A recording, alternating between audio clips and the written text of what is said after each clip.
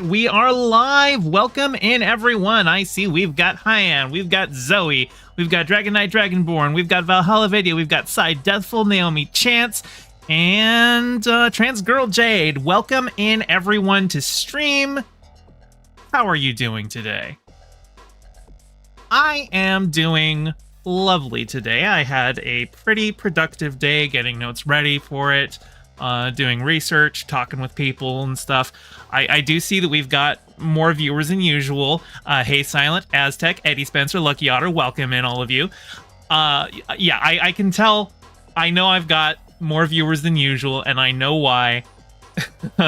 Trust me, I know why. I want you all to know that I am not trying to turn this into a drama channel. I feel that the Brianna Wu topic that we'll be getting into in a little bit, I feel like it touches on very important issues that directly relates to me and my friends in this community. And so if you are tuning in expecting me to, turn this channel into more drama, that is not my intention at all. But I'm not going to be going soft on Brianna Wu here. But before we get into that, we've got other stuff to talk about. We've got the Hollywood strike updates. We have quite a bit to go over with that. We've also got my regular review content this week. I saw Dumb Money, It Lives Inside, Expendables 4, and of course we'll be talking about Episode 7 of Ahsoka and the latest episode of Star Trek Lower Decks. But before we do that, how are you all in chat? Hey, fuck you, Lucky Otter. I am totally Xander Hall. Don't I look like Xander Hall? Isn't he a fish under the sea? Oh yes, also, 13 viewers, 10 likes. Let's bump those likes up. Let's get it all nice and at parity. Eddie Spencer says, it's funny how Wu will be on a panel about leftist unity on Saturday. Well, I don't know that it is a panel about leftist unity. I think it's a panel about political effectiveness in the Democratic Party from a progressive lens, which isn't something that I would equate one-to-one with leftism. I also am very curious if she actually shows up to that panel at this point with how things have been going for her, but we'll get into that. President Sunday, you actually are not welcome in this chat. Have a good day.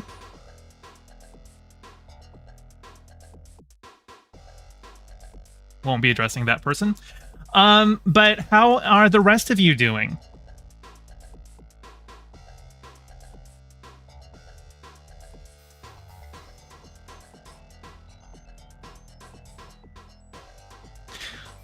Anyway, yeah, I don't want to talk about that person. We won't be addressing him. Anybody else who mentions him, I'm gonna time you out.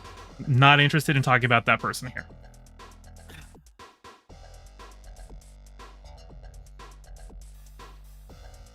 Lucky Outer says, Zan for the last couple years has made a whole deal about infiltrating the drama community. Right. I got you. Yeah. Okay, that makes sense. Yeah, and I know, Keffels has been trying to do that too. Hey, Paco, welcome in.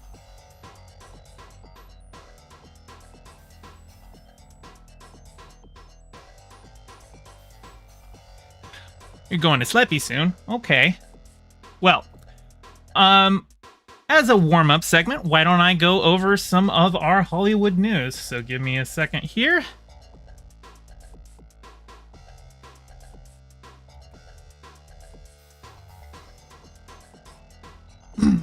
Give me a second.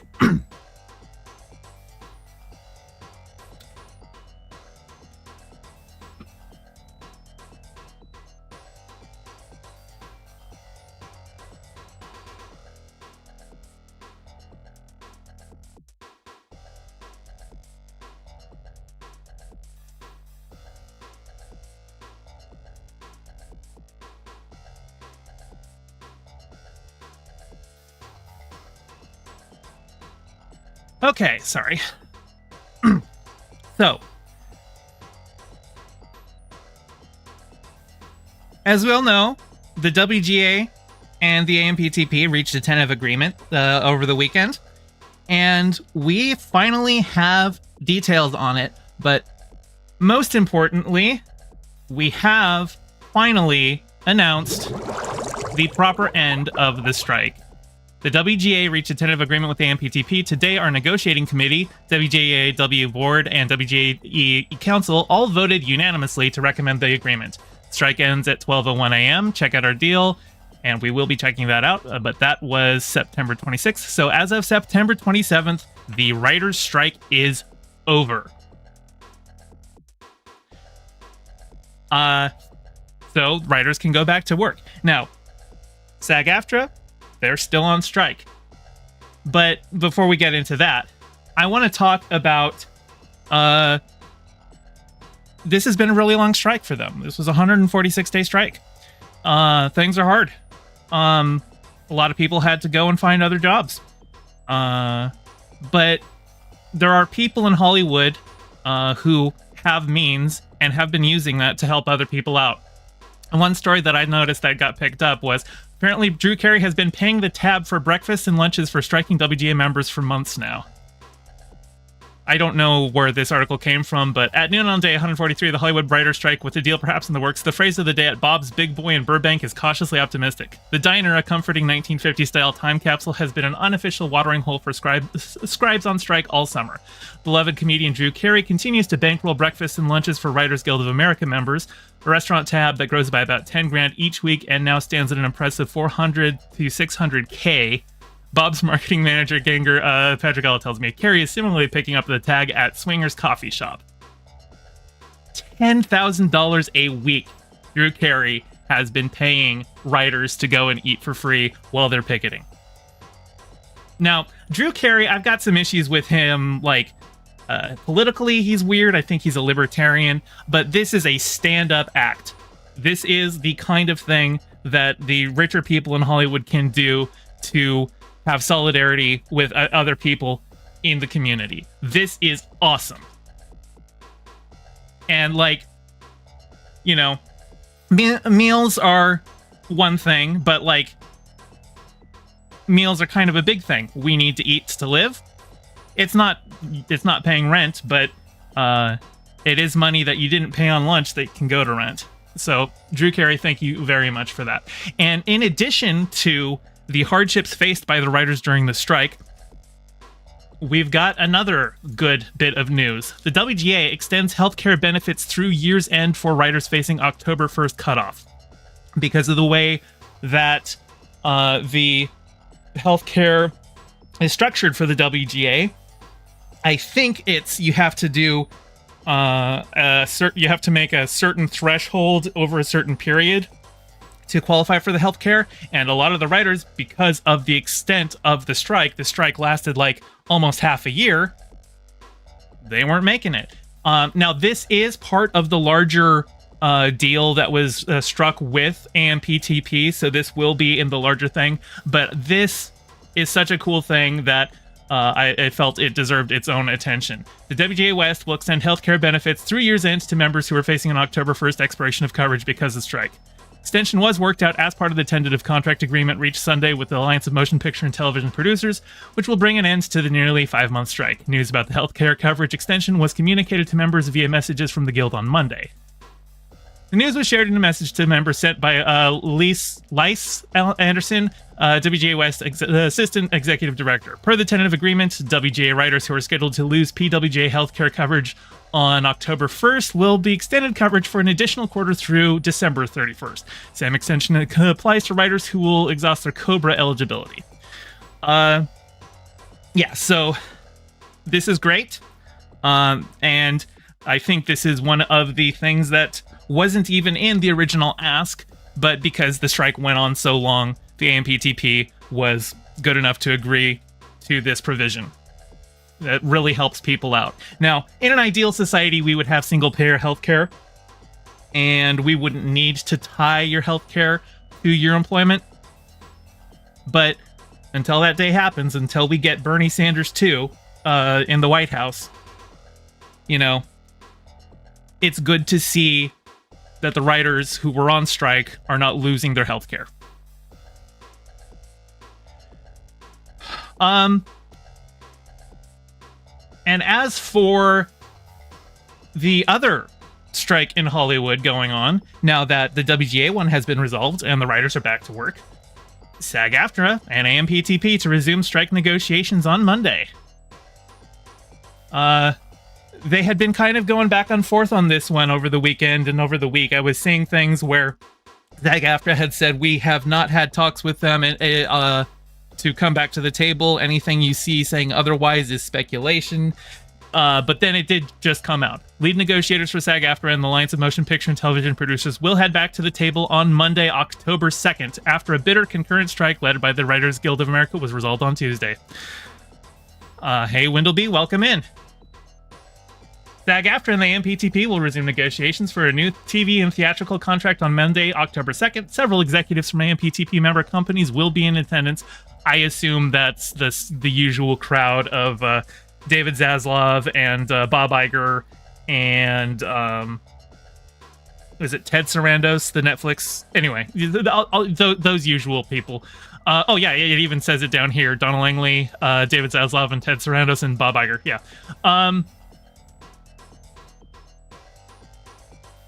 So, let's see. Do I need to read any of this? The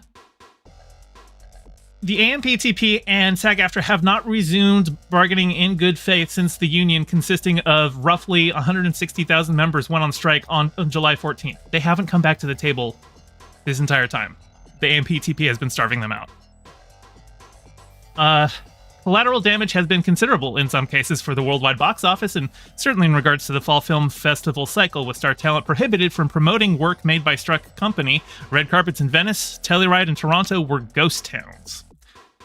A lucky few film and TV projects have been recipients of a SAG-AFTRA interim agreement, which allows productions to keep rolling or permit stars to participate in promotion.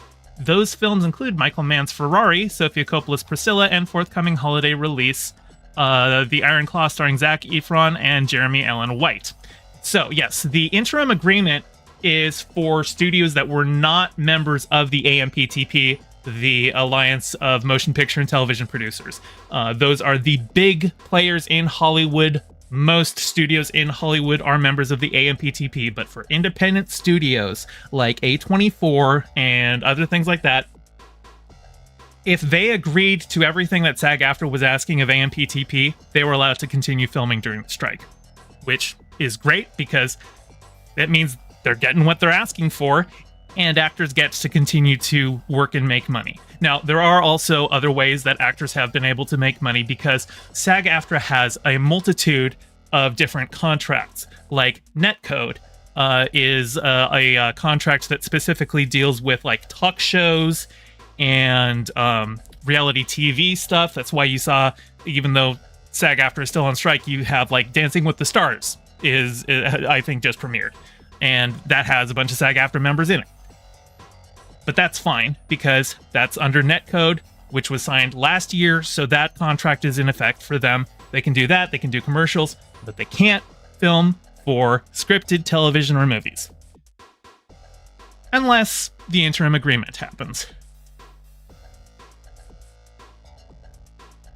While Crabtree, Ireland, and Drescher have been adamant about their desire to come back to the table, the union has also been busy with other strike matters.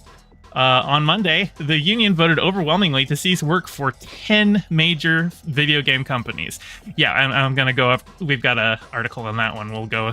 But yeah, after 5 rounds of bargaining, it has become abundantly clear that the video game companies aren't willing to meaningfully engage on the critical issues: compensation undercut by inflation, unregulated use of AI, and safety. Crabtree, Ireland said of the new battle. And let's go over to that one from SAG-AFTRA themselves. This is their press release.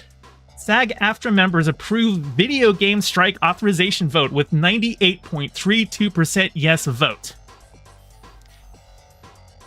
Now, as far as I know, this does not mean that they are on strike against the video game companies yet. This is a strike authorization vote, which means when they come to the table for contract negotiation, they have this as a bargaining chip. Strike authorization votes are not always held. It's usually when there is significant issues that it seems that the companies are not addressing. But when it happens, it's important to get that high of a number because it shows the union is in accord. It shows that they are all united and that the companies who rely on their work should probably listen to them or they're not going to get what they need from them. Yeah, members signal their determination to reach a deal as the union prepares to resume negotiations with authorization in hand. SAG-AFTRA members have voted 98.32% in favor of a strike authorization on the interactive media agreement that covers members' work on video games. 34,687 members cast ballots, representing a voting percentage of 27.4% of eligible voters. So, okay, so that seems a little low, unfortunately. Although I suppose, probably the people who didn't vote are, because I think that's the total membership of SAG-AFTRA, and so probably a bunch of them just aren't doing video game work to begin with, so they didn't bother to vote. But of the people who've cast ballots, it's 98.32%. Strike authorization does not mean the union is calling a strike. Yeah, as I explained, SAG-AFTRA has been in interactive media agreement negotiations with signatory video game companies. We got Activision Productions Inc., Blind Light LLC, Disney Character Voices Inc., Electronic Arts Productions Inc., Foremost Interactive, Insomniac, Epic, Take-Two, VoiceWorks, and WB Games since October of 2022. Throughout the negotiations, the companies have refused to offer acceptable terms on some of the issues most critical to our members, including wages that keep up with inflation, protections around exploitative uses of artificial intelligence, and basic safety precautions. The next bargaining session is scheduled for September 26th, 27th, and 28th, and we hope the added leverage of a successful strike authorization vote will compel the companies to make significant movement on critical issues where we are still far apart. Apaka says, I'm not familiar with the usual voter turnout for a union vote, so I don't know if that percentage is out of the norm. Yeah, I don't know either. I would be curious what the voter turnout for SAG-AFTRA strike.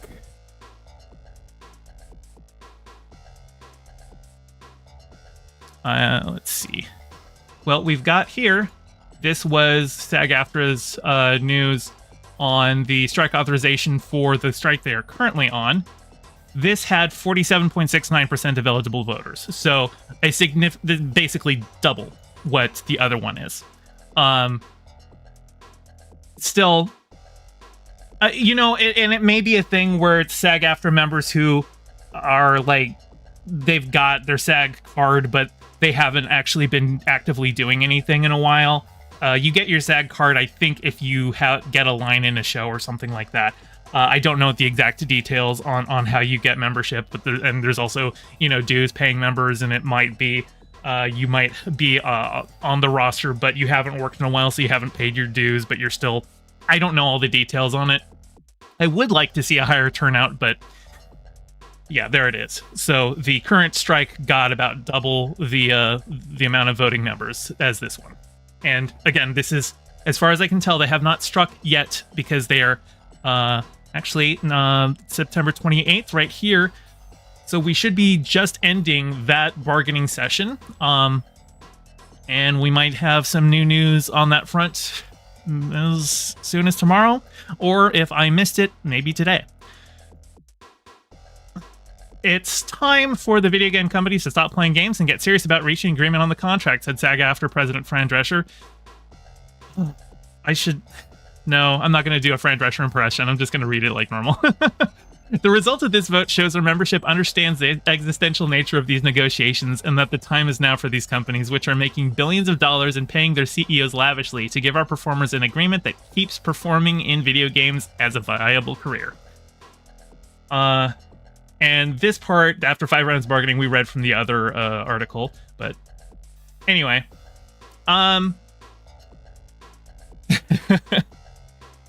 we'll see how that goes. What else did I have? Oh yeah, that was the other thing. Now, before I get into the WGA contract itself and what that entails, I want to wrap up kind of this section. I wanted to do like the deep dive into the WGA deal as its own segment. But I've got one other thing, And as the strikes seem to be coming to a close, I'm still talking about the entertainment industry. It's kind of my undiagnosed autistic hyperfocus. And I feel like, I like to go into like subreddits like Marvel Studio spoilers, where people are looking at like production leaks and stuff like that. And I'm also interested, as we're getting to the end of the year, we're going to start up award season. And so one thing that I was thinking of doing was, once the Oscar nominations are out, I was thinking of watching everything on the list. Anything that has been nominated that I haven't already seen and reviewed on this channel, I want to go through and basically give my Oscar picks. And I think it's a good opportunity to look at stuff. Again, a lot of stuff that gets nominated at the Oscars is explicitly Oscar bait. So there's going to be some of that, but I still think there's value in that. And I also think there's value in appreciating the underappreciated categories. Not a lot of people really care so much about like who wins best makeup. But a couple years ago, Star Trek Beyond was up for best makeup and lost to Suicide Squad. Now, Star Trek has fantastical alien designs, and Suicide Squad had Margot Robbie in slightly paler makeup and smeared eyeliner. So I was a little pissed off at that. And I remember posting on Facebook about that at the time. And people are like, what do you care about the Oscars? It's such a bourgeois thing. And I'm just like, do you think the makeup artists are the ones making millions of dollars in Hollywood? No.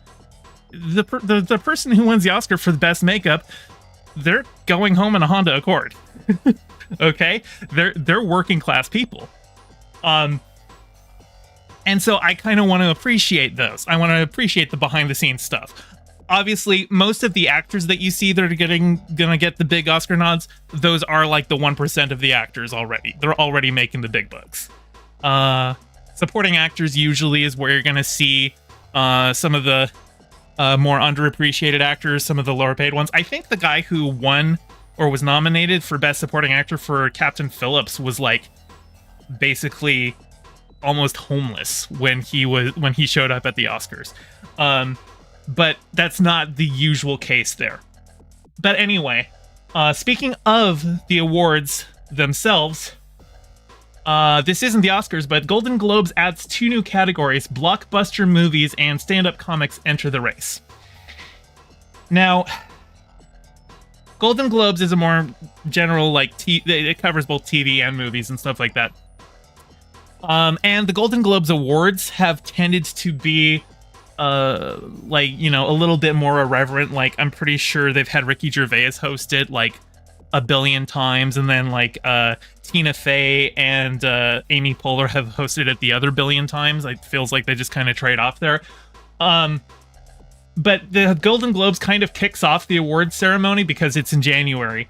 And it feels like throwing in a category for blockbuster movies is purely an attempt to get more viewership. So I'm kind of two minds of it.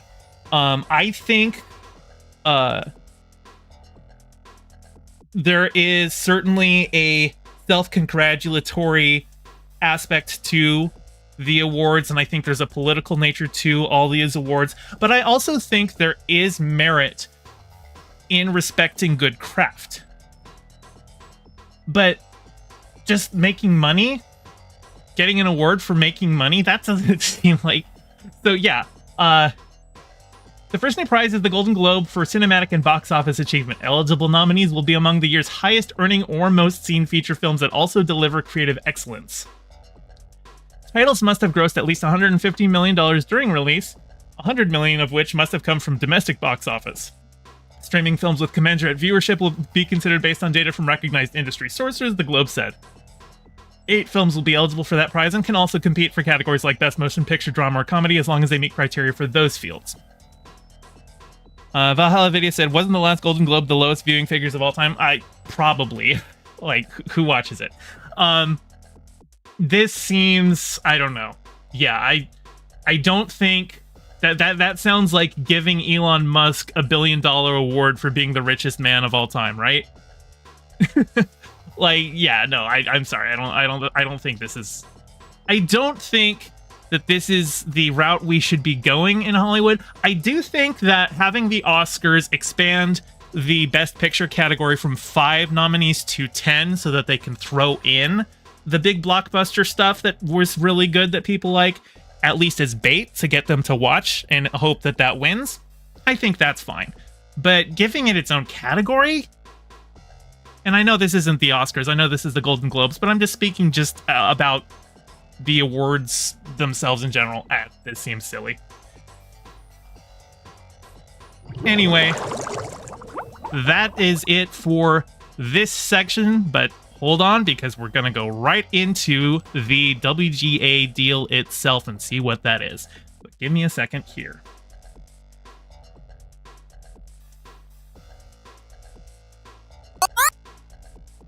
And Sai, thank you so much for the $50 fucking. That is incredibly generous. By the way, to anybody else who is here, I am currently sitting on a dining room chair because my regular computer chair broke. And I am also broke. So I need a proper chair to sit on to fund, as you can see in the dono goal up top. And as you can see in the link in the description, if you click that, you can give me money. So, anyway, let's get on to the next topic. Okay, as in my last video segment, depending on where you're watching this live or later on YouTube, hi YouTube, the WGA has reached a tentative deal with the AMPTP, and we are going to go over the whole thing. The WGA kindly set up a website, wgacontract2023.org, where we can see the whole thing. Now, this is a summary, and I've also got over here this is a 7-page PDF that goes over the original proposal on May 1st, what the AMPTP offered on May 1st, and the tentative agreement now. So I'm primarily going to be going over this because this will just show what was actually gotten, but I do think it's valuable to look over some of this just to get an idea of how much more was gained. Trans Girl Jade with the $25. Thank you so much. Helping my feshy friend get a new comfy chair. Blub blub. Yes. All right. So, summary of the 2023 WGA MBA. The following is a summary of the deal terms for the 2023 MBA. It is a simplified version of the Memorandum of Agreement, which contains the full text of the new provisions. The language of the MOA contains, in the case of any controls in the case of any inconsistency with this summary.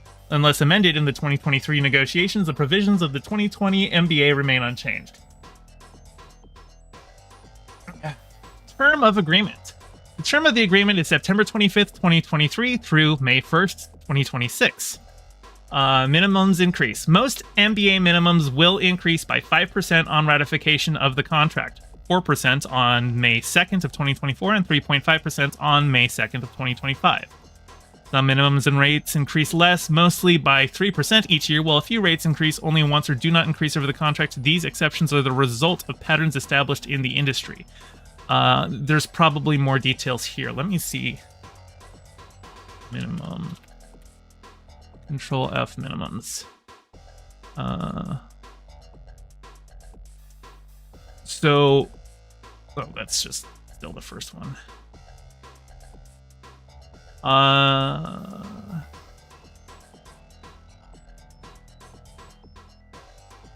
Okay, we had established minimums for streaming, extend television Appendix A terms to high-budget shows made for SVOD, including weekly minimums, 13-week guarantees, and residuals based on aggregate.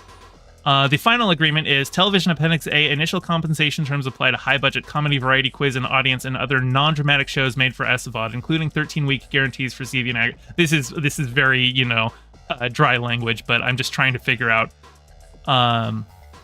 Okay, so 1.2% residual applies to all high-budget programs, but I think minimums are usually like that. That's like your weekly minimum wage in the industry. And so like the percentages of what is and is not, you know, going up or not, it's a little dry. We'll try to get more in, so you know, that's just like exactly how much money they're getting, but we're going to get into some of the other benefits. Increased health and pension contribution rate. The health fund contribution on reportable earnings will increase 0.5% in the second year of the agreement, up from 11.5% to 12%. The Guild also has the right to divert an additional 0.5% in each of the second and third years of the contract from various minimum increases to either the health fund or pension plan. Increased health and pension plan contribution for writing teams. This is a big one. So writing teams, if you don't know, that is when you have, like, say, Roberto Orci and Alex Kurtzman were a famous writing team for quite a while. They did a lot of stuff for Bad Robot. I think they have separated ways quite a while ago. Alex Kurtzman is the current executive producer for all of Star Trek, and Bob Orci is not working on that, even though they co-wrote the first couple of Star Trek movies that J.J. Abrams directed. And for a long time, the writing teams have been basically treated as a single writer for purposes of pay in Hollywood. So, which means that they were getting half of the health and pension contributions that a single writer would. And so here we go. Each writer on a writing team employed for a script will receive pension and health contributions up to the relevant cap as though they were a single writer rather than splitting the applicable cap. In addition, when a writing team is employed on a series, the contribution for each writer on the team will be made on the full weekly minimum instead of 1/2 of the weekly minimum. That means writing teams don't get shafted. They're getting paid as if they are individual workers. Cy Deathful says that's not the only place I gave Fetch $50. Am I going to have to update my my Patreon ending on videos? you little devil. Thank you, Cy. You are incredibly generous. You make this channel happen. Okay, artificial intelligence. This is the big one. This is what people have been talking about. Let's take a look, shall we? We have established regulations. You know what? This text is too small. How's that? That looks better, don't you think? We have established regulations for the use of artificial intelligence on MBA-covered projects in the following ways. AI can't write or rewrite literary material, and AI-generated material will not be considered source material under the MBA, meaning that AI-generated material can't be used to undermine a writer's credit or separated rights. A writer can choose to use AI when performing writing services if the company consents and provided that the writer follows applicable company policies, but the company can't require the writer to use AI software like ChatGPT when performing writing services. The company must disclose to the writer if any materials given to the writer have been generated by AI or incorporate AI-generated material. The WGA reserves the right to assert that exploitation of writers' material to train AI is prohibited by MBA or other law. This is about as good a deal as you can get in terms of AI. It gives writers who want to use AI the opportunity to use it. I don't know why you would. I have, out of morbid curiosity, gone to ChatGPT and asked for writing prompts, and they're all dog shit. So, but this is basically 100% win. It gives writers the option to use it if they want, but it does not allow the companies to use AI to replace writers. Improved terms for screenwriter employment. Guaranteed second step. A second step is required whenever a writer is hired for a first draft screenplay for 200% of minimum or less, including original and non-original screenplays. The requirement also applies to spec purchases. What this means is that if a writer is hired for a first draft screenplay or for the spec purchases, what this means is for the second draft, often in Hollywood, they will take that and hand it to another writer, say somebody that the producer has a better rapport with, or just is more established in the industry. They'll, pay the new coming writer for their spec script and be like, hey, this is something that we could probably punch up, but we're going to give it to the other guys. No. This means that if you write the first draft, you get first crack at the second draft. Accelerated payment structure for flat deals. Screenwriters hired on a flat deal basis for 200% of minimum or less must be paid 50% of their fee on commencement. If the writer has not delivered within 9 weeks of commencement, 25% of the fee is payable upon invoice. The final 25% is due on delivery of the step. Hollywood is notorious for being late on payments. They are one of the most delinquent payees in basically any industry in America. People wait months or more to get paid for their work. Now, do I think that that's going to stop with this deal? No, but it does mean that here we have it in writing. It's another thing that WGA can take to arbitration. Say, hey, I've been working on the script for 9 weeks. I need that 25%. And being paid 50% of the fee on commencement, being paid right up front, that's another thing. If I'm not paid right up front, well, okay, WGA, they're not paying me for it. Let's go. Streaming features. When a feature-length project is made for streaming with a budget of $30 million or more, the minimum initial compensation for a story and teleplay is $100,000, an 18% increase from the current rate, and a 26% increase in the residual base. Combined with the foreign residual improvements described below, this results in a 3-year residual of $216,000 for projects on the largest services, a 49% increase from $144,000 under the 2020 MBA. That's huge. That is a huge increase.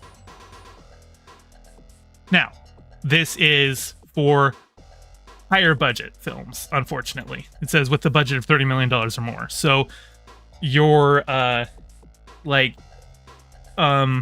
A24, smaller horror companies like that, your smaller studios that just pump out movies for $5 million, because basically if you make a movie for $5 million, you're guaranteed a profit on it somewhere along the line.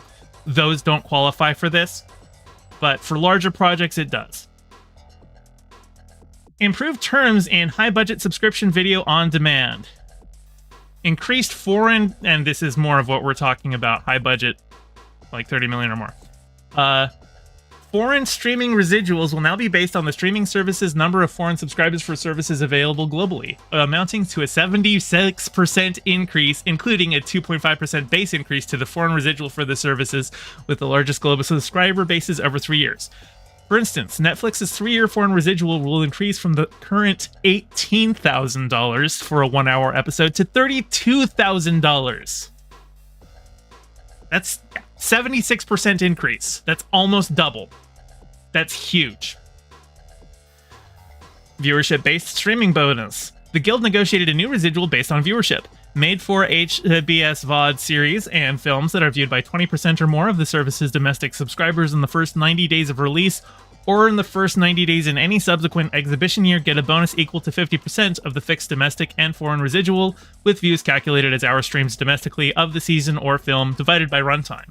Hey, okay, this right here was a proposal that I was seeing floated for how to calculate it, and I think that's a fair way to do it.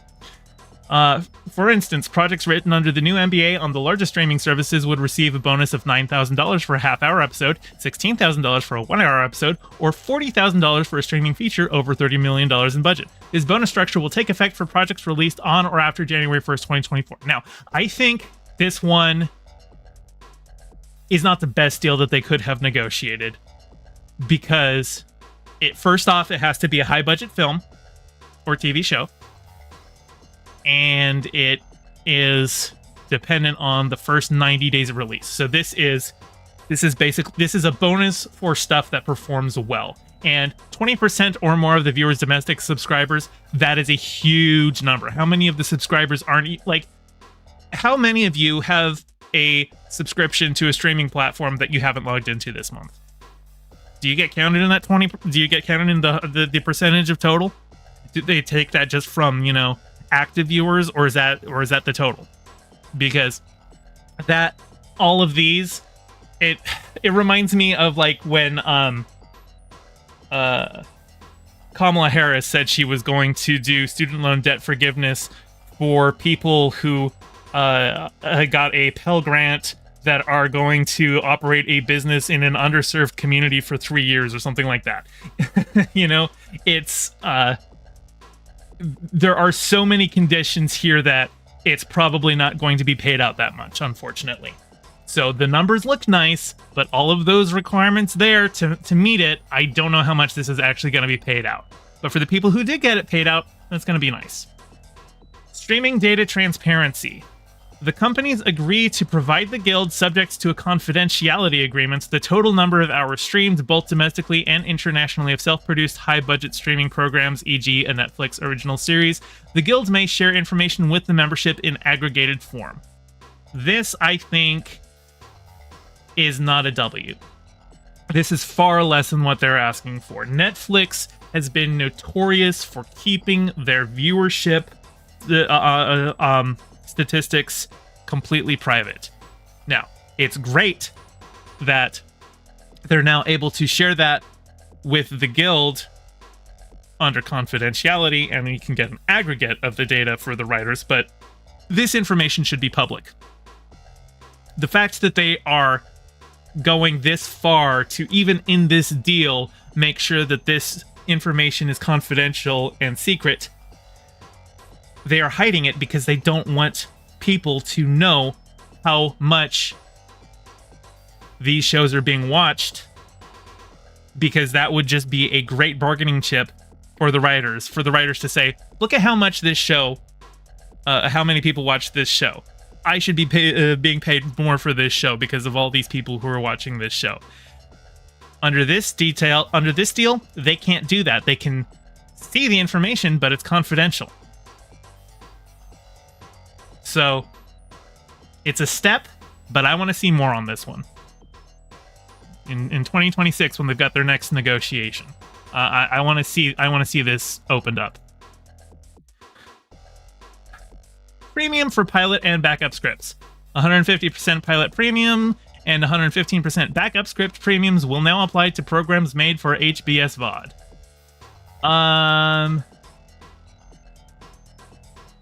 So I actually don't know what a backup script is. I'm going to be honest. I know what a pilot script is, but 150% pilot premium just sounds like if you wrote the pilot episode, you get 150% more than your normal payment.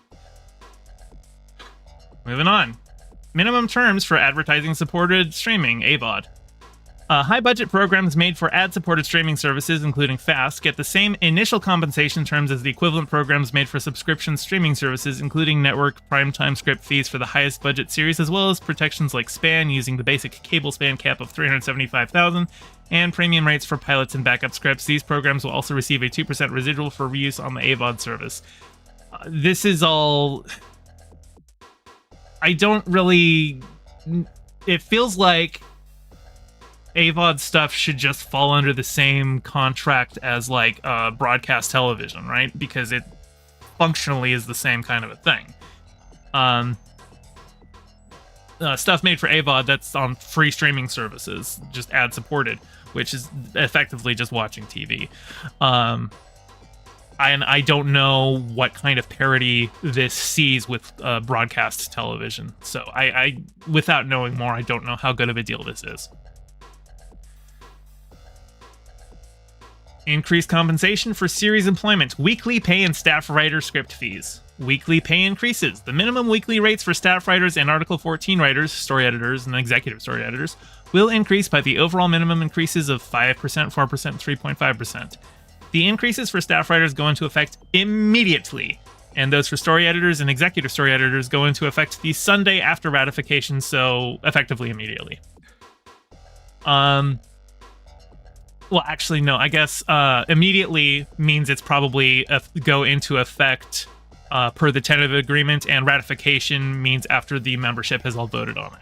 Now remember, everyone's going back to work, but this deal is still needs to be accepted by the WGA membership. They need to vote on it.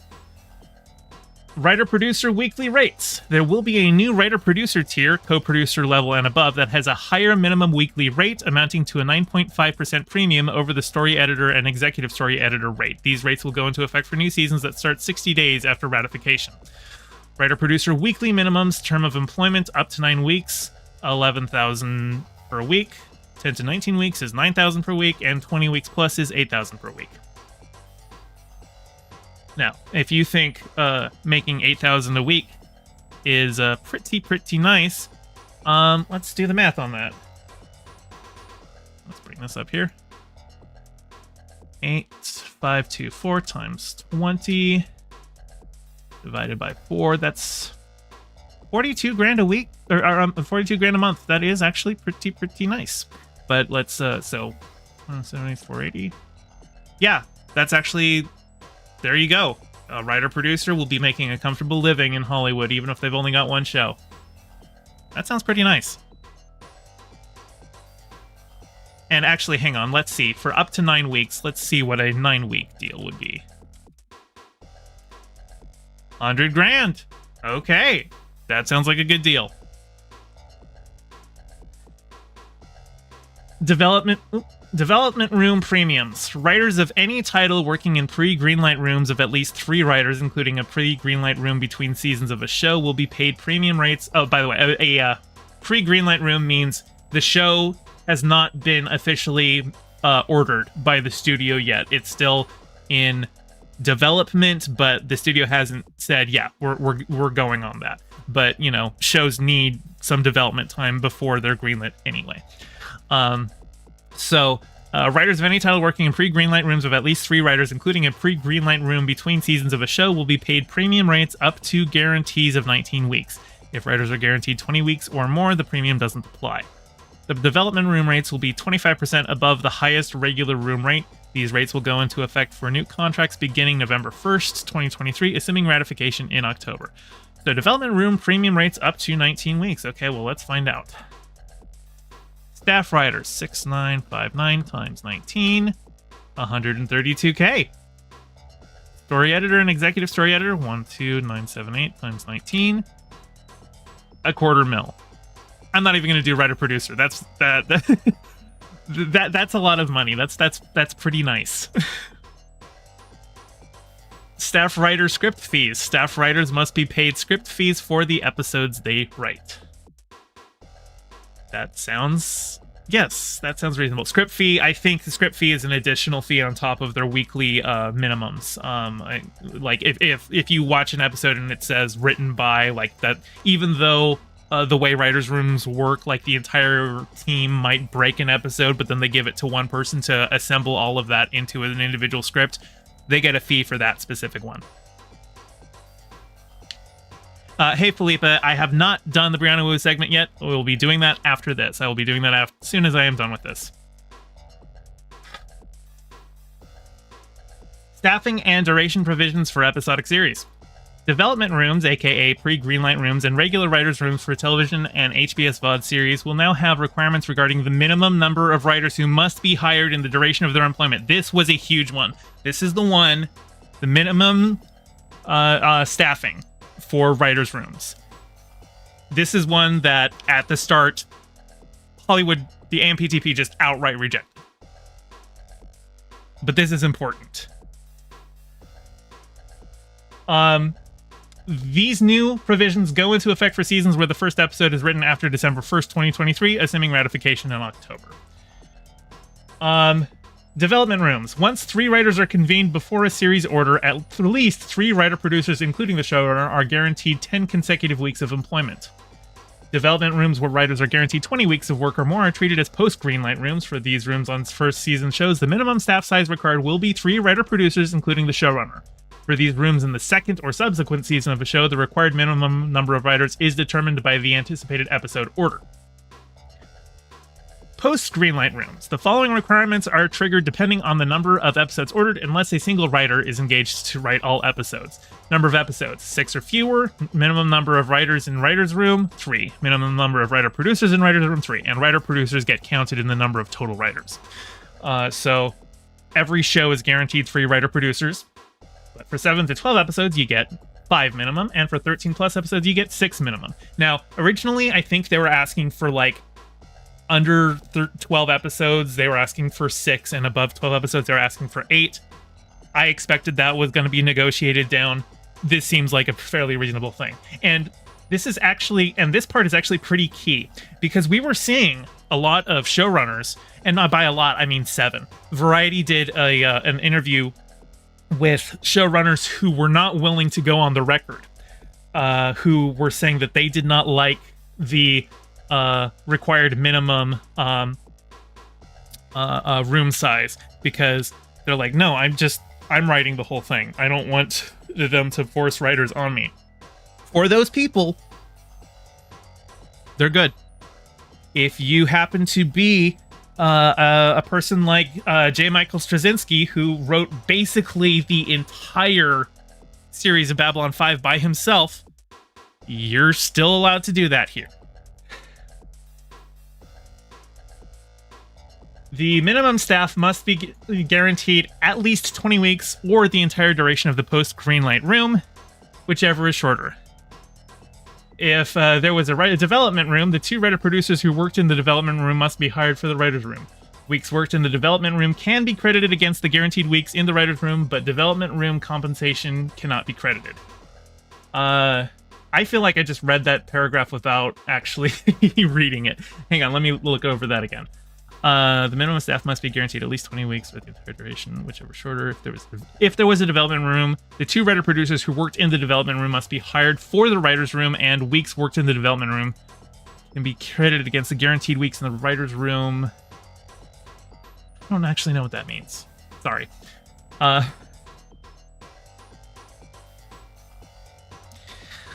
All right, writers in production. For single-camera series made for HBS VOD and pay TV that are exclusively filmed in the US and Canada, 2 writer-producers must be employed for the lesser of 20 weeks of production or the duration of production along with the showrunner. The 2 writer positions can be used for more than 2 writers, provided that the total weeks worked by the additional writers adds up to the minimum required number for each position. Sorry, my brain is kind of turning into soup reading all of this. Give me a second here.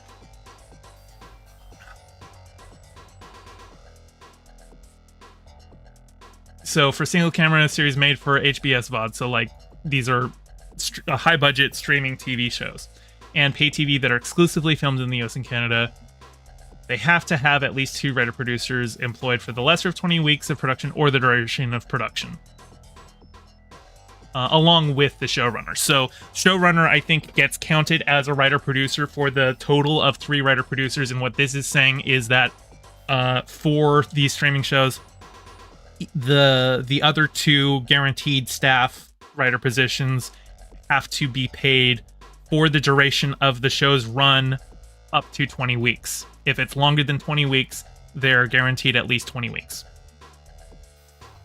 Okay.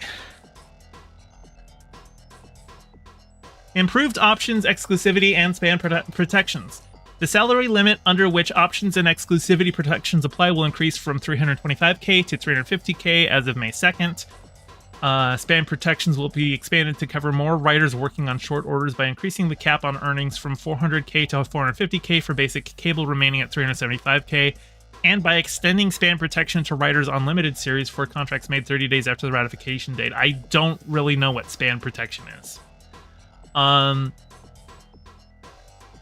It's the salary limit under which options and exclusivity protections apply. So I guess if you're making more than this, there are options and exclusivity protections that you don't get, but I don't know what those are. Appendix A series made for subscription streaming services. Comedy, variety, quiz and audience, or other non-dramatic programs with budgets at or above $600K for a half hour or $101.15 million for a 1-hour show that are made for subscription streaming services will have weekly initial compensation minimums like television. Projects with 4 episodes per week have lower breaks. For instance, comedy variety strip shows have budget breaks of $150K for 30-minute shows and $250K for 60-minute shows. I don't know what a break is. Sorry, we're getting to the point here that some of this is it's more but yeah, like I said, a lot of this detail is just going to be like numbers that aren't going to mean a lot unless you are yourself a writer, but I'm committed to going through this. So, comedy variety series employment will get the aggregate minimum compensation in addition to weekly minimums. Comedy variety series with 13 programs will get 13-week guarantees. Shorter orders may have shorter guarantees by applying for a guild waiver. Quiz and audience and other non-dramatic series have weekly minimums, though 13-week guarantees are not required. The guild has the right to negotiate initial compensation terms and residuals for existing daytime serials that move to subscription streaming services in the same fashion as it negotiates for Appendix A and low-budget dramatic shows on basic cable. All high-budget Appendix A programs will receive a residual of 1.2% of the license fee for use after the first 26 weeks. Showrunner training program. We reached an agreement to renew $250K in annual funding for the showrunner training program. I assume that's something that the WGA offers to help teach people how to be showrunners. Additional arbitrators. We agreed to replace 3 arbitrators on the panel to hear NBA claims in Los Angeles. That is, I think, fairly standard for these negotiations, just rotating out arbitrators. Tri-Guild Audit Program. We renewed funding for Tri-Guild auditing of residuals payments for the term of the agreement, and other changes and company proposals. We agreed to increase the number of episodes on new made-for-broadcast series that can get a single free promotional run from 2 to 3, but with the number of episodes capped at no more than 25% of the season. We agreed that the companies can exhibit a long-form program made for HBS VOD in theaters for not more than 8 days, at least 40 days after the program's initial release on the original streaming platform, for 3% of accountable receipts. 3% of receipts. Does that mean that the writer gets 3% of the receipts? Probably, yeah. We agreed to a 3% increase in the thresholds for payment of the 1.2% residual for foreign fee-free television reuse. And we agreed to allow a company to credit a sole writer and director or writer-producer of a project as produced by or presented by in publicity releases or advertising without a separate writing credit. We agreed that interest isn't due when writers haven't provided the information necessary to process payment. So that's more of a win on the studio side than on the writer's side. But I guess that makes sense because, yeah, interest shouldn't... Yeah, they're saying interest isn't going to accrue if we can't pay you because you haven't given us your payment details. That seems fair enough.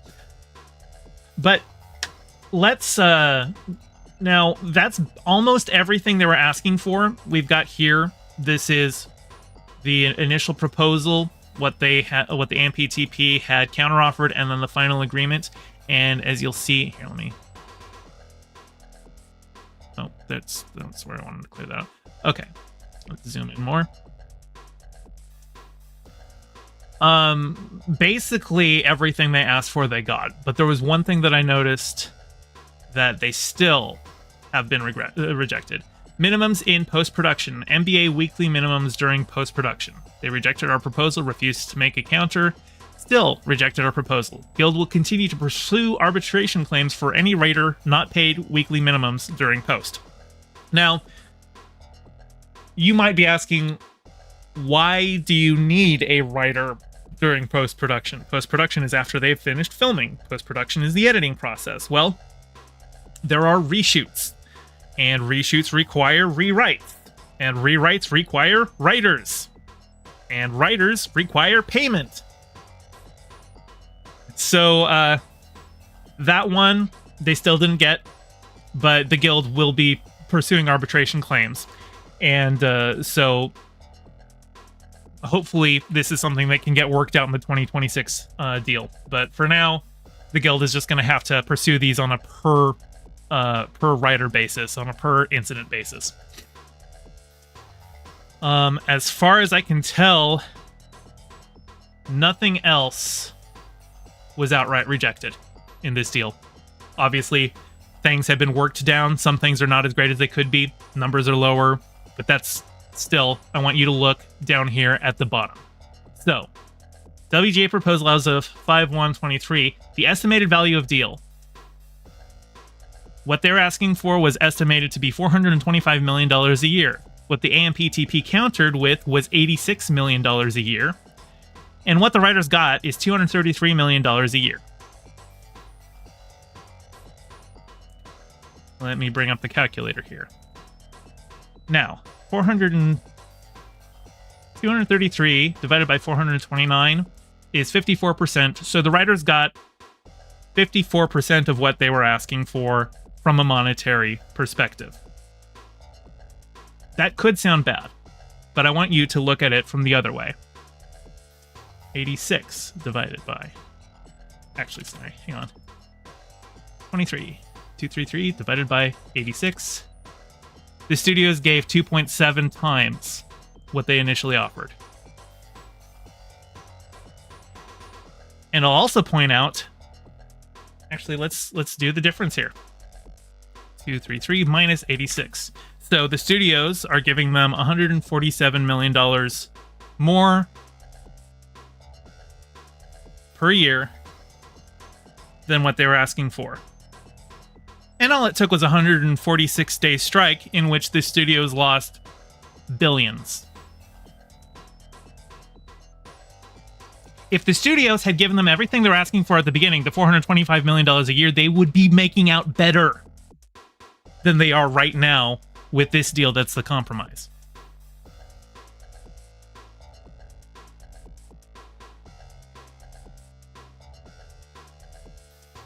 Yeah. So, this is a win. It's not a universal win, but it is a win. And I hope that come 2026, the AMPTP is going to remember how badly they were hurt by not just giving the writers what they want. And yeah, as the Dragon Knight Dragonborn says, a W is a W. So there it is. That is the WGA deal. Thank you for watching. And now, I know I've got 20 viewers here. I've got 19 likes, so one of you owes me a like. But all of you, I want to thank you for your patience. I know this is not my usual viewer number. I know why a lot of you are here. And we're going to get into it.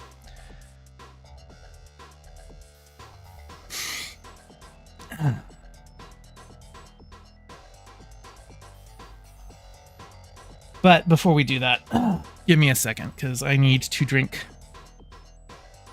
My mouth is dry. It was actually quite a few of you, because I just jumped up to 25 likes. But let's see who else is here, because I have been kind of neglecting chat. I've just been doing my segments. So let's see who all we've got here since I started this whole thing. I'm scrolling back through chat just to make sure I didn't miss anybody. But hello, Sky Shark. Hello, Felipe Vega. I think I mentioned you in chat. Hello, Niall. Or Niall. Arby's Meat Pile. Wonderful name. I love that name. Cole Fraser Holzer, welcome. Jessica Metal, hey, welcome in, friend. And I said hi to Windleby. VCC TV, hi. And J-Fran, hello, hello, hello. And Joseph Metal says, TVH, I wouldn't blame you if you wanted some vodka before digging into the next segment. No, I do not want us to drink before this next segment. I will say things. I'm going to have to watch my words very carefully here. And just in general, I haven't been drinking in quite a while for good and sound reasons. So I'm not about to start now. Certainly not on stream. Felipe Vega says, White Russian. I do like White Russians. Those are incredibly tasty. Arby's Meat Pal says, can you not handle your alcohol? Well, I don't know how much you know of my reputation on Twitter. I will tell you that the worst things people have said about me on Twitter are probably because I was drunk. And I don't do that anymore. Besh about to be the meme of Homer swearing so loud the church bells ring. That was a great thing.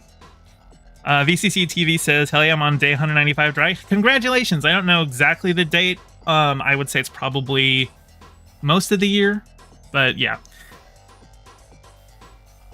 Okay, here we go. This isn't my normal kind of a thing.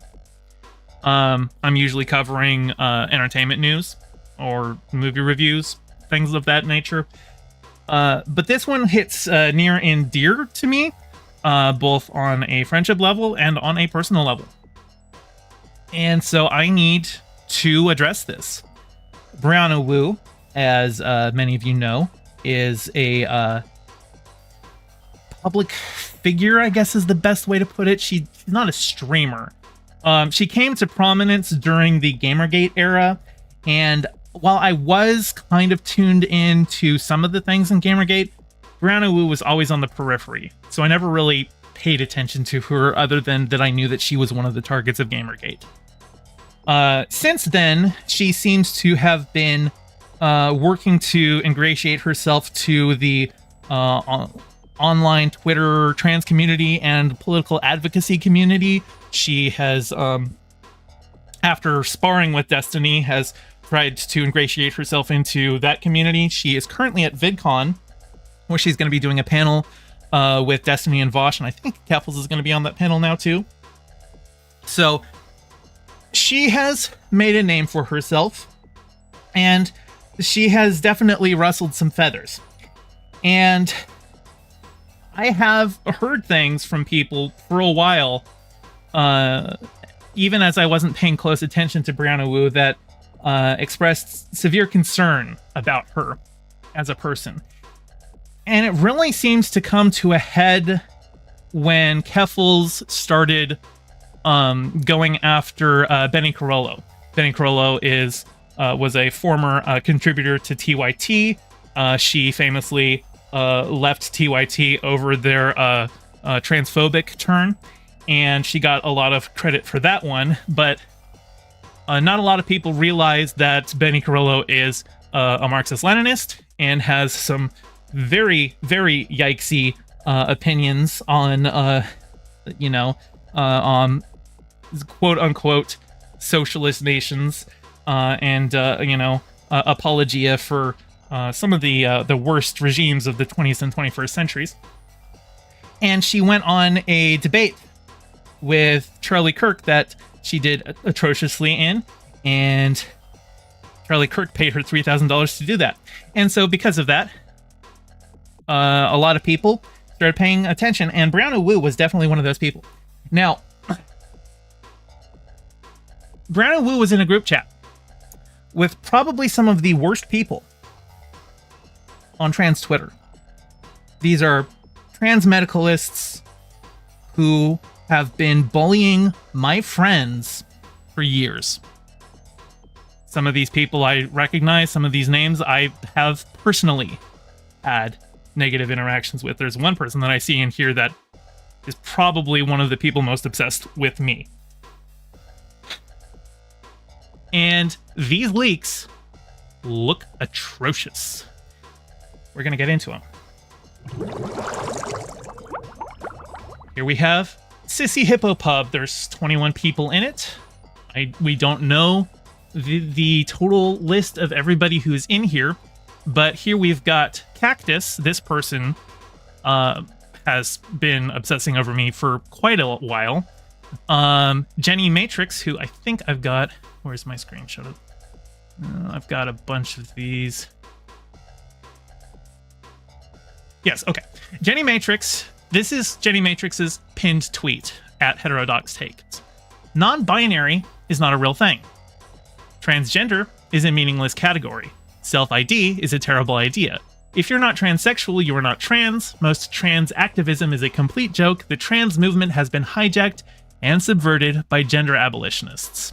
So, true scum of the highest order, not an ally, not somebody to be in bed with. And by in bed with, I do mean in a political sense. I'm not trying to do any weird things like that. But Here is them posting a photo, not the most flattering photo of Benny. And Cactus says it puts the lotion on its skin. Now, if you don't know that reference, that is a reference to Silence of the Lambs, a 1991 movie starring Jodie Foster and Anthony Hopkins about a serial killer named Buffalo Bill, who, as the movie states, is not a true transsexual, but he wants to be. And so he kills women to collect their skins to build himself a skin suit or to become a woman. And that is who they are comparing Benny Carollo to here. Because it's an unflattering angle. And because Benny Carollo doesn't quote-unquote pass, which passing is a bullshit term anyway. I think as, what's her name? Mia Mulder. She's a Swedish trans YouTuber and politician, actually. I think she's a elected official in Sweden now. She said that she passes less well now than she did a few years ago, even though her appearance hasn't changed, but because trans issues are more prevalent in society now, because of the right-wing focus on making trans people the boogeymen, people are now looking more for signs that somebody might not pass. And because of that, Mia Mulder, even though her appearance hasn't changed, says she passes less. Passing discourse is bullshit, and it is an assimilationist thing. Hi, Zoe. Girl, I missed most of the stream. Work been whipping me. Well, you came in right at the start. You haven't missed any of the Woo stuff. If that's what you're here for, you're good. But yes. Here we go. Her dress reminds me of those god-awful skirts that femboys buy. Listen, I don't care about people's fashion choices. A lot of people, especially new trans people, are just learning things. They're just trying out their fashion. They're getting into it. And there are certain cultural touchstones, like in the growing trans community. You've got your blahage. I know it's pronounced blowhigh, but I prefer the blahage. You get those little things. You get the heart choker necklace, okay? You get the dress off of Amazon. Everybody does these things. You get the folded trans flag, and you never fucking iron it because that's transphobic. There's all of these little things that are parts of the growing trans community. And as people are freshly transitioning and learning fashion, sometimes they're going to get fashion choices that you wouldn't agree with, but who fucking cares? Because this whole thing, these people have an assimilationist view of transness. Their ideal is to transition young enough that they 100% quote-unquote pass, and then they can disappear and just act like they are a cis person and never have to talk about trans issues again. That is the ultimate goal for a lot of these people. And that's not possible. It's not possible for a lot of people. Some people can disappear into it, but for most, they can't. And you can't leave those people behind either. And nobody should have to pass, because it's irrelevant. Because trans people deserve to exist as who they are.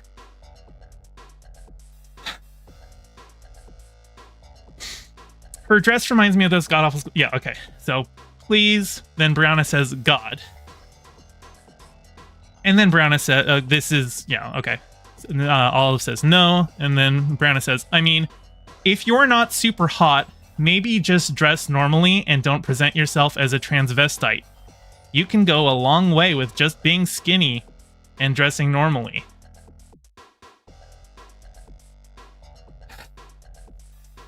Dressing normally.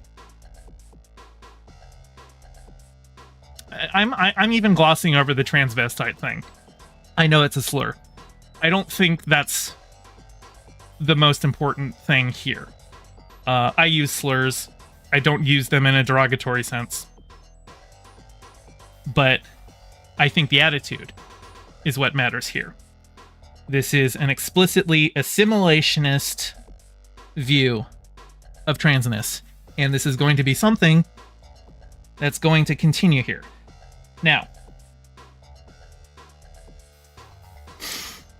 yeah, as Cy Deathful says, normal doesn't exist.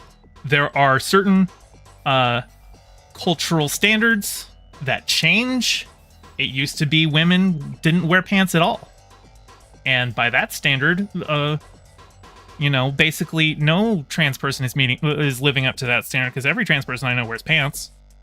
At least sometimes. Sometimes they wear dresses, but when you see like the turf talking point of a man in a dress, I'm like, I hang out with trans people all the time, and I almost never wear dresses. Everyone wears pants. So what is considered acceptable dress for somebody's gender? It is a moving target. But really, what this is Brianna is saying, you are dressing like a freak. You should try to be more normal. And fuck that. You should dress however you want. However makes you feel good, dress like that.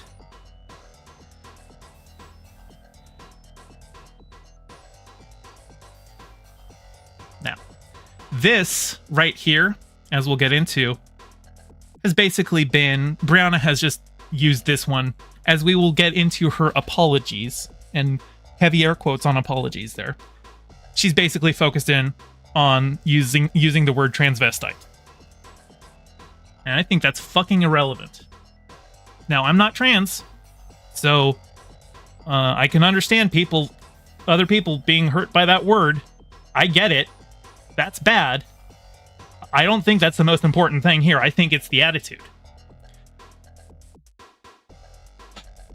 And I don't know the timeline, but I'm assuming that this part happened before this part. Because here we have Brianna. Oops. I thought I was going to zoom in more when I clicked that. Here we have Brianna saying, "Get in, losers. We're starting drama with Benny on Blue Sky." Which sounds to me like she's saying, "Get in, losers. We're starting a coordinated harassment campaign with Benny on Blue Sky."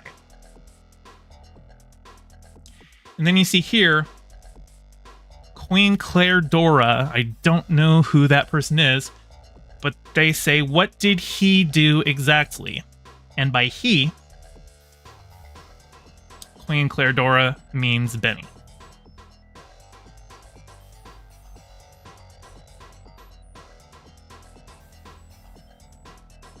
I have seen Zonia, who is also in this group chat, openly saying that she doesn't believe Benny Carollo is even trans. That she thinks Benny Carollo is faking it for sexual purposes. And fuck that. In the strongest...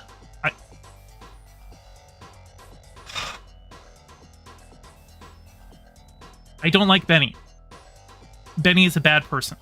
Benny has harmful beliefs. But Benny is who she fucking says she is. It's not your fucking place to judge who is and who isn't being authentic with their fucking identity.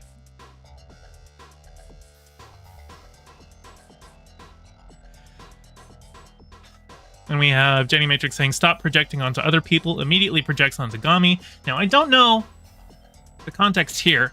I wonder if Gami's in this one. If you don't know who Gami is, if you have ever heard the phrase trans deer in relation to doe, ironically, Gami was the one who coined that.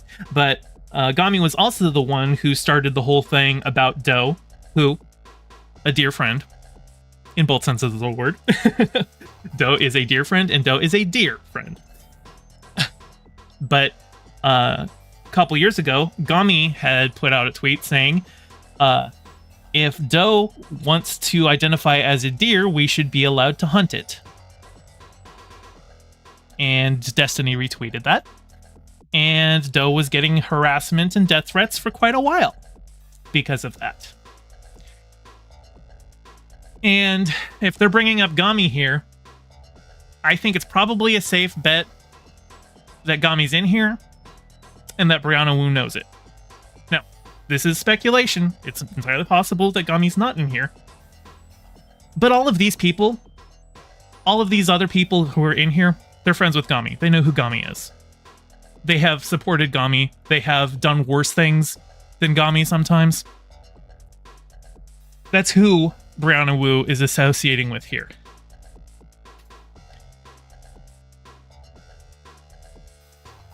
And here we have Brianna saying, I really think trans Twitter is as terrible as Gamergate, and it's the same on Blue Sky. And I actually had a tweet on this. Let me see if I can pull it up. I did not have that one pulled up. But let me...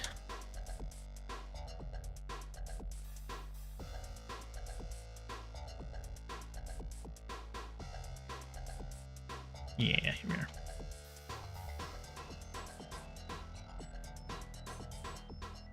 Brianna Wu says that trans Twitter is worse than Gamergaters, ignoring that the most toxic Gamergate-style bullies in the community are the ones in her group chat. The lesson she learned from Gamergate is to ingratiate herself with Gamergate-style folk like Destiny for preemptive protection. Now, I won't deny that certain sections of trans Twitter can be pretty bad. This is not an indictment of trans people. This is an indictment of Twitter and of certain subsets. But unfortunately, I think the worst subsets are coming from inside the house, Brianna. I think it's the people that you are sharing a group chat with.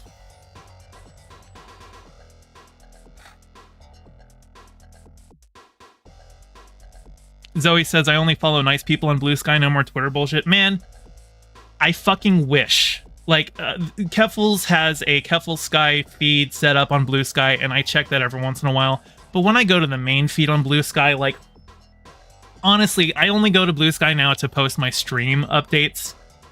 And every once in a while to name search Keffels just so I can find new deranged people to block.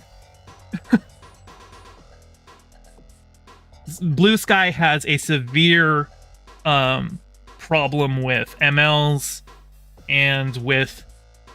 I don't even like using the word genderqueer as it is. I think just toxic bullies. There seems to have been a community built up in Blue Sky where they don't want Blue Sky to grow. They want Blue Sky to be small and their thing, and they want it to be their little safe space, but you can't have a public social media platform be a safe space. If you want a safe space, build a Discord server for your friends. In public, you are in public and you can't control who you see. Not fully. You can block people. But I remember there was discourse on Blue Sky a couple months ago because somebody had made a shitty parody account of J.K. Rowling. And it was done to mock J.K. Rowling. But people were like, there are trans people who are dying on Twitter right now, and you robbed them of an invite code to Blue Sky. Like, can we calm down? Blue Sky's not that important, okay? But let's move on to the next screenshot. Oh, that was that one. Okay, now this is one that really kind of I feel got put on the back burner. Oh, Brianna hasn't addressed this at all. And it's pretty significant. I think it's very indicative of her general political goals and why I think she's a dangerous person. And also why I think she thinks that she's more important than she is.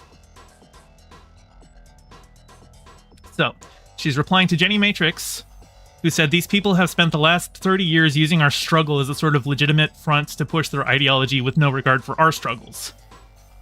And Brianna says, look, I'm just speaking really honestly here, Heterodox Takes, who is Jenny Matrix, probably too honestly, but I now recognize leftist culture was always going to take us here.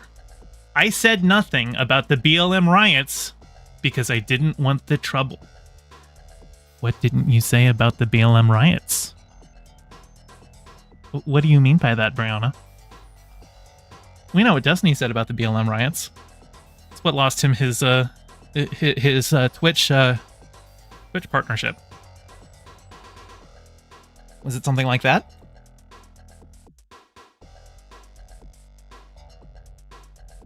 The BLM riots, if you want to call them that, were like, what, 92% peaceful? The ones that turned into riots were like almost always instigated by the police. As most of these riots are. It's cops throwing a tear canister or having a plainclothes officer go and smash some windows as a pretext. For what? And as like Martin Luther King said, a riot is the language of the unheard. I'm not here to defend actions taken in riots because it's irrelevant. Riots are at some point an inevitable consequence of social failures by the leadership of the country. And so if you take issue with individual actions that happened during a riot, fuck off and take issue with the government that created the conditions that led to said riot.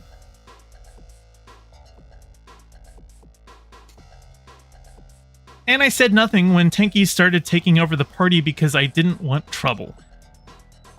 What party have tankies taken over in this country? Tankies are irrelevant in this country. What the fuck are you talking about?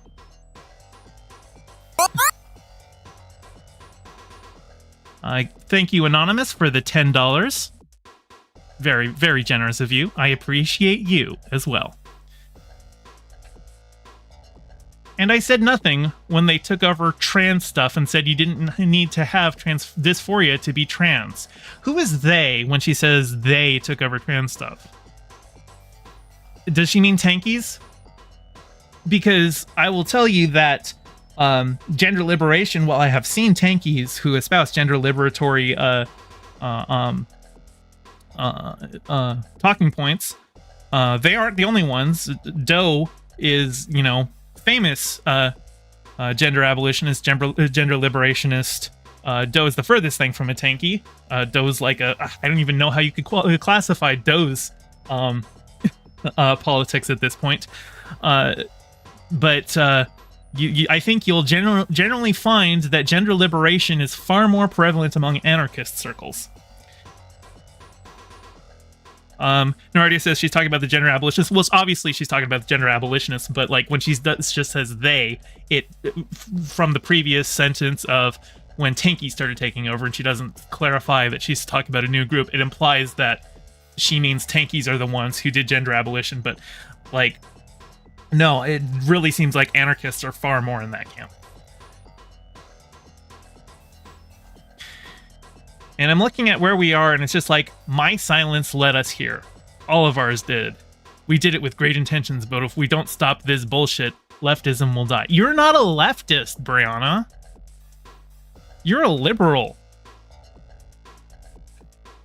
If we don't stop leftism will die. Yeah, the call's coming from the upstairs extension. Brianna, you are the one trying to kill leftism. You're a liberal.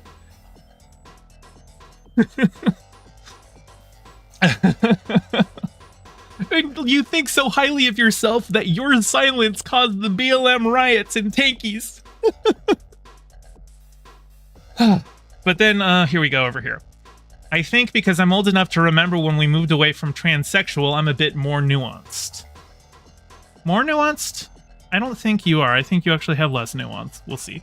You have to remember, daytime TV was obsessed with the sex and transsexual, so it was trying to water that down. I do think that as transgender doesn't mean anything clinically anymore, it makes sense to bring it back. Now, I have seen other people argue this. Nominal Naomi, who I tend to have a pretty high opinion of. She's, she is a debate streamer, trans streamer, does phenomenal debates. She's basically like, watching her stuff brings me back to like, the heyday of like 2019 and 2020 when debate on Twitch was actually interesting. And she does make the transsexual transgender distinction. Now, I'm not trans, so I my opinion on that, you know, weigh it for what you will. I don't really think I have a strong opinion one way or the other on the use of these terms, other than most people I see who use the term transsexual tends to be anti-queer. Nominal Naomi absolutely is not. Nominal Naomi is fucking based. I love her content. She's great. But I don't think that this is the kind of argument that Nominal Naomi is talking about when she makes a distinction between people who are transgender and also specifically wish to have sexual reassignment surgery and HRT and stuff like that. And I've even seen Vosh make similar arguments to this. But yeah, I don't think that Brianna cares about trans people who don't fit into the neat little box, the idea that she had of them growing up in the 90s. I think her ideology is stuck there. I don't think she has made any growth since then. I think she has been pretended to be open about it because of her political aspirations and because she wants to be seen as, you know, the leading progressive voice as she is building Rebellion Pack and making coalitions with Vosh and Destiny. I think she wants to be seen as like the paragon, the advocate for trans issues, but she doesn't advocate for trans issues because there's a whole class of trans people that she doesn't seem to think count, or does, depending on how she phrases it that day or who she's talking to and how public the conversation is.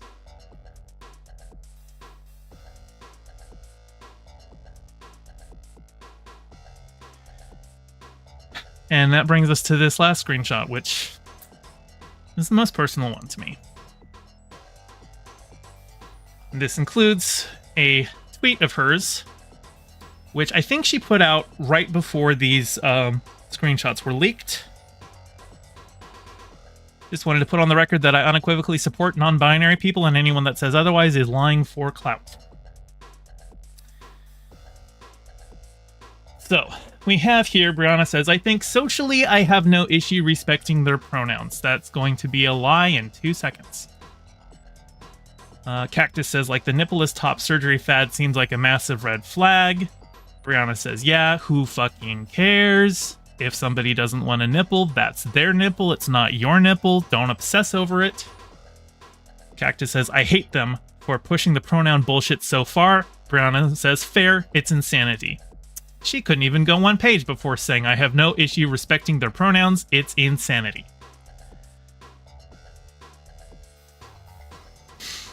And we have here Olive Oath with a whole bunch of fan fiction about Doe. Now, these people have been harassing Doe for fucking years. Doe has done nothing to them. Doe has done nothing to anybody. Doe's barely on Twitter. Doe likes to read a lot and hang with its friends and write. And it's mostly just off the internet these days. It has done nothing to any of these people except exist as a faggot. And they don't like that it exists as a faggot.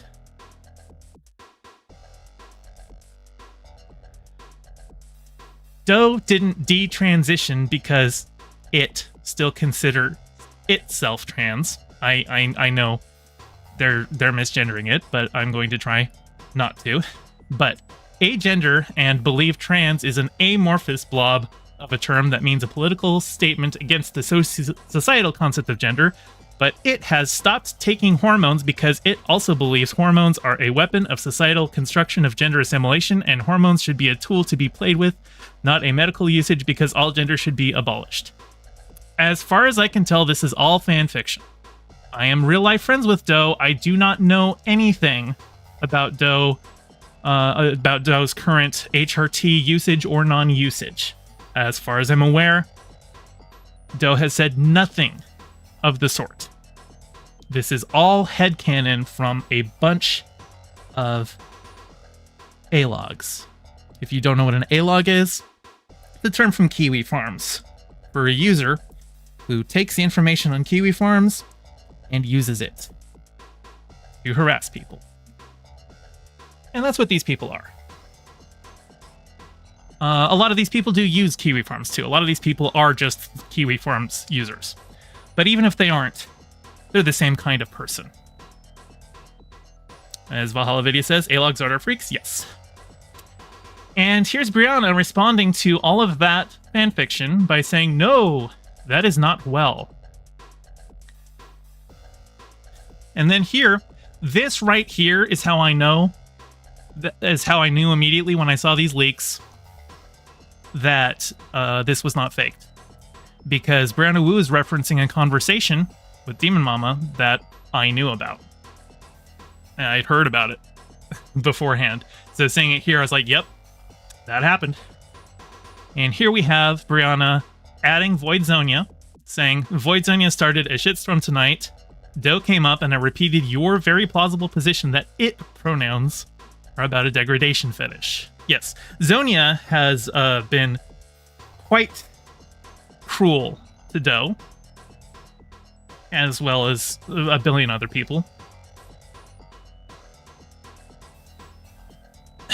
And here Zonia is in Brianna Wu's group chat, where, as we will see later, Brianna Wu describes these all as her closest binary trans friends. And here, Brianna repeated Zonia's position that it pronouns are a degradation fetish. My pronouns are he and it. I do not have a degradation fetish. I have fetishes, I'm not going to discuss them here, but degradation is not one of them. Let me tell you why. As a cis man, I have the pronoun it. It actually happened on Twitter, maybe about a year ago. Just some chud came in around my replies. And, you know, instead of blocking him like I usually do, I humored him and I started arguing back with him. And then he called me it to try and dehumanize me. But something weird happened. I saw that. I went, huh. That fits. I like that. I went and changed my pronouns that fucking second. I updated them everywhere. I was like, that fits me. That works. That makes sense. And that's all you need. Interestingly, I used to have my pronouns listed as he, they, and it. I've dropped they because I actually don't really like being called they. I can understand people doing it just casually if they don't know your pronouns. They just generally does seem to be a fair substitute if you don't know somebody's pronouns. But it is, in general, better to know their pronouns. And when you do know their pronouns, you use them. And for people who take issue with it as a pronoun, who will say that it is a dehumanizing term, and that's why they won't respect it, because that word has just been used to dehumanize people. Well, he and she have also been used to dehumanize people, because when you misgender a trans person, when you see a trans woman, and you use he pronouns for her, you're denying her humanity, her identity. It's the same fucking thing. And we have been using it to refer to humans in casual conversations in all sorts of ways that you don't think of. Knock, knock. Who is it? It is me. I'm at the door knocking. You see a baby. What is it? A boy or a girl? Now, that's obviously very, gender heteronormative or cisnormative of us to assume that, but we call babies it all the time. And nobody would say that a baby isn't a human. Nobody would say you're dehumanizing a baby by calling it it. We just call babies it. That's very normal. Decibel says, are you the one that knocks? Actually, you said, are you the one that cocks? Depends. Yeah, Bill Portley says, what's its name? Yes. Yeah, we refer to babies as it all the time, and nobody would say that that is saying babies aren't human. Certainly the conservatives who like to dehumanize trans people would argue that babies are human, since they argue that fetuses are people. They, I mean, I know they don't care about babies once they're born. It's just a matter of control for women, but at least if you take their arguments at face value, well, it has been used all the time to refer to people in all sorts of ways that aren't dehumanizing, and we don't bat an eye at it. It is a perfectly valid pronoun. It's one of my pronouns. It's one of actually, it is Doe's pronoun. So, here we go. Doe came up and repeated a very plausible position that it pronouns are about a degradation fetish. Demon Mama is in the GC, and I didn't know they were dating, lol. Well, then the police came and it was all over. I don't know what... I assume by the police came, I assume it means that whoever owned the GC was like, alright, stop this. I mean, then I asked what she did for a living. That also didn't go over well. Not she. They? To imply that with Doe being the faggot that it is, you know, well, what does it do for a living? None of your fucking business. But the implication there is Doe is such a freak that it's unemployable. But that's not really your concern. And I want to go over here because Brianna has definitely been trying to do damage control ever since these were leaked. And I have this image from a Discord. I won't say where it is, and I've blurred out everyone else there, but we've got Brianna here. Oops. So, Brianna says, I will always call people by the pronouns they prefer. Oh, but only when it's in public then? Because they're linking this very image. Where Brianna goes, not she, they. And then Brianna goes, dude, can I be honest? Yeah, sure, can you be honest about why you called Benny a transvestite? I can't make any sense of Doe. I don't know this person's situation that well. You could ask it. I default to they with anyone when I don't know their gender. Brianna, you know Doe's pronouns. Because you're mocking them. 1, 2, 3, 4, 5 messages up.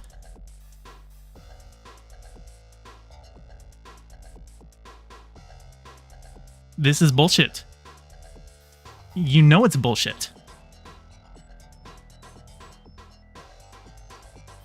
You know Doe's pronouns, and you're not respecting them.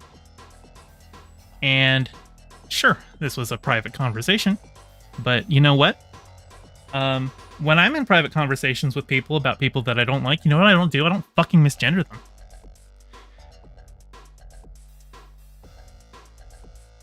I don't do Weasley shit like, I default to they with people when I don't know their gender. You fucking know Doe's pronouns, you piece of shit. This also reminds me of somebody else who unfairly went after Doe. This is going to bring up some old wounds for some people, but anybody remember a streamer by the name of Riley Grace Rochong? Riley Grace Rochong was, at the time, a law school student. I think she has since graduated and gotten her law degree. But she very famously was going after Doe, pedo-jacketing Doe, and had a very long debate with Doe, which, in the span of a day, Riley destroyed her entire online career. But there was a very funny moment after Riley's debate with Doe that I saved for posterity. And it's the same fucking energy as what Brianna just said. Oh, sorry, I don't actually have the audio for that, do I? Okay, let's see. Hang on just a second. Scuffed stream, I need to get the audio for that. Hang on.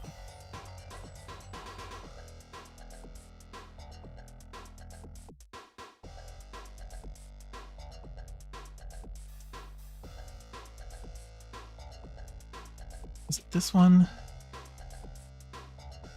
Yeah, she was trying to try. Well, hold on. They. Let me boost the audio here. Let's try that. Yeah, she was trying to try. Well, hold on. They. Stop. Do not misgender. They. I don't know how loud that one was, but yeah. It's the same energy. VCC TV says, is your stream song an OG track? Yep, I wrote that myself. Actually, you can see all my music. I think I've got a Bandcamp link in my description if you're so interested. This one is called, depending on where you find it, it's either called Gay Fesh Will Kill You or Gay Fesh Will Skill You. I changed it on Bandcamp because I was having an issue where Bandcamp wasn't showing my searches anymore, and I thought maybe because I had a kill in the name of a title that they were delisting me. So change it there, but that's the name of the track. You can find everything on Bandcamp. Admiral Paka says it's quite audible. Here, let me boost this audio way up, and let's just play it again for posterity.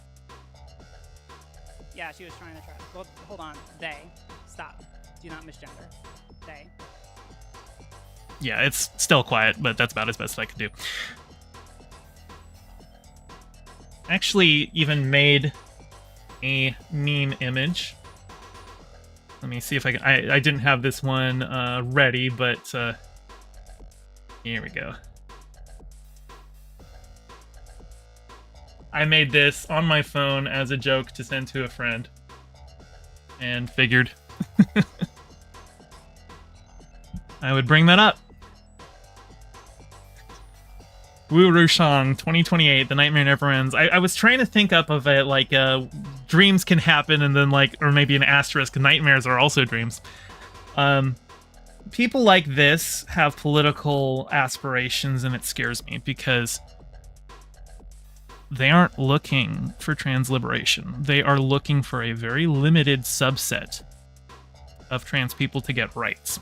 And they think by throwing the rest of them under the bus and by focusing solely on trans medicalist perspectives, that they will be able to accomplish that. They think that so long as they've got a good, solid medical argument for the existence of trans people, that they can secure all of their rights.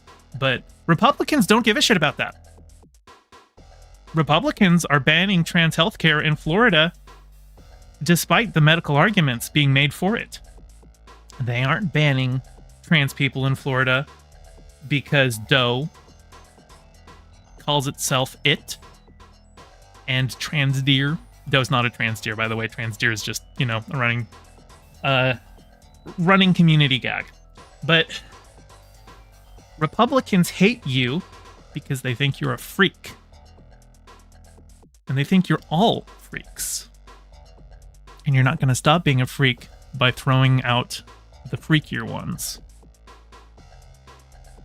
Republicans aren't going to stop until everybody is forced into a heterosexual marriage at 18. And divorce is illegal.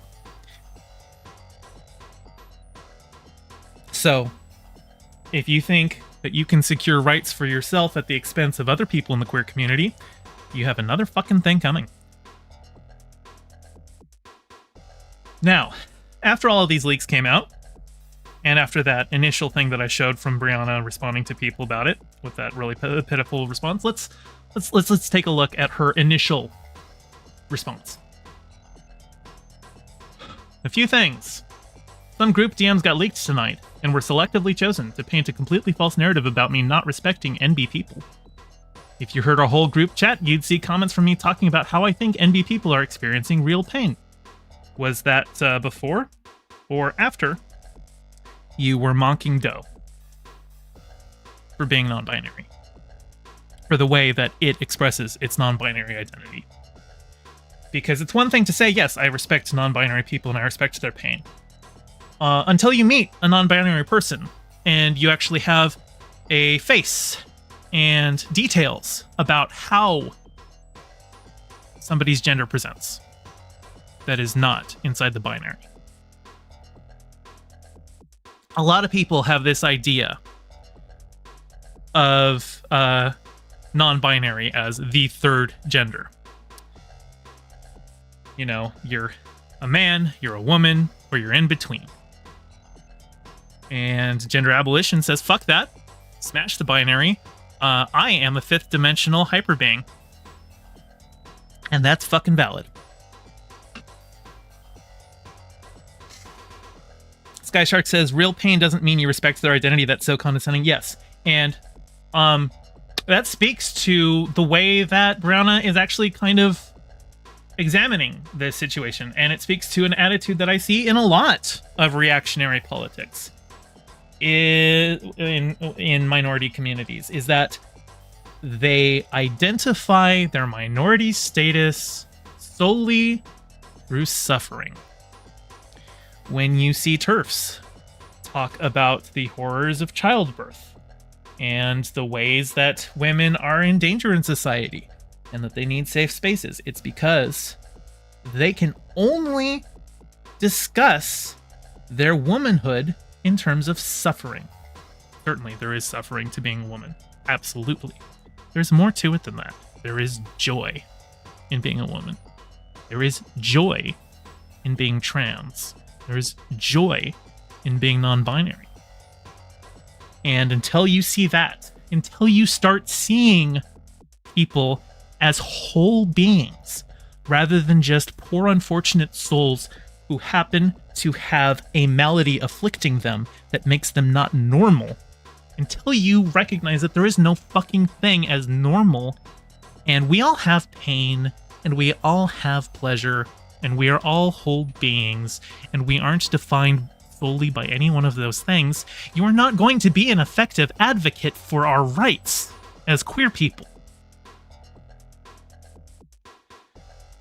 Because you think it's about getting gay marriage and trans healthcare. You're not thinking about the social elements of it.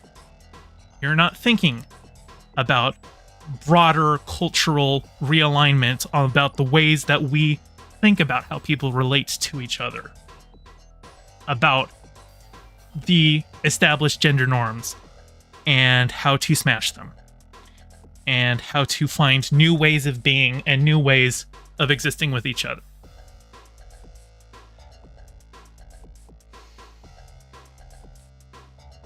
And here we go. And how, even though I don't understand it, they deserve respect, I also said they need more healthcare. This is why you should be very suspicious of things selectively edited by people with an axe to grind. They're not going to show you the parts that don't fit their agenda. And for whatever it's worth, yeah, these are selectively edited. There may very well be moments in these group chats where Brianna gives pushback to these people. We don't see that. And I have been in personal conversations with Brianna, not like one-on-one, but we're both friends of Keffels.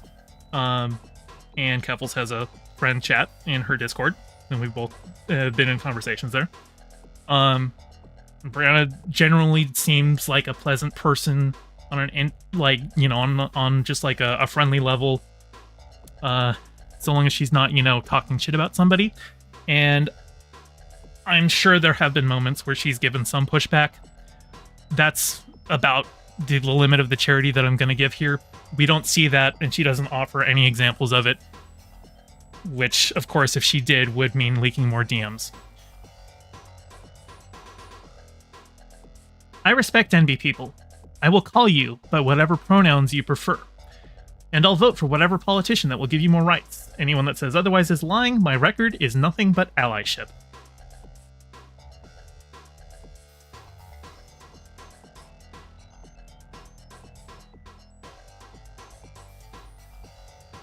Now, I want you to notice this. Do you know what this icon is? This icon means that there are hidden replies. Let's take a look and see what the hidden replies are. What did she not want people to see in this thread? You didn't make unkind comments, you called her a transvestite. You were caught using transphobic slurs. It's only cool when I do it. When anyone else does it, it isn't. You are a hypocrite and a liar and have been so probably your entire adult life. Too bad your mask fell off, and it's the screenshot of her calling Benny a transvestite. After seeing you mocked a furry trans person and said that NB people are politically inconvenient, none of the screenshot really surprised me. You really don't care for anything but optics and liberation for the good and normal trans people. Yeah, oh, we haven't even touched on that. So there had been there was a trans furry person who was posting like little posters saying like trans rights now, and it had a trans flag and it had their fursona on it. And Brianna Wu made a tweet. Actually, I'm gonna see if I can pull that one up. She might have deleted it, but yeah,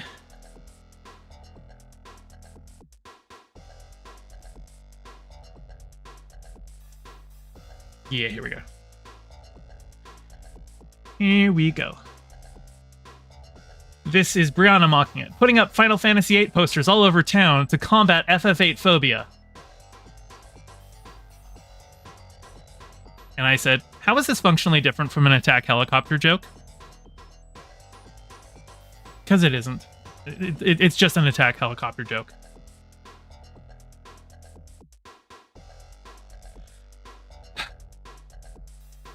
You know, ironically, that famous debate between Demon Mama and RGR where they had a falling out, that whole thing started because one of RGR's community members had made a meme. They made a fake thumbnail for an RGR video that said RGR says furry rights. And RGR showed up in chat and Demon Mama said, that's based. And RGR was like, oh yeah, no, that was a meme edit. And then came on. And one of the first things RGR said was, no, I actually don't support furry rights. I think furries are kind of a canary in the coal mine. Canary, would that be a... What is the term for bird furries? Is it featheries? I know, like, reptiles are like scalies. If I ever got a fish sona, that would be a scaly, right? I mean, I have a fish sona, but like I'm talking like, you know, like furry artists draw it, you know, with the big dick. But yeah, no, furries are basically all queer. And I think if you are shitty to furries, I think it's a pretty good indicator of where your politics lie in terms of queer liberation.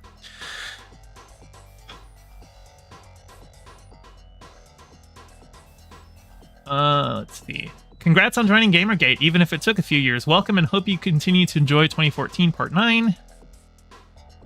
These DMs clearly show a lack of allyship. You are not having a conversation to learn or understand or even debate. You are demeaning, minimizing, and being petty. These are really shitty messages. Toxic. You retweeted someone less than 12 hours ago whose pinned tweet says non-binary people don't exist. Yes. Okay, so.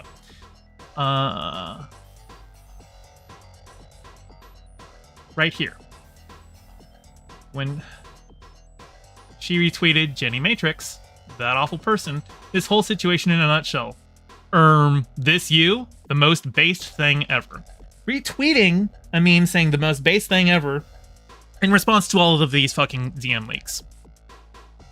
Now, Brianna has since unretweeted this, but the internet remembers. The North remembers.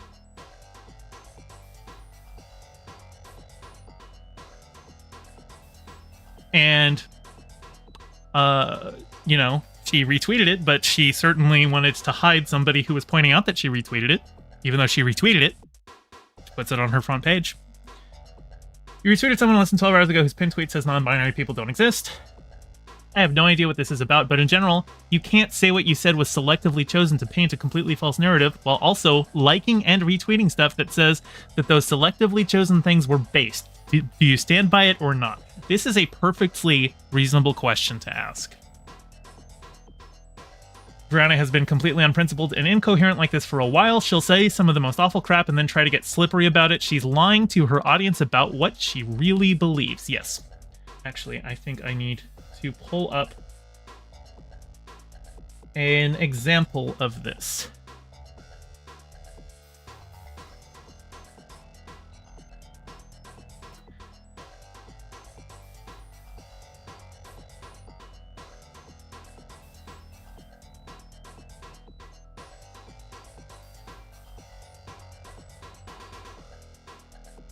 Okay. And here we have Zonia saying, transgender is a trendy, low-effort identity to adopt when you want to no longer be seen as a privileged white suburbanite who suffers only first-world problems. Transsexual is a temporary label to denote that one is going through medical transition from one sex to the other. And shows Benny as an example of what she calls transgender, and shows Contra as an example of what she calls transsexual. Now, ContraPoints has, at times, described herself as an old school transsexual, and like I said, we can get into the discourse on transgender versus transsexual and the context and uses for that. But the point of Zonia's tweet here is to discredit Benny as a trans person. And Brianna's response is, no, Zonia, no, don't tweet it, no! Now, the literal text is, don't tweet this, but the context of Hank Hill, or sorry, not Hank Hill, Jesus Christ. He's yelling Hank. Why would I say Hank Hill? That's, oh, Bobby, don't yell, don't say that. No, this is Walter White yelling at Hank. No, but the context of this tweet is usually when an oomphy that you really like has said something a little edgy, and you jokingly are like, ooh, that's a little far, my oomphy, but I'm still friends with you. So this is the context of how Brianna is responding to Zonia discounting Benny as a trans person. Jessica says, damn it, Bobby, I told you not to do a transphobia.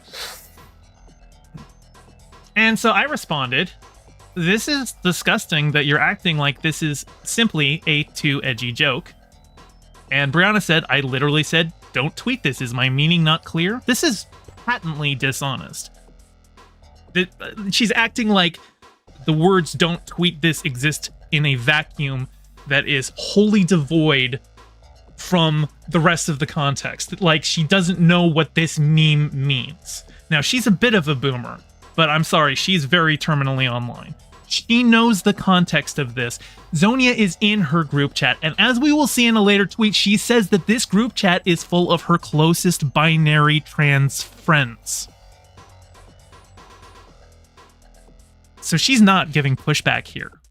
She is doing the kind of thing that I would do in response to a friend of mine maybe posting a low-tier god meme.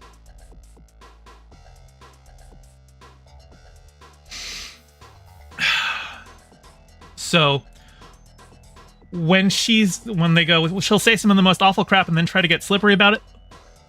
This is exactly what the fuck I'm talking about.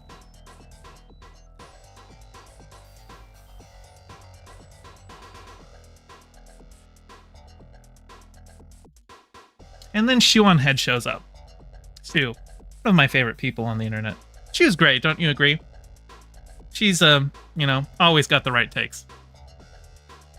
Like when she said that you'll never catch her defending social transition for kids.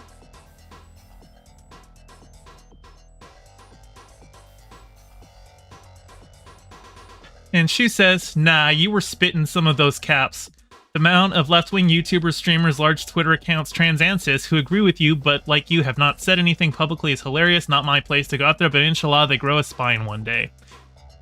And Brianna, who said these screenshots are all taken out of context and I don't stand by this kind of behavior, and obviously I respect my NB things. Well, as soon as Shu says, no, you're right and you should say it, Brianna says, the thing is, all of us are having private conversations concerned about how anything but the most maximalist position will get you in trouble. And you're right, this isn't going to stop until we say this stuff publicly. So, which is it, Brianna? Are these taken out of context and they don't reflect your true feelings on non-binary people, that you actually do respect non-binary people? Or is this stuff that you're just too afraid to say out loud, but Shu gave you permission? So you're like, no, you're right. We should say it.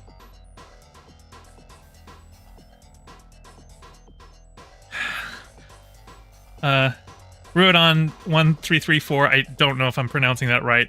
It's a Gaelic name, right? But says, okay, I'm up to 8 minutes behind. Now I know why everyone's talking about furries. Well, everyone say hi to Ruodon in 8 minutes.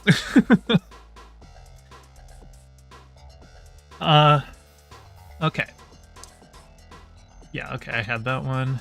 What is the next one? Here we go.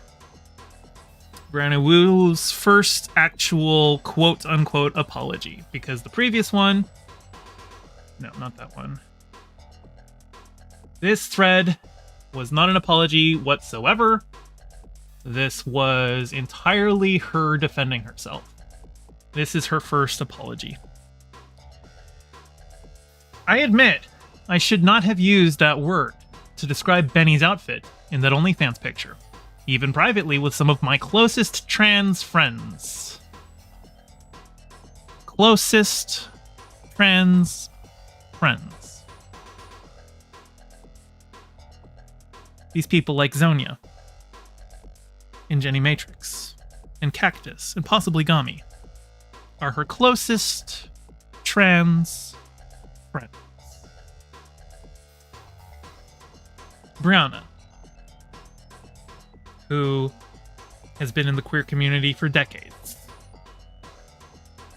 and her closest trans friends are a bunch of 20-something miserable trans medicalists who have spent far too long on 4chan and have the TTTT brain rot. Those are her closest trans friends. I apologize without reservation. She had been attacking me viciously for days, but even then, I should have been kinder. I am sorry. So, this is a big mistake right off the bat. When you are doing an apology, you don't throw in justifications. If you are trying to be sincere in your apology, this is just genuine advice for Brianna. Don't do this part. I don't believe this is an apology for 1 second, but assuming that it is an actual apology, don't do this. If you are truly apologetic, you aren't going to qualify it. That qualification can come out later. People can ask about, well, why did you do it in the first place? And I'm like, yeah, no, they were being shitty to me. But when you are issuing the apology, particularly with locked replies, so this is more a PR statement than anything, well, you should make it look like an actual apology. And when you qualify it like this, it makes it not an apology. And as I have said, I don't think the issue with that screenshot was the word transvestite. It certainly is an issue. And I might be missing the broader implications of that term as a slur, because I am cis, but I still don't think, even if it were as bad as the N-word, that it is the only thing to take away from that screenshot. I think the general attitude of judging Benny's appearance, to begin with, was a huge issue. And also, this is an aside. Where do we have... Where was it? That's not the most flattering photo of Benny, but I don't think Benny's unattractive. I actually think Benny's quite attractive. I don't like Benny. I think she's a pretty bad person. But I think this is just catty behavior. Which, you know, some people are using to excuse it as just catty behavior, but I think it's worse than that. I think it is anti-queer. I think it's transphobic. Even if you didn't use the word transvestite, it's still transphobic.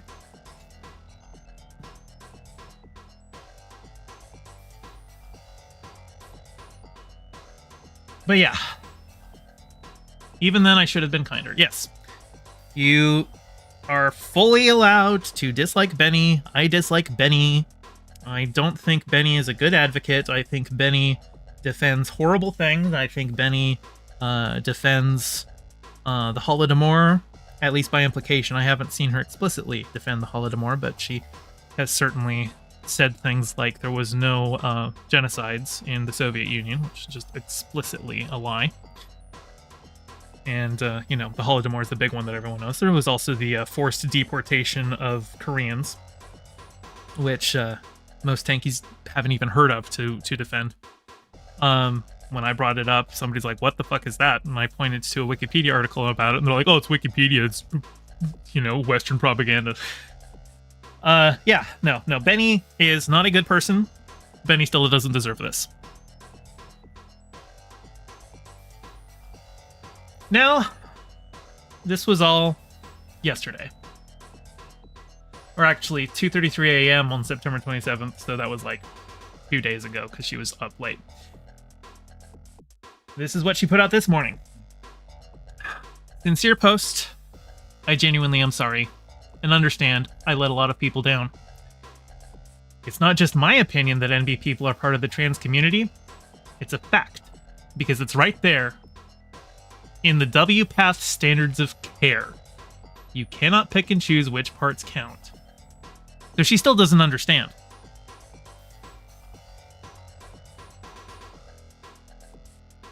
She still just thinks it's all medical. She's just taking this from a trans medicalist perspective. Congratulations, you're like the one trans medicalist who thinks non-binary people deserve trans medicine too. Still trans medicalism. You're still saying they're valid because the WPATH says they're valid. Okay, what happens when a political regime changes hands? Say what the Florida Board of Medicine has been doing against trans people. What happens when that takes place? And non-binary people lose the WPATH standards of care. And trans people, in general, lose the WPATH standards of care. This is not a definition that defends trans people. This is a medical organization standards of care. It does not define trans people. It does not define non-binary people. Non-binary people, trans people in general, and non-binary people are trans people, since they are not cis. They exist as holistic beings beyond just their genitals, beyond just their hormone levels. Your gender is a part of your whole expression as a human being. Whether that means you have a gender or you don't, not having a gender also impacts how you express yourself as a human being. And it's valid because it's you, and you are valid. It has nothing to do with medicine, although having access to this medicine is very important for a lot of people. But it doesn't define them, and it's not what makes them valid. I know non-binary trans people who have never been on HRT and never will be on HRT. And that doesn't make them less valid, and it doesn't make them not trans. Because nobody would say that.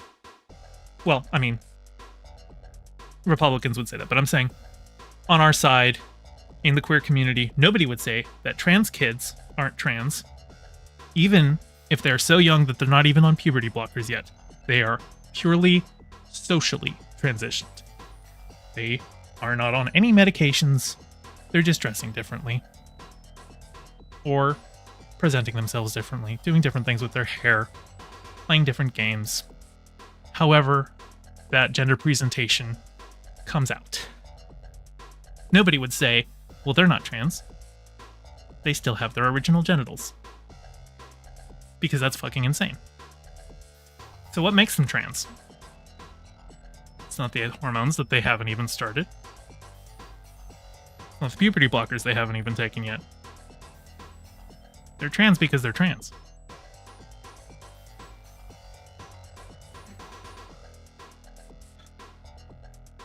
I also just should not have used that outdated term to describe someone's outfit in an OnlyFans pic. No matter how cruel they had been to me personally, it was wrong and I will never use that word again. This is just a restatement of her previous apology, so this means nothing. It's also true that as a public figure, I need private space to discuss issues like neopronouns, self-ID, demedicalization of transition, and the rest with trans people to figure out what I believe and where to go, but I found the wrong place to do that.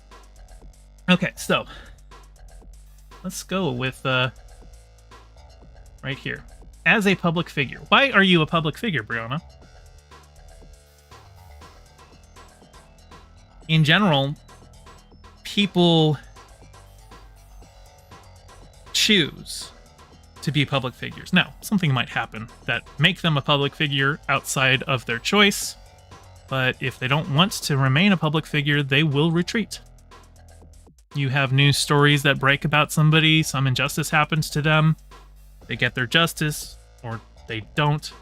They go away and people don't think about them anymore. They cease to be a public figure. Brianna Wu became a public figure. As far as I can tell around Gamergate, I don't know what she was doing before then. She might have had some... I think she ran a Tumblr blog, right? She was a game dev. Or software engineer, at least. But who she is now, as the leader of Rebellion Pack, as a political organizer. She is a public figure by choice. But why? I mean, I know you've got the money. I know that's why you're doing it. You have money and you want to put it toward progressive goals. And that's an admirable aspiration. But you don't need to be a public figure to do that. There are billionaires who give a lot of money to progressive causes that you don't know their names. They may be billionaires, but they aren't public figures. And that's not to say I like billionaires. I don't. I do like it when billionaires give money to progressive causes. It's certainly the least they can do. But just being a financier does not make you a public figure. Brianna doesn't just want progressive policies. She wants to be the one to do the public policies. Like Riley Grace Rochong before. Riley Grace Rochong, she's not in the... She wasn't... she was doing a dual JD and MPP, Masters of Public Policy. She wasn't in this to be a lawyer. She's in this to be a politician. Riley Grace Rochong wants to write law and to pass law. And she wants to be the one to do it. And Brianna Wu wants the credit for organizing and getting things done. Because it's not enough for her to organize and get things done. She has to be seen doing it. Holovidia says she's the savior of humanity in her own mind. Certainly seems that way.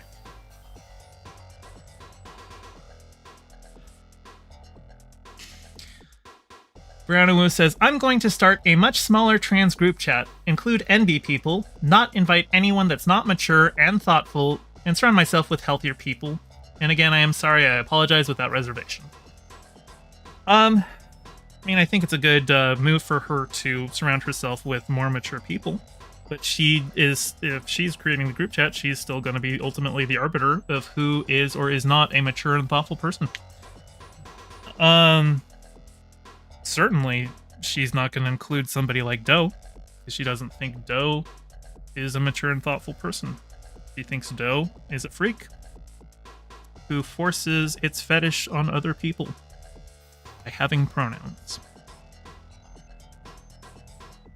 And while Brianna can do this, can surround herself with better people to better educate her on queer issues, she doesn't need to be a public person to do that. She can do that private. She can be friends with people, learn things from them. She doesn't have to do it in public. She doesn't have to be the one to save us. She's not going to save us. She's not here for us. She is not here for the queer community at large. She's a trans med. She wants rights for people who fit basically Blanchard's typology. I mean, not to say that she holds to the whole, AGP HSTS thing. I haven't seen her explicitly say that, but effectively, what's the difference? She thinks trans rights are about medicalization, because here we see, right here, NB people are part of the trans community because it's in the WPATH standards of care.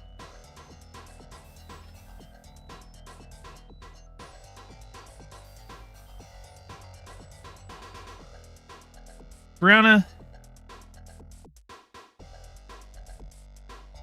I can't help but notice one thing in all of these apologies that you've put out, all these statements that you've put out. There's one thing that you didn't apologize for. There's one thing you didn't address. It's anything in this screenshot. It's anything about Doe. It's anything about its pronouns. There were 2 people in these screenshots that you directly addressed. Well, 3 if you're going to include Demon Mama, although she was ancillary to the topic of Doe, because Demon Mama is Doe's partner. Doe is owed an apology. Doe is owed the biggest apology. Doe is owed the kind of apology that you give when you have no expectation of the other person accepting it. Doe is owed the kind of apology where you throw yourself at its feet and beg for forgiveness, knowing you're not going to get it. Doe's a very kind person.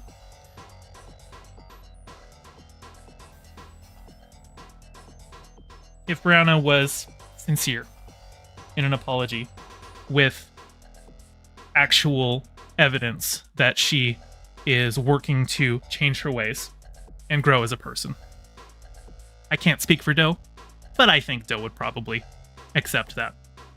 If it was sincere and it showed real remorse and real attempts at restitution and growth.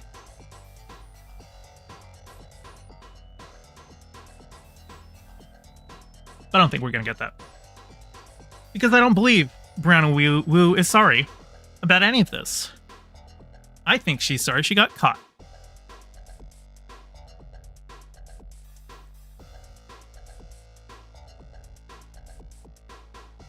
I think Brianna is two-faced. I think she says one thing to somebody in one situation and then forgets that she said it conveniently later.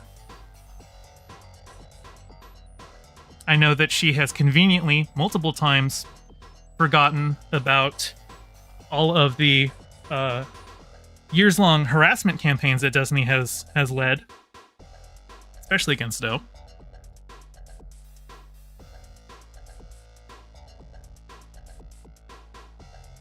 I know Brianna has pretended to not even know who Doe is. There's a... Hang on, let me see if I can find this tweet. It might take me a minute.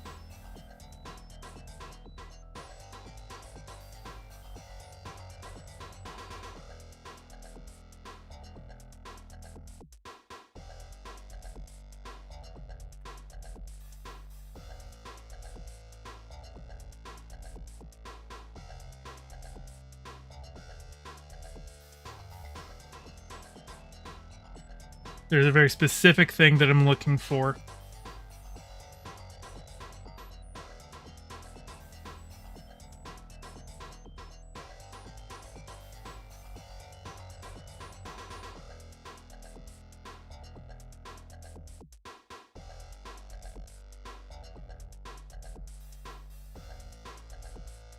Here we go.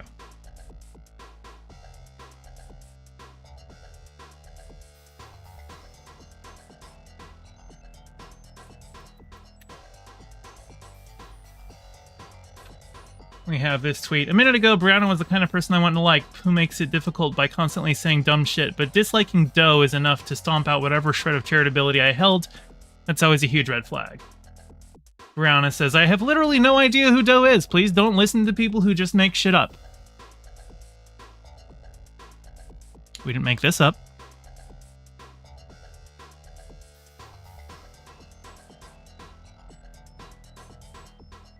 I don't believe any of what Brianna Wu has put out as an apology for this. Now, Brianna Wu is currently at VidCon, which means she's got a lot on her plate. She has panels to do and appointments to make and people to meet. So she can't dedicate the necessary amount of time to addressing this.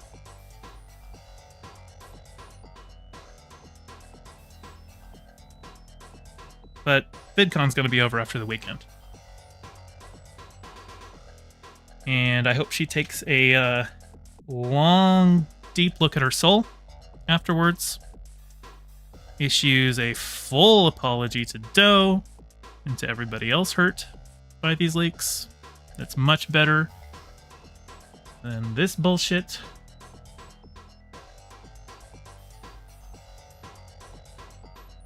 And then I hope she goes off the internet. She's not going to, of course. You know. It would be nice. It would be nice to see. Because she's not in this for trans liberation. She's in this for her ego. And she's willing to stab a lot of people in the back to get there.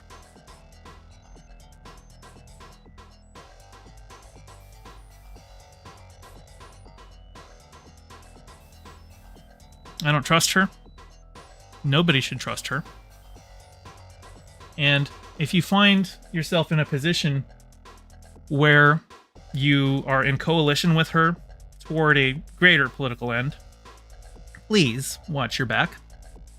I can understand sometimes for certain political projects making sure that you get the vote out, making sure that Republicans don't institute fascism in this country, that sometimes you have to pinch your nose and work with people you hate to get people you hate less than Republicans elected. But be aware that when you coalition with Brianna to do that, she's using it to build her brand because she wants, above all else, power.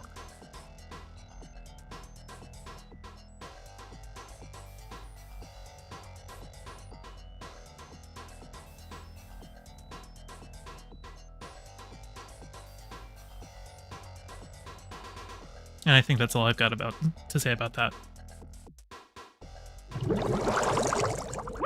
Thank you for staying and listening to all of that. If you liked my rant, I'm typically not covering this kind of a thing. I'm usually covering entertainment news and movie reviews, which I've got some movies I'm going to be reviewing here in just a minute. But if you like what you heard, give me a subscribe, give the video a like. If you're feeling very generous, there's a donation link in the description. I am currently trying to save up money to get a new computer chair, because right now, my last desk chair broke, and I am sitting on a dining room chair. Fortunately, I have a nice square of memory foam padding that I cut out and used as a cushion, so it's not the worst seat in the world, but it is not the best seat in the world. So, give this video a like. Give me a subscribe. Trying to get this channel monetized. And Sai, thank you very much for the $10. You're incredibly generous.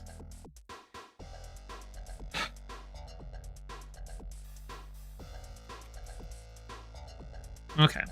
I need a fucking minute, because that was intense. How are you all doing?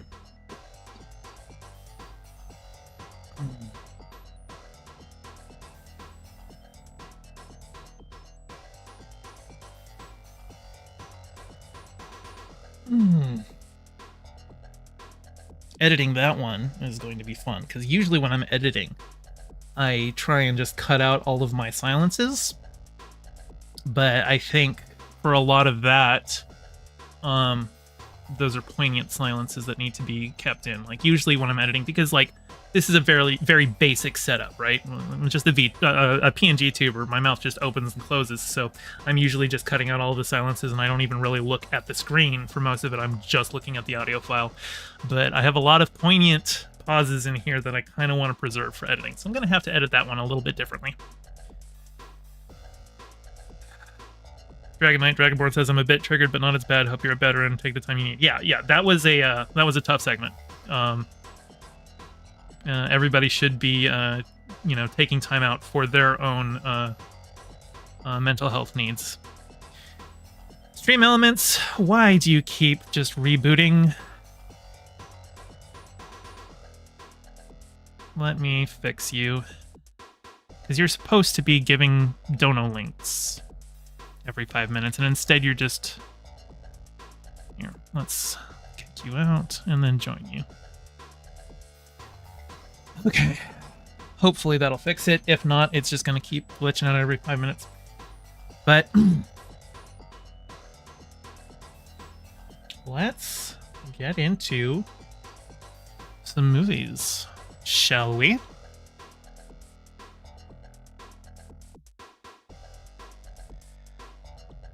I saw Dumb Money this week. If you don't know what Dumb Money is, do you remember a company called GameStop? I don't know if it exists anymore, but it did at least 2 years ago when some retail traders at Wall Street Bets, which is a pretty wild Reddit community, they'd figured out, oh, there is a short going on at Wall Street, on GameStop. And if we all buy and hold, we can drive up the price and squeeze them out. And it led to quite a lot of memes. Stonks became a word said in the New York Times for the first time ever. And this is the movie about that. Transgirl Jade says there's still some GameStops around here in SoCal. Yeah, I have no idea how they're running. But this movie, it's a fictionalized account of how that happened, focused primarily on the guy who basically started it. Roaring Kitty, also known as Deep Fucking Value, also known as, I forget his real name. He's the main character, played by Paul Dano. I quite like Paul Dano as an actor. He's not usually a leading man. He played Riddler in The Batman. I think he was... He played like a villain in the movie Prisoners, I think. You know, creepy guy. He usually plays pretty creepy guys, but here it's actually interesting because he actually, I think, is less attractive than the real Roaring Kitty, because they show that like the real Roaring Kitty at the end of the movie, and I was just like, oh, he actually looks better than Paul Dano. But Paul Dano has that kind of, nerdy, bookish look to him that I think works well for a guy who is posting his balance sheet spreadsheets to Wall Street Bets. This is a very fictionalized account of the movie. It's got a lot of comedians and celebrities in it for pretty minor parts. Vincent D'Onofrio plays Steve Cohen for about 5 minutes. What's his name? Ron Swanson's actor. Why am I blanking? Nick Offerman plays another billionaire who's in the movie for about 2 minutes. A bunch of people are in there for little bit parts. One thing that kind of bugs me about this movie is that we don't really see the kind of person that was a regular poster on Wall Street Bets. What they do is they create 3 fictional people, actually 4 fictional people, but like 3 different groups of people that they're following as like people who are following Roaring Kitty and like, buying into the stock and holding, and all of these people are POC and or queer.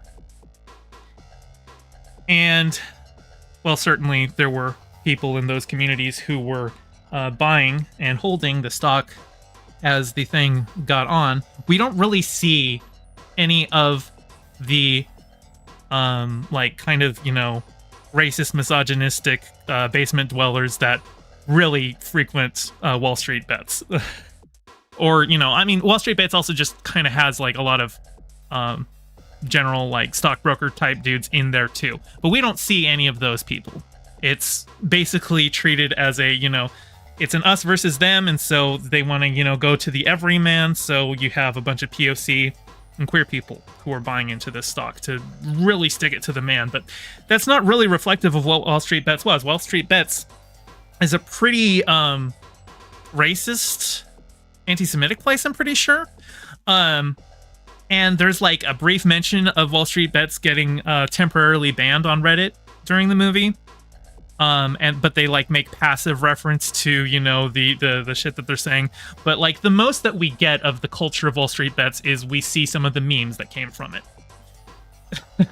And as far as the certain details of the movie, there is something that I noticed as a streamer myself. Because he was streaming as well as posting to Wall Street Bets. And when he's streaming, we actually see his whole streaming setup. We even see his YouTube streaming webpage, which I'm actually going to go ahead and show you mine. Give me a second here. Because I need to elucidate what I'm talking about. So he starts the stream, and over here, as soon as he starts stream, and this is like right at the start of it, this is before anyone's buying in, where I have 20 viewers, he starts streaming, he has 800 viewers. And then he's got like 5 people in chat. There's like 5 messages in chat. For 800 people. And then there's a moment where he realizes he's on not babysitting duty, he's on daughter duty. Because he's got a baby kid. And so he has to get up from his stream to go get his daughter and bring her downstairs. And he gets up and goes down. And this line that you see here, you see this little dip here? This dip happened pretty much after I stopped the Wu thing. That dip happens anytime a streamer gets up to go to the bathroom. Even if it's 30 seconds. People tune out as soon as there's any kind of lull.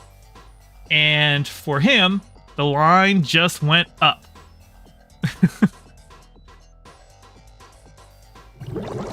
And this is a very minor thing, but I was just like, okay, well, they got the YouTube backend looking correct. They obviously set it up because, you know, it's fairly easy to get that. You just take a screenshot of it. You know, you can just do a stream. You know what they look like. But whoever was in the graphics design department did not know that when you get up to go get your daughter and you're off screen for a couple minutes, you're going to lose some viewers. This is very nitpicky, but I like to get nitpicky on movies and sometimes. But my big issue with this movie, now I will say it's a very funny movie, and it, you know, has a big like, yeah, fuck you, Wall Street kind of vibe to it. I think you will enjoy it if you watch it and treat it as a work of fiction.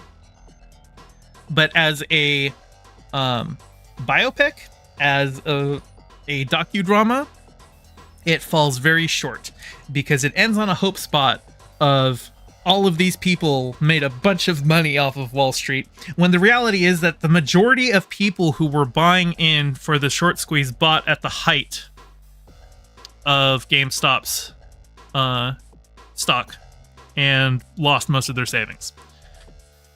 And it really doesn't portray that. One of the characters, the side characters that we follow who is buying in, she never sold her stocks. And like as we meet these characters, there's a little on-screen text that says their name and it says their current net worth. And that their net worth is always like negative, right? Because everyone's got debt. Like there's a couple of college students who are dating, and their net worth is like minus 6 digits. And I think her net worth is like minus 5 digits. And by the end of the movie, her net worth is still minus 5 digits, because she never sold. Whereas everybody else sold at some point. and they were able to clear their debts. But that's not the that isn't how that wound up for most people. Now, it talks about how this short squeeze changed the game for Wall Street, because now Wall Street does look into what retail traders like Wall Street Bets are doing. But that's not really accurate either, because that's to imply that Wall Street was not paying attention to the short squeeze. Because the people who actually made the most money off of the short squeeze were hedge funds. There were hedge funds that made hundreds of millions of dollars off this short squeeze. And for the movie to portray it as just the little guy, well, it makes for a better story. It's not a true story. So if you're going into this for an accurate telling of the events, you are going to be misled. But if you're looking for a fun, fuck the man kind of a story with some silly performances by some pretty decent actors, I think you will enjoy it. I think you'll have a good time. I actually kind of stopped taking notes halfway through the movie because I was kind of just enjoying the ride. Transgirl Jade says, does Hollywood ever produce an actual true story? No, because actual true stories are full of boring details that they want to cut out. I think artistic license to tell a story is fine, but I don't think you should be just outright deceiving people about what happened and what went down. Anyway, it's a fun movie, though. Go see it, but go see it in the same way that you would go see Hamilton.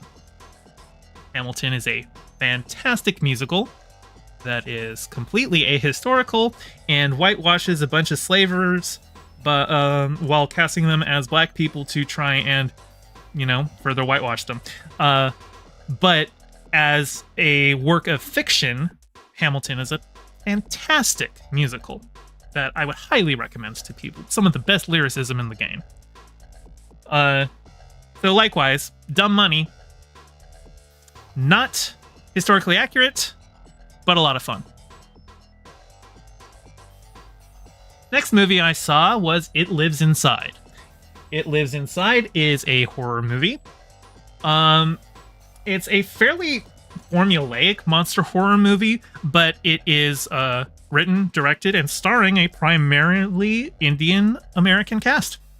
Indian or Indian American, I don't actually know for all of the performers, but and so it is like it's like a Hindu demon that they're dealing with. Hang on, let me pull up my phone notes. I didn't write it on my stream notes, but I've got it on my phone. Come on, phone. Pull up the right thing.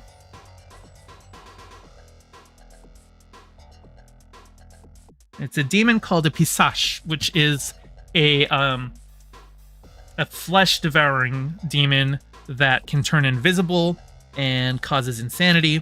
And there's a lot of... I actually really like the monster in this movie, because a lot of times when you have like some supernatural monster in a movie, like I just saw The Nun 2 the other week, and it seems like that demon's powers was just to teleport to wherever is the spookiest and do something. Whereas this demon exists in the physical realm and has to obey the laws of physics. It can't move through walls. If you close a door, it has to open the door. It's invisible for the most part. Sometimes you do catch glimpses of it, and as is the case for a lot of these monster movies, they keep it hidden until the very end where they show off the whole thing, and then it ends up looking silly, and that's the case here, because it's a fairly standard monster movie story. But I think up until you see the monster fully and it looks silly in CG, I think it's a pretty interesting story, and I think it has some good elements of the outsider status and the suspicion that you get as an immigrant community. I don't want to get too much into the story details here, because for a lot of these monster movies, it's a very, very similar kind of a beats. you don't believe somebody who's like seen it, and then like more and more people get sucked in and people start dying, and you learn how to defeat it, and with the power of friendship, and everyone knows all this stuff. I think the ending's a little trite. Hey Tipster, welcome in. You missed the Wu segment. We've moved past that at that point, but doing movies now. But yeah, I think this movie, if you're looking for a good horror movie, not too much depth to it. It's fairly standard, but I think it's got some good performances, and it's nice to see an Indian American movie. Honestly, I can't remember the last time I have really seen one of those. We've seen a lot of growth in Asian American cinema this year, and most people, when they hear Asian American, think Southeast Asia. They think of China and Korea and Vietnam and Japan. But India is a big part of Asia as well, and it is nice to see this further growth of Asian American cinema. I look forward to more from the director. This is, it's not the best horror movie in the world, but you could do far worse than this.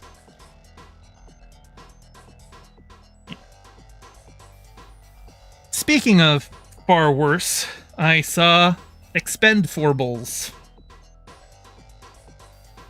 And I'm not going to be calling it Expendables 4. It is Expendables. That's how they spelled it. That's how I'm saying it. Now, I did not see Expendables 3. And I hadn't even realized it was 9 years since that came out. I thought it was, more recent than that, but... these people are even old. Jeez. When the first Expendables came out, the cast was super old. The idea for the original Expendables was bringing back all of the 80s muscle men action heroes as to do a big, Avengers-style team-up. I mean, they even got Arnold Schwarzenegger in the first movie back when he was still governor. But most of the cast of the original just aren't even in this one. Sylvester Stallone is barely in this movie. It's mostly just a Jason Statham vehicle, and we've already had the Meg 2 this season. So if you're looking for a Jason Statham action movie, I would say go watch the Meg 2. It's definitely got better CGI than this one. The CGI in this movie is atrocious. At least in the night shots, it's less noticeable, but on the day shots, you can clearly see that everybody is on the soundstage. A lot of the VFX look wet, and by wet, if you've ever seen, Corridor Crew, when they're talking about VFX, wet is a very unfinished VFX shot, where, you haven't done the final passes with, better lighting and everything like that. It looks like you're looking at just a video game render for, the helicopters and the jeeps and everything like that. It looks really bad. I don't know what the budget for this movie was, but oof, it's bad. And the action itself, because you have to talk about the action because the characters don't matter in this movie. There's really not much action here. Unfortunately, there's a lot of action in the movie, but it's not good action. It follows the Western style direction of how you do action, where it's a punch, punch, cut, punch, punch, cut, punch, cut, punch, cut. You don't let the fights actually exist in a physical space. You don't get to see the actors showing off their chops, with the exception of Tony Jaa, who was in Ong Bak. Tony Jaa is a Muay Thai martial artist. He knows how to do a fight, and so he gets a really cool knife fight. That's probably the one part of the movie where I was genuinely entertained by the action. But none of the characters in this movie are memorable. They don't have most of the cast of all of the old 80s action men, other than they got Dolph Lundgren is in this one, but he's a joke character. He's a sniper who needs prescription glasses, and that's about it. 50 Cent is in this movie for some reason. Has he been relevant in years? When was the last time he dropped an album? and it's not like his character does anything other than he's here now. He's a guy. He shoots people. Megan Fox is in this movie. She plays Jason Statham's girlfriend, and also she's a member of the Expendables. And her writing is like, it's writing a line where either she's supposed to be the most unlikable person you've ever met, or she's a good and noble person who just uses tough love sometimes. And I will give you 3 guesses as to whether Megan Fox is talented enough to ride that line. But yeah, the original idea of the Expendables was to have an Avengers-style bringing together of all the 80s action men. But all the 80s action men are like dead or retired. And so all you've got is Stallone and Statham. And Statham's not an 80s action man. He's a more modern action man. So all this ends up being is a Jason Statham vehicle with a supporting cast of has-beens. Like I said, if you want to see that, if you want to see Jason Statham with a cast of who mega lols, just go see Meg 2 with better VFX. Don't see this.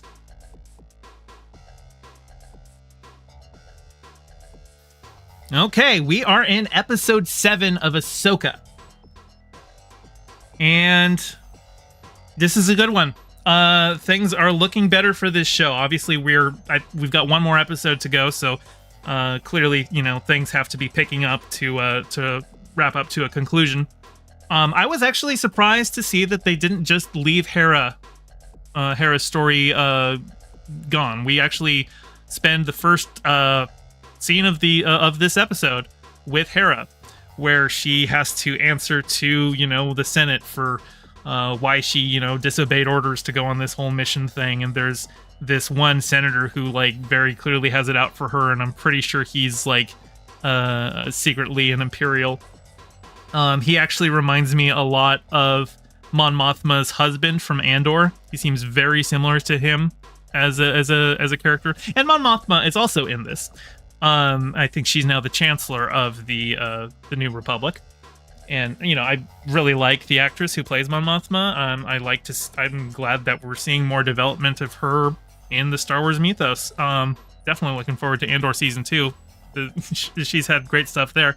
Here, she's just kind of present, but she's able to, you know, give some of that vulnerability that we see from her in Andor. But one weird thing that they kind of have to dance around is that at this point, after Return of the Jedi, Leia is a central figure, right? Like, she helped rebuild the New Republic. She's like the general of the Resistance in Episode 7. So she can't be politically missing. But also, Carrie Fisher is dead. And while that wouldn't necessarily stop them, because they've had CGI young Mark Hamill, you know, on The Mandalorian in the Book of Boba Fett, and they didn't have Mark Hamill on set for that. They cast a guy who looks like Mark Hamill and then deep-faked his face, and then used AI generation to use young Mark Hamill's voice to do him. I don't know. I don't like them doing that. I'd prefer they just recast somebody. I mean, the guy that they cast to do the Mark Hamill stand-in looks an awful lot like Mark Hamill, and I think they should just have him play Luke. And likewise, I think they should just cast somebody new to play younger Leia for these. But barring that, they kind of have to be talking about Leia like she's just in the other room. And so, like, Leia ends up sending 3PO in to bail Hera out. Transgirl Jade says there's going to be an Andor Season 2. Yep, there's an Andor Season 2. They were actually filming... I had some concerns with Andor Season 2 because they were filming when the writer's strike happened.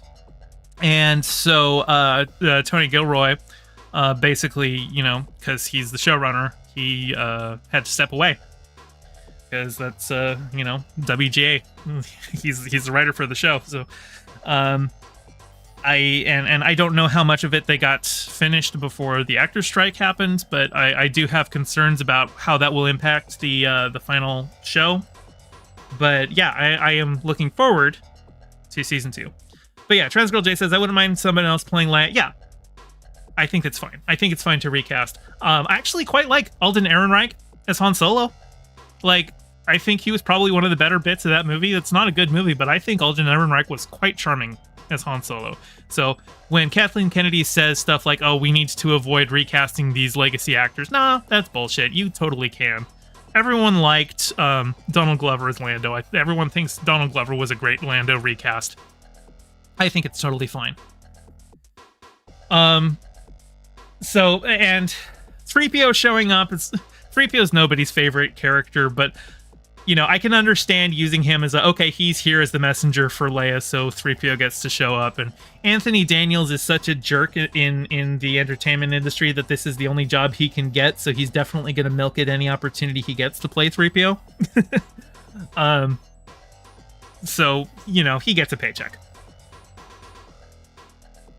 But the episode after that, in total, is a lot of action and a lot of Thrawn kind of playing like Xanatos. Does anybody remember the cartoon Gargoyles from the 90s? Where every time Xanatos had a plan that the Gargoyles would foil, it would go back to Xanatos at the end of the episode. He's like, yes, they did this, but I also planned on this happening, so even though I lost this battle, I still get ahead.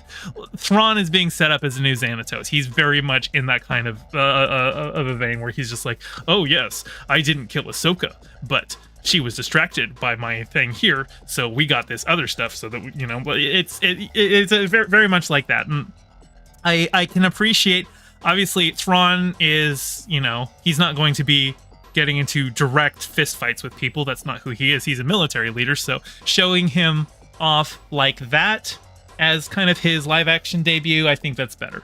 Now, I've seen Rebels, so I have seen how intimidating Thrawn can be in animation, and I have not read the Timothy Zahn books, which is where Thrawn originates, although I do know that Timothy Zahn has been instrumental in a lot of Thrawn's appearances in the new Disney canon. So I don't know if Zahn has any hand in this show in particular, but Dave Filoni did work with him when he brought Thrawn to Rebels. And I really like Lars Mikkelsen as an actor. I think he's got a strong performance as Thrawn. And yeah, Transgirl Jade says Thrawn is supposed to be a strategic mastermind also, so that plays into his character as well. Yes, that is how he is being portrayed in this episode. I think even though that is how he's being portrayed, I think that the plan that he had was a little simplistic, but if he can keep pulling those out, if he can keep pulling out plans where it's like, yes, I did suffer defeat there, but I still obtained this objective because of that defeat. If they can keep pulling stuff out like that, I think that'd be great. And I really hope that Thrawn is going to be used beyond this show. I have to imagine it's the case because The Mandalorian Season 3 was building up a lot to the threat of Thrawn's return. And Dave Filoni kind of has been building the Disney Plus shows under his watch to kind of build toward like a big Avengers-style event, which is either going to be a show on Disney Plus or it's going to be what his movie is, because Dave Filoni is going to be making a Star Wars movie. And that movie very well could be this. I kind of would prefer it not be, because I'm kind of soured on the whole idea of building up, you know, the new cinematic universes where you have to do homework to see the new movie. And so I would hope that Dave Filoni would, in the movie, make it accessible to general audiences, rather than just for people who have sat through all 3 seasons of The Mandalorian and Ahsoka and the Book of Boba Fett, which is just The Mandalorian Season 2.5. But one thing that stands out in this episode, and really with this show, is it's the Marvel visuals. Everything is muted in gray and washed out. And you can make things that are colorful. And I know you can make things that are colorful because I've seen colorful movies. I just saw the trailer for Aquaman 2 yesterday when I was in the theater. It was the first time I had seen it. And it is quite colorful, as the first Aquaman was quite colorful. And it's not the greatest movie. I think the first Aquaman was fine. It was kind of like Thor, but underwater. But it was very colorful and very vibrant, and it's possible to do that in film. And it feels like Disney is allergic to doing it. It feels like Disney wants to save color for animation. And sorry, but like, reality has color in it, and you can do that.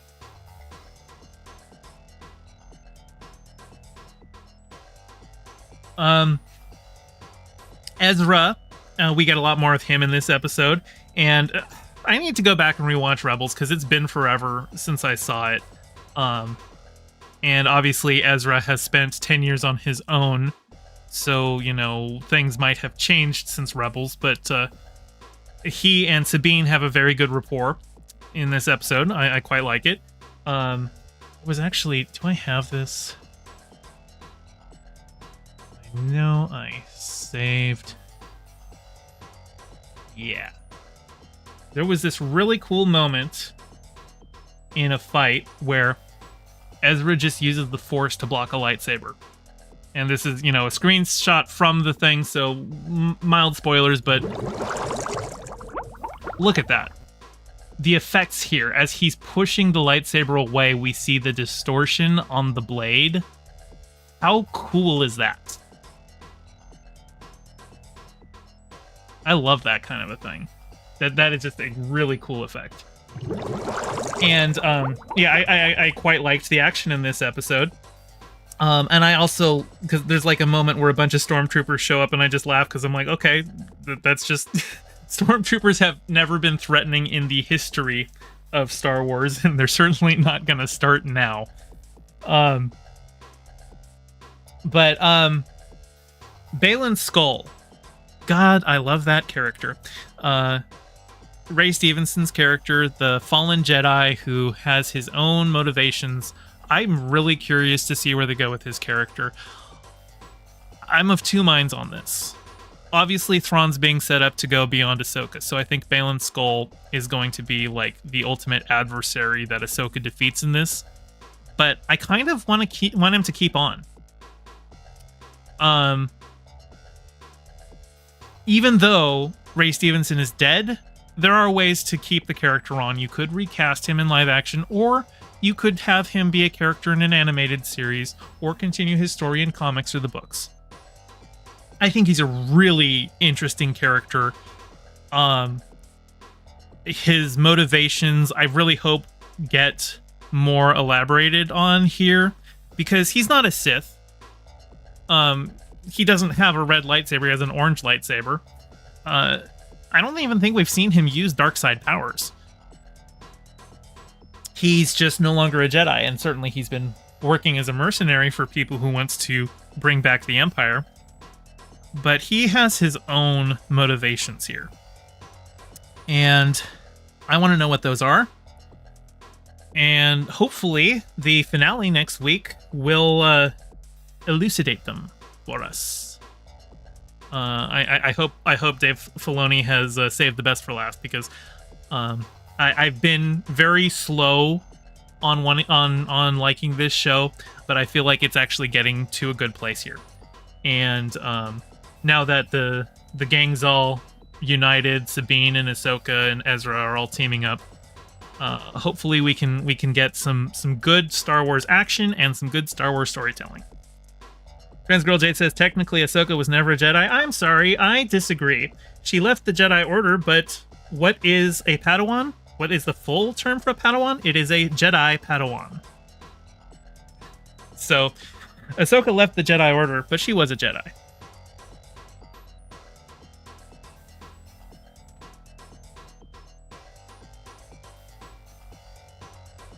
Pull up my notes again. Do I have anything else to talk about with this episode? Oh yeah, there's one question that I've got about this show I really hope gets addressed next episode. But the whole reason that everybody's here on this planet in this other galaxy where Ezra is because Sabine basically betrayed everyone and gave the map to the bad guys. At the time, she thought everyone she loved was dead, and this was going to be her only opportunity to see, like, basically the only part of her family that she had left, a guy who lives in another galaxy. So she, she gave the map to help the Imperials go and rescue Thrawn. And she hasn't mentioned that to Ezra. She has been very cagey with Ezra about how she got here and what the escape plan even is. But she's going to have to confess that, and I'm curious to see how much they hold her to task for being the reason that Thrawn is returning to the galaxy.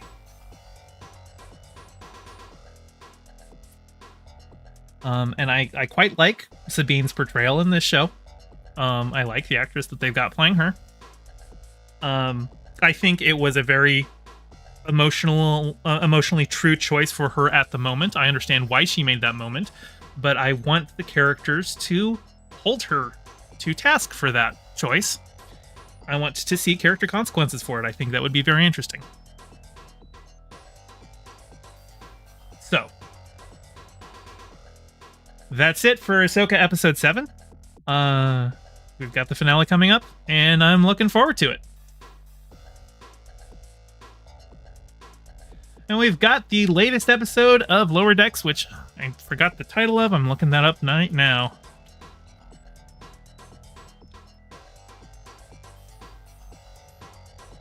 Come on, where is it? Okay, let me start that over. Okay, we've got the latest episode of Lower Decks, Season 4, Episode 5, and Pathological Fallacies. Now, this is an episode that is mostly about T'Lyn, who is the Vulcan exchange officer on the... not the Enterprise, on the Cerritos.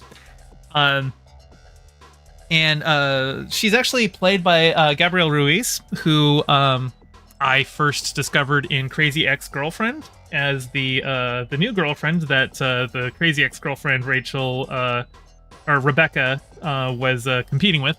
But I quite like Gabrielle Ruiz as an actress. I think she's got hidden depths. She can play kind of a like, obviously she's playing a Vulcan here, so that's completely different, and it actually really shows her range. But like on Crazy Ex-Girlfriend, she played kind of a at first like a ditzy, shallow kind of a character, but you know, as the show went on, we got to see more of her character, and you know, instead of just seeing her as an opponent, we humanize her as like her own person. I highly recommend people watch Crazy Ex-Girlfriend. It's a great show about mental health and feminism, and it's a musical. But yeah, Gabrielle Ruiz is in here. She plays T'Lyn, who is a Vulcan exchange officer who's here basically against her will, because she acted on instinct instead of pure logic, like last season, and on a Vulcan starship. And even though she saved the day, her captain punished her for acting on instinct and not pure logic by sending her to a Starfleet ship. And she really wants to get off there. And the whole episode is her having to deal with a highly chaotic and emotional crew, which seems to be further heightened when a trio of Betazoid diplomats come on. Now, if you've watched Star Trek as long as I have, you know the most famous Betazoid diplomat of them all is Lwaxana Troi, Deanna Troi's mother, played by the mother of Star Trek herself, Majel Barrett. And she was always a very raucous and rambunctious kind of a character, and this basically treats it as 3 of Lwaxana Troi's coming onto the starship. And it basically everybody starts treating it as like a party, because they're here to keep the good times rolling, because they came from like a party on this one planet, and they're going to Ryza, which is, you know, Space Vegas. So they're, you know, looking to keep it going on the ship in the meantime, because they're diplomats. They get to have that kind of a pull.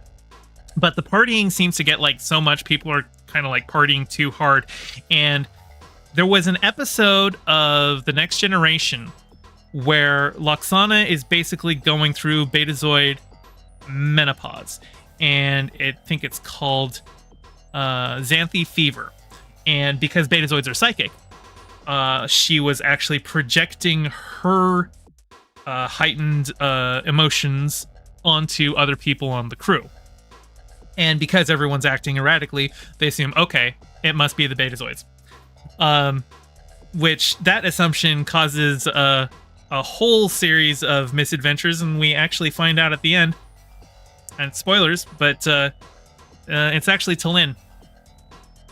Vulcans are psychic too, and Talin's desire to leave the ship and the frustration that she can't send her message to her old crew because they are on communications lockdown during the transit. That frustration alone is enough for her psychic, emotionally heightened states to wreak havoc across along the crew. And the episode is actually about having reasonable and mature responses to dealing with emotional turmoil. Mariner is actually the one who talks Talin through it, and I actually quite like the friendship they're building up between Mariner and Talin. I really hope Talin is being introduced here as like the fifth main character. I quite like her this season as they've been having her mix with the crew. She's got quite a lot of, good snide remarks here and there, and I like Vulcans. I like Vulcans when they're written well. I don't mind having the one-off Vulcan who's an asshole, kind of a villain for the episode, but the very first Vulcan we all met was Spock, who was exuded warmth even as he acted like he had no emotions. Of course he had emotions. All Vulcans have emotions. They just suppress them because they're violent and dangerous.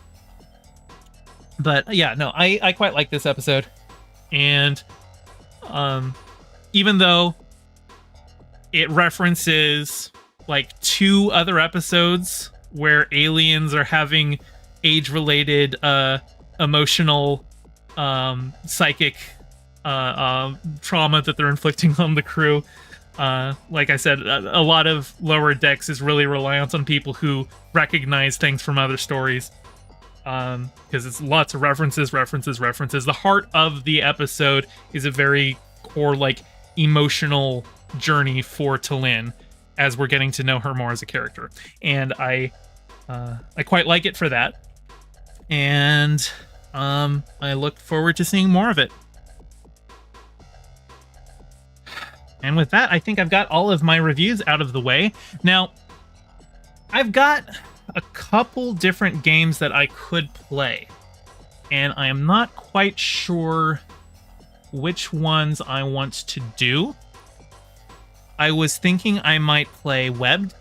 I don't know if anybody has seen that one, but it is a very cute game where you play a peacock spider, which is a kind of jumping spider, who has to rescue her boyfriend who was kidnapped by a bowerbird. I was also thinking I might play Super Hot, if anybody is familiar with that one, which is a first-person shooter where time only moves forward when you move. But what are you all interested in seeing? Peacock spiders are super cute. That sounds like a vote for Webbed to me. Stream Elements, why are you not working today? Actually, let me stop recording while I'm here because I'm done with segments for the day. Spooter, got 2 votes for Spooter. Let me get Webbed booted up. It's a very cute game.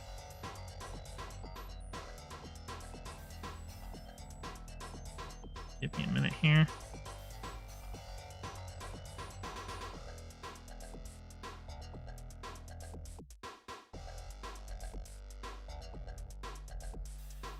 Okay, now unfortunately this game does not have full screen here. Give me a second here.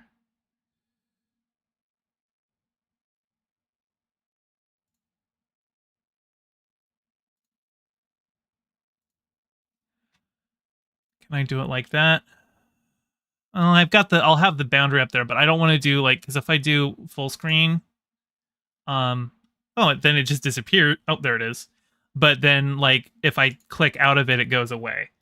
So I think I'm just gonna go ahead and do it like this. Let me get the game audio.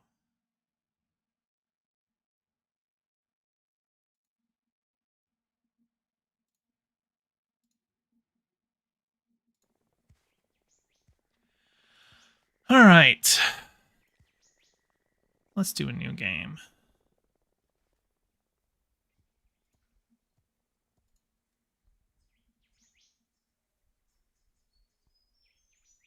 Oh, I also need to move my guy. Hang on. I just realized I had my guy from a previous game where I was blocking text by going down here. Okay. Resume. Developers would like to acknowledge the... Oh, I missed the acknowledgement. Oh, look at my boyfriend. He's so pretty. He's got blue. He's sparkly. I love him. Oh, hang on. Let me get music up here. Yeah, I got master volume way down. That should be good. Let me know if it's too loud for my talking and I can bring it down, but let's do it for this for now. Ooh, I get to web swing! Yay! He's dancing. I'm following him. Whee! Goodness, I'm a very good web slinger. And I can build webs too!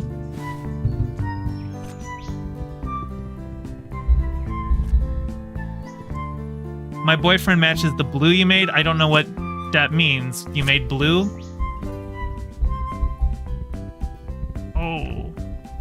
I'm following his web. Hey, look at that multicolored web he built for me. Oh. Yay, let us dance. What a good boy he is. What's this? There's something in the trees. What is it? Oh no, it's a bowerbird! It likes blue things! No! No! I shoot lasers at you! That's what spiders can do. Spiders can shoot lasers. Oh, you made blue paint. Alright. Well, don't live in Australia. Bowerbirds will steal your blue. This web is destroyed, so as a spider, I must do my duty and demolish it so that we can reconsume the web for later rebuilding. But... Hey, buddy. I'm so sorry. I saw what happened to your boyfriend. That big mean bird has been menacing the land below at Skybower for years. Why is my mouse trailing up like that? It devoured many of my siblings, but I think it has something else in mind for your bow. The bird loves to collect blue gems, you see, and that love of yours is the shiniest blue I've ever seen. Dragonite Dragonborn says a crow. No, it's a bowerbird. They kind of look like crows, but they're an Australian bird that likes to build nests as offerings for its mate, and the more shiny pebbles they have with bright colors, the better. And my boyfriend is the shiniest blue pebble out there. Like the moth says. Come by my old nest, little buddy. I may have an idea. That's a big old moth nest. Okay, so this big ball of silk may not look like much, but it was my home for a time. The ants below have approached me with reckless plans to turn it into a heated airship as part of their defense effort. I've not let them try it so far, but perhaps a little recklessness is what we need right now. You helped them build this ship. It could take you to the Skybower above to rescue your boyfriend. You'll need some fuel too, of course. I'd look to the dung beetles on the hill for that. And naturally, a guide is important for any adventure. Perhaps a bee? Nobody knows these guys better than them. Yes! This is a good plan. Go on, little buddy. There's no time to waste. Get out there, make some friends, and save your love. Alright. So, there is... Look at that. I am not moving my mouse, and it is tracking upwards. What's going on here? Okay, so when I pause, it's not. I resume, it is. What is that? Why? It must just... That's weird. Well, so long as I'm moving, it shouldn't be too big of an issue. Yeah, if the screen's moving, it's... And if I'm holding the mouse, it's not trailing upwards. That's just a weird feature. I don't know why it does that. I wonder if there's something... Accessibility... Wait, there's an arachnophobia mode. Turns all spiders into friendly blobs does not affect gameplay. I'm not gonna do that because I think these are cute spiders. I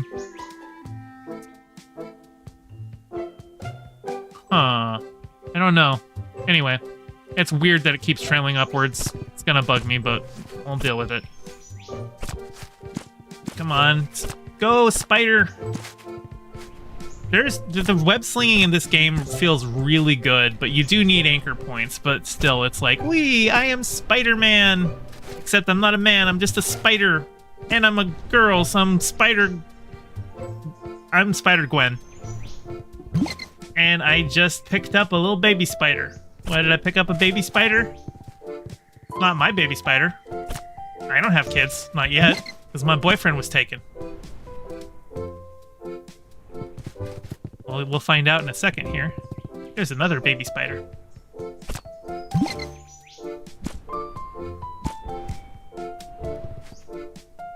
Oh, what do we have here? I just tossed her some babies. My babies! Oh, thank you so much. These little ones ballooned off when that big bird flew by. But they're far too young to be off on their own. If you find the others, please bring them back to me. Return the wolf spider's babies. It's a wolf spider. Chat, pick a color. Chat, pick a color for side to make for paint. Well, I think this way is to the B. Nope, that's... Maybe it's up here. Gotta go around this way and up. Oh. Whee! I need to get up and around. This way. What do we got going on? This game is so cute. I love how cute jumping spiders are. They have the sweetest little eyes.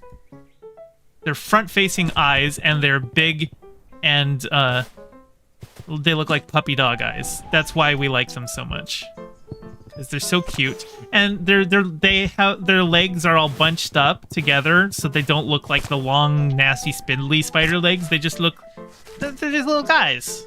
They're little cute guys. I love them. What do we got up here? Anything up here? Oh, I think this is just... Hang on. Okay. Well, that check mark in this area, I think, means there's no more collectibles to get here, so I guess I must move on.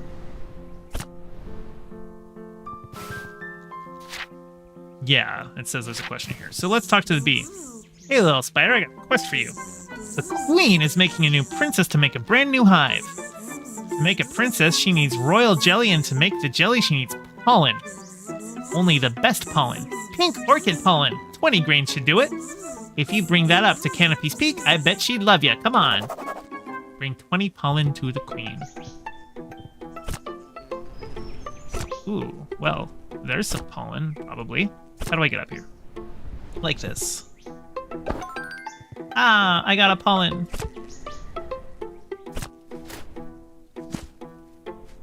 Give me the pollen. Can I ride you? I can ride you. Thank you, bee. I didn't mean to fire that. Okay, looks like I've got everything in here then. What is this? Canopy's Peak, 5,000 centimeters. So that's 5 meters up. Boy, that's a big climb for a little girl like me.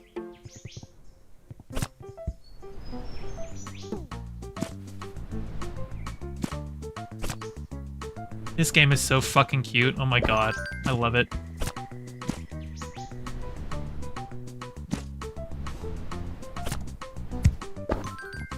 I got more pollens. Ooh. What do we got up here? Is this a secret area?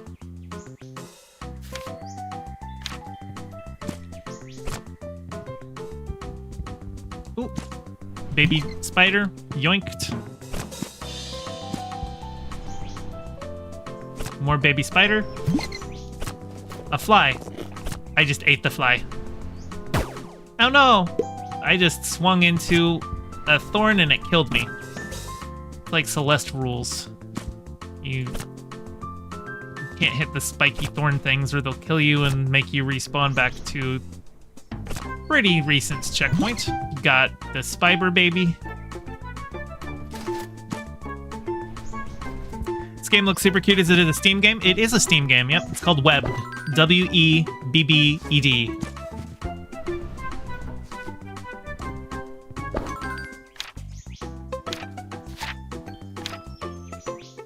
Still something to collect in here. And that was not where to grab it. Oh, is it you? Are you the last one? Have I gotten everything here? I've gotten everything here. Time to go back.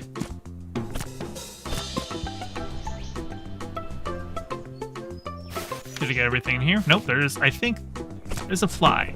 I want that fly. You will be my fly. I got everything with that fly. Let's move on. Canopy's Peak, 4,700 centimeters.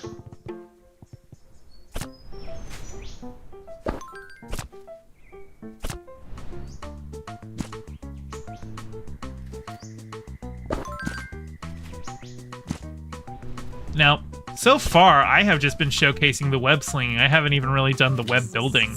Oh, good day there. Are you on the quest for pollen too?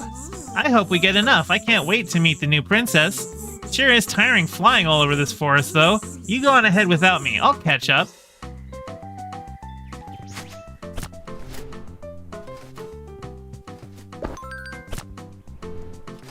Ooh. What's up here?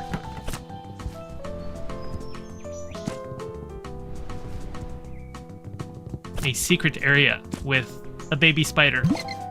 And there's a thing over there. Ooh. No. Oh, I've collected everything in this area? Well then, I will continue on upward. Actually, let me look up, because there was like a big open area over here. So I want to see how far out that goes. Nope. That is just a fall to the depth. So this is where we want to go.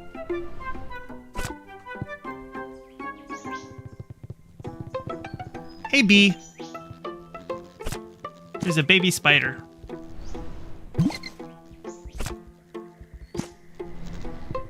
Hey, what's up?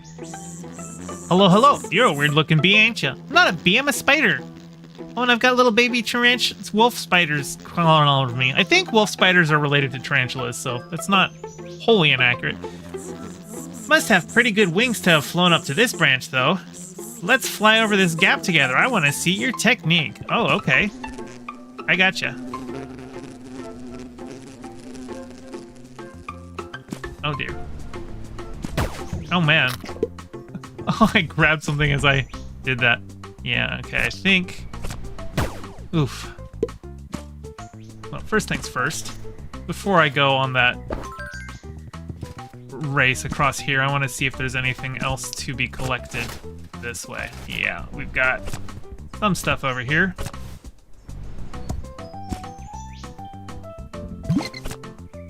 Got the baby spider. Got the pollen. Got the baby spider. Ooh, there's a fly. I must eat the fly. Without killing myself.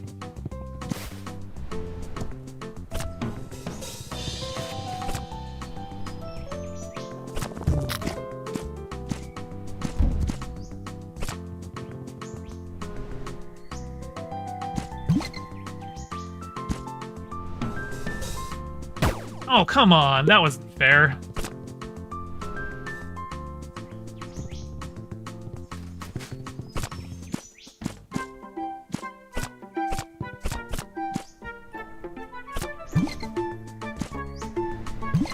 Got the babies.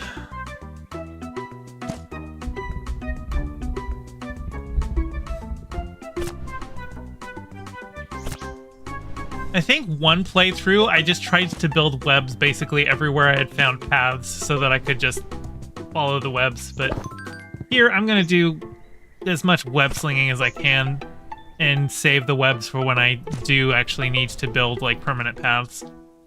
What are we at? Still something up here to get... Are you down here, maybe? Ooh, what was over here? Are you a secret? I've already gotten everything over here. I guess this must have just been another way to get up here.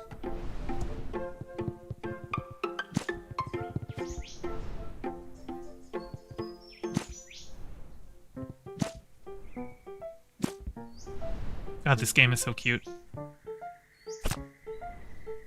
Sale. Oh, game's on sale for $7. Well then, go support the developers.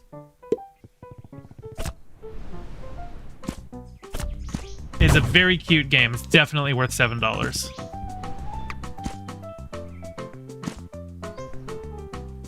Come on, man.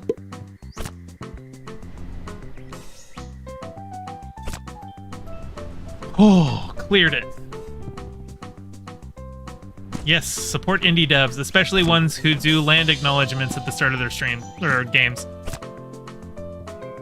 It's a good little Australian game with Australian animals in it. Because a peacock spider, an Australian spider. It's one of the friendly Australian spiders. Most Australian spiders are not friends, but jumping spiders, they are friend. Come on. I know there's a fly around here. I need to find him and eat him. Flies are food, not friends. There we go. Gotcha.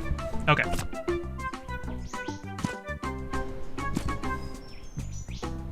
Okay. So what I need to do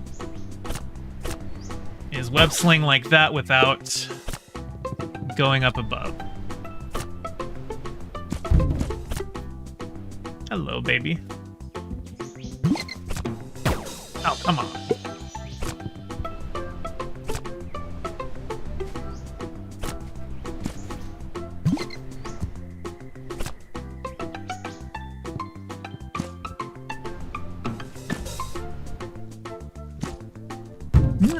Oh, I almost died there. All right, let's see.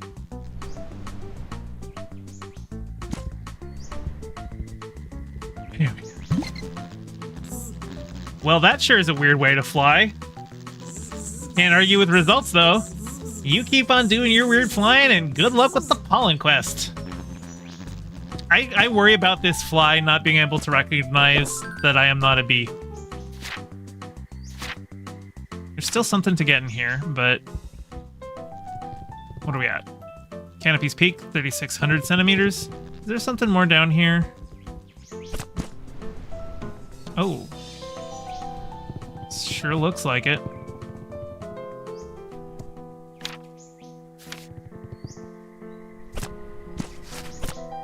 More pollen. We take that. I'm not eating the pollen. I'm delivering it for the new princess.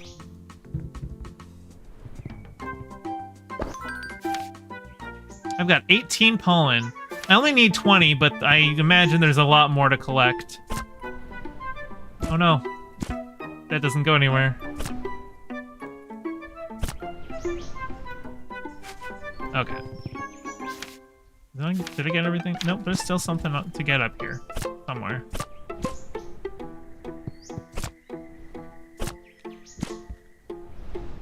Now this, obviously you don't need to collect everything. Oh, come on.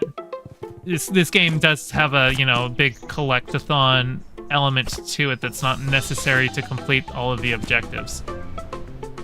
Oh, my.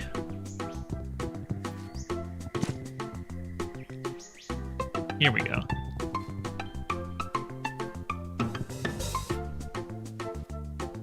I do believe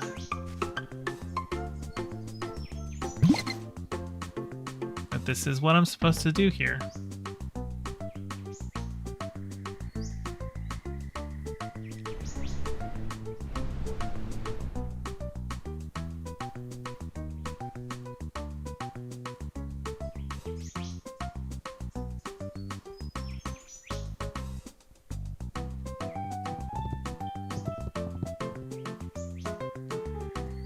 Well, so Dragonborn, or Dragon Knight Dragonborn, it depends on which daddy longlegs you are talking about, because there are actually two arachnids with the name daddy longlegs. There's also, in the UK, they call crane flies daddy longlegs, but there is, in fact, one of the daddy longlegs is a spider. The other one is a harvestman, which is an arachnid, but not a spider. And I'm pretty sure that's the one you're talking about. But there is, in fact, a spider daddy long legs. But yes, you are correct. The harvestmen are much better. Because they're not the creepy spiders. They're kind of cute. Ooh, what is this? This must lead to the ant lair. Oh no, that's gonna squish me. All right, what do we got down here? This is a secret area. Oh my god, I know what this is. Oh my god, look at the baby bird, I love it. Oh, hell yes. This park is so secret, no prosers ever find it. Come here. Gnarly, mate. Come on, man. No, give me my board. Give me my board. I want my board. No, let go of my board, you stupid ant. Is there another way to find a board? Look at that burb. Hang on, can I talk to this burb? Hey, skater girl. It me, Skater Burb. I've been trying to teach all them ants to skate. They got the right attitude, but still working on technique. You want to show them how it's done? Yes. Yes. Clear the park, ants. We're about to see some sick moves. So, F is grip board, F is release board. So, let's see. Oh dear. No! How do I do this? No. Oh, I see. No. No. I want my board.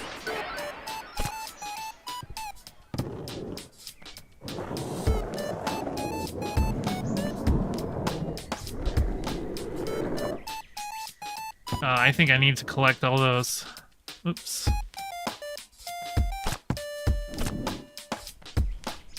I guess I could do it this way.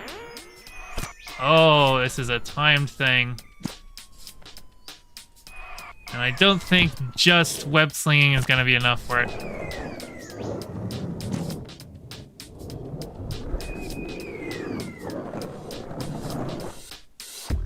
Oh, look at that. I did a flip.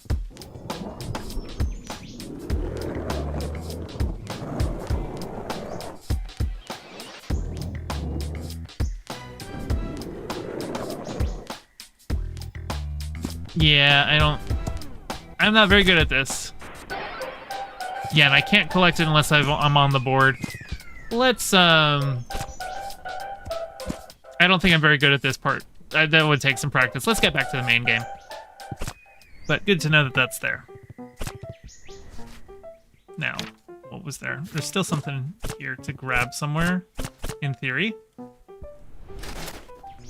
Maybe it's up here. Very well could be. Nah. Well, that's okay. I don't mind not collecting everything, like I said. Baby spider. There was a fly somewhere, and I'm going up until I see the fly. There's a fly. I killed myself. Got one of them.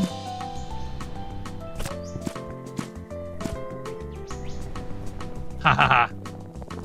You can't escape me, fly. You were in my web. Oh, there's a bunch of these guys to collect here.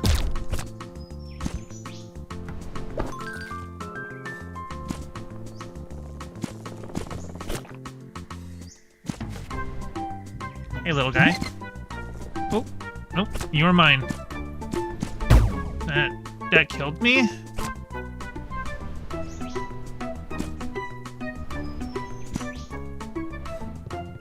God, the web slinging in this game feels so good.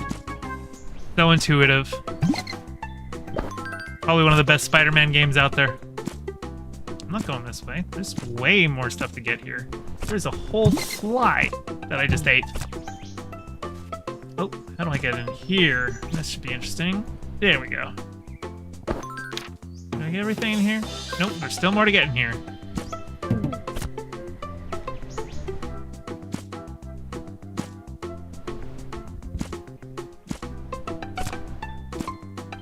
Ooh. Wow, that set me back quite a ways, actually.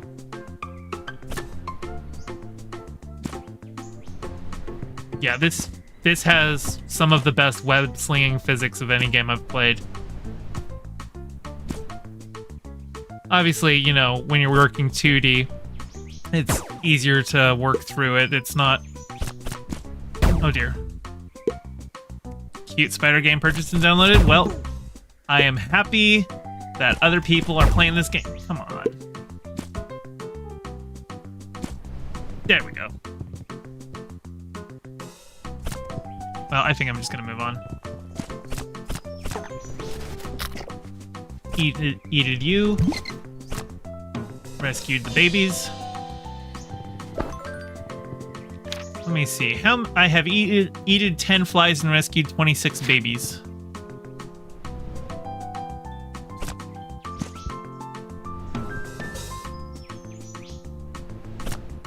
What do we got? More pollen.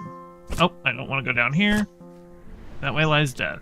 And this way, I think, is some web slinging. Yeah.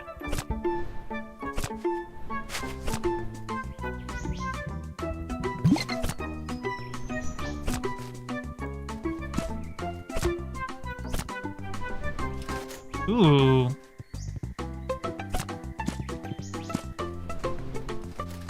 I don't even know what these things are. Pretty little yellow flower things. Oh, hello, bee. Oh, hey again. Glad to see you took me up on the pollen quest. Canopy's Peak is just a bit further this way.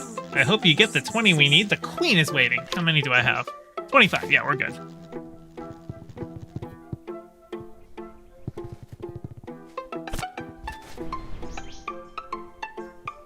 Something tells me I might need one of those leaves, but before I do that, check up. Ooh, there's a secret thing up here. What do we got? Fly, I want you.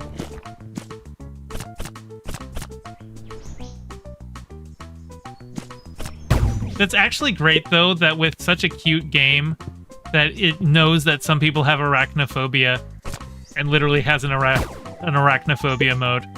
Okay, here I think I'm actually going to be building a web. Because this whole area is a bit too low to swing. So those are my first permanent web. That killed me. But the web remains.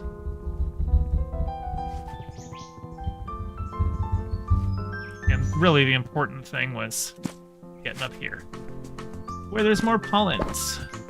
And a BB.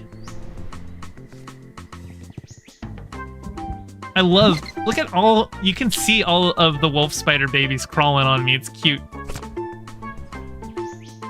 Also, just all of the animation in this game is so smooth. Ow.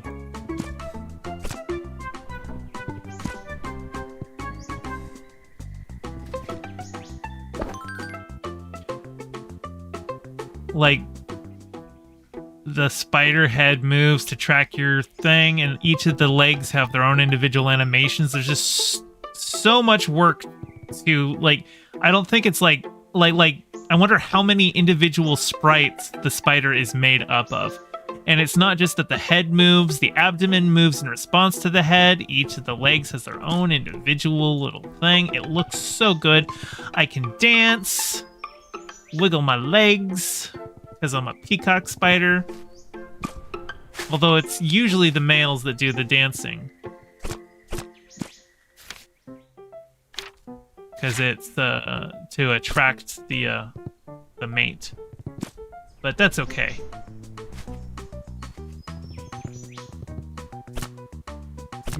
This girl can do anything a man can do.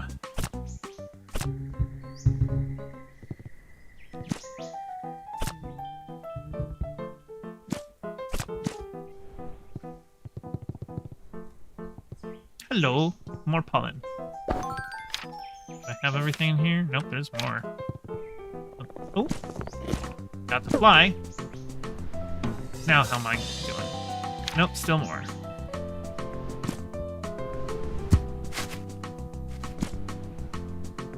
BB. pollen.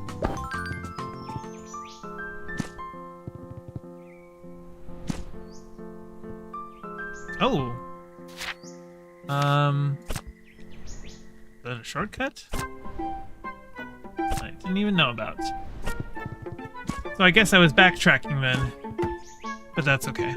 I think I am just going to... I've got enough of everything now. Let's go ahead and continue on and meet the queen so that I can give her the pollen she needs to make the royal jelly, I am assuming, for the new princess. Oh, well, that's not how I get down there. I think I need one of you. Yep. That's why we've got the air currents.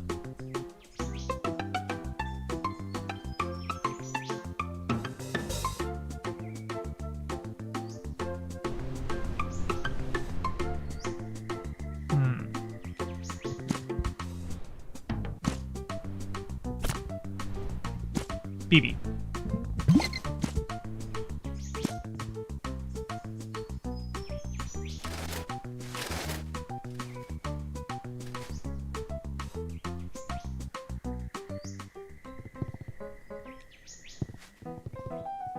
Canopy's peak, 500 centimeters. We're very close. Less than a meter away. Even for a baby spider like me, that's not a lot.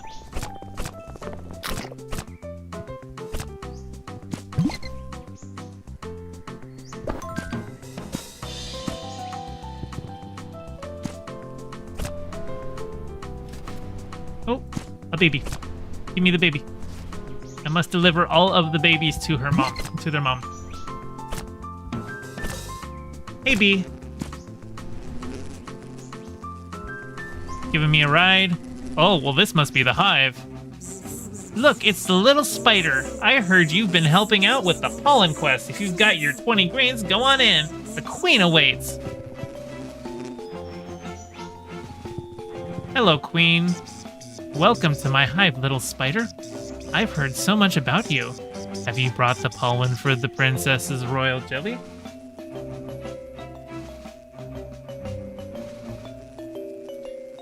I was just checking. I'm wondering if it's... Aha, hang on. I was checking to see if maybe there was something on my controller that was causing that upward drift. I don't know why the game is doing that. It doesn't do it when I pause, but... Have you brought the pollen for the princess royal jelly? Oh yes, this shall make a powerful jelly. The new princess will be magnificent. Wait here a moment while we prepare her. I am sure she would love to meet you. New princess. Yeah, how cute is she gonna be? Behold! She has a little tiara on her head. Look at that, that's cute. Your princess has arrived. She's so beautiful. Such powerful wings. Thank you all for your hard labor preparing my royal jelly. Dear Spider, my mother told me of your predicament as I lay in my cell. You're planning a rescue mission to a magic island in the sky? I can think of no greater adventure with which to stretch my new wings. Come with me, I will take you home and help prepare for our voyage. Oh, she's giving me a ride. That's nice of her. What a good little bee. She's a friendly bee.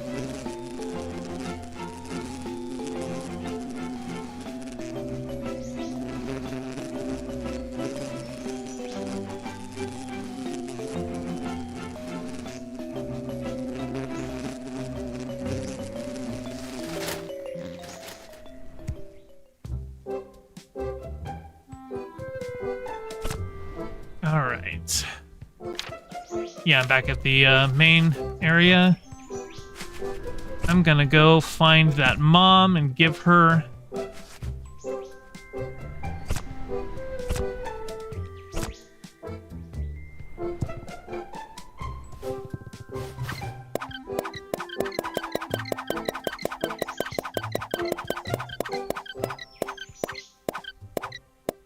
Well, I gave you 34 babies. I just need to find 6 more.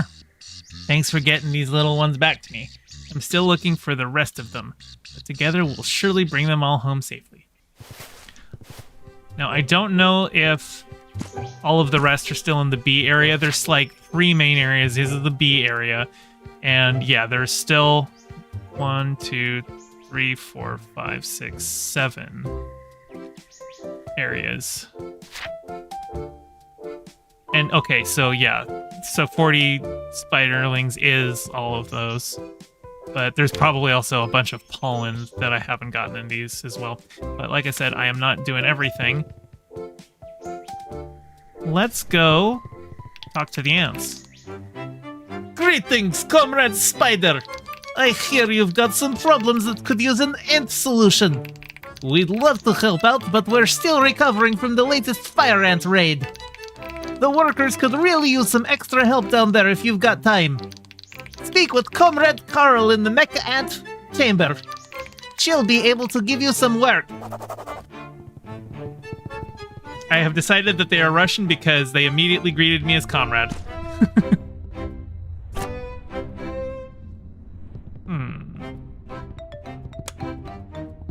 Okay, so that switch causes that gear to turn, but there's a missing gear in the gearbox, so I need to find the replacement gear.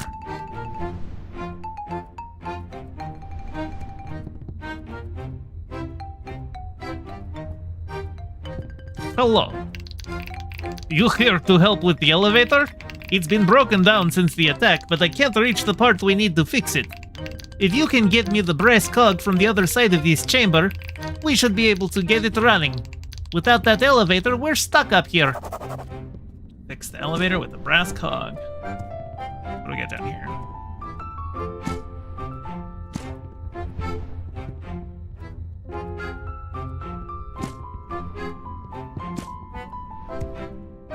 Okay, I think I might actually... Well, we'll see. I can make that. Okay. We've got a new collectible. I found a maggot.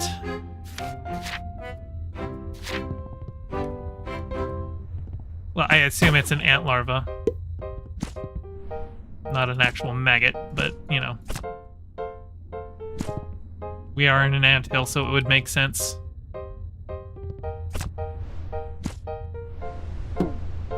Ooh, well that's the cog, but let's see if there's another. And hang on. Oh, a hidden area with a new larva.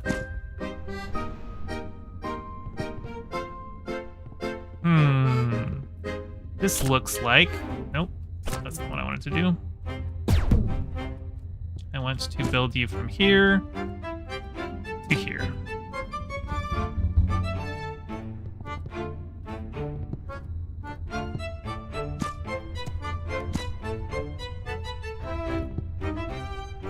Okay, I see.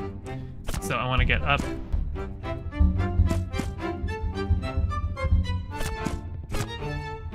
Up here.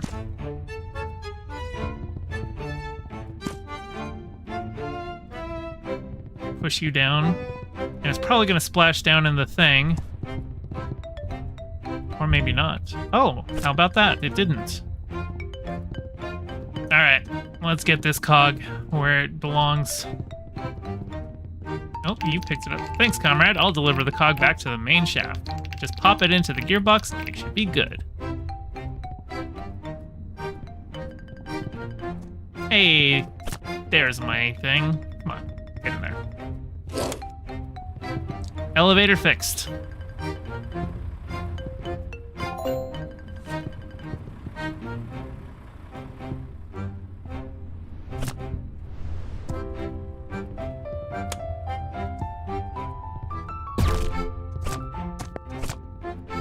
That must be...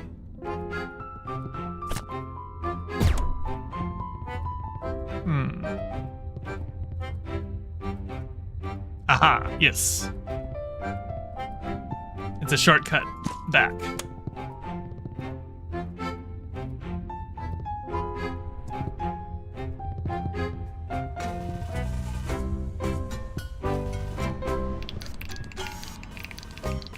Greetings, comrade. Did Comrade Mark recruit you from the surface?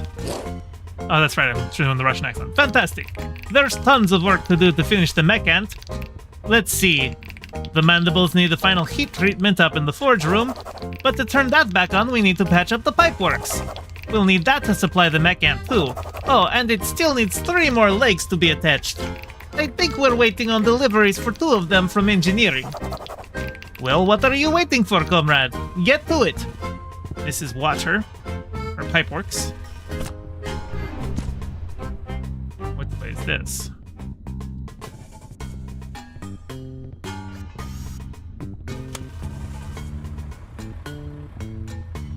I'm exploring. Okay. I can't get through there. That must be the other way. What is up here?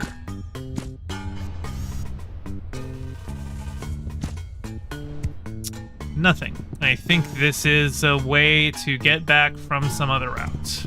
So.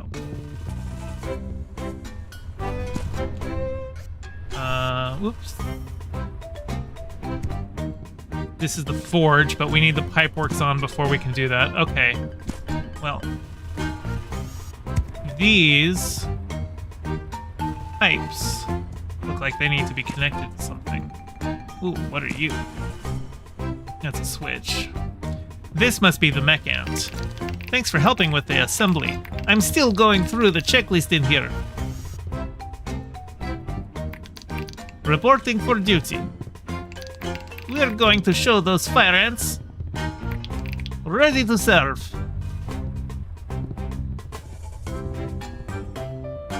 The ants are communist.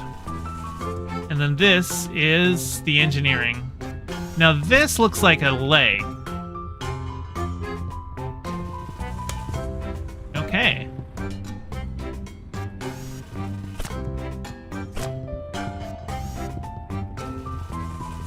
How do I get you attached?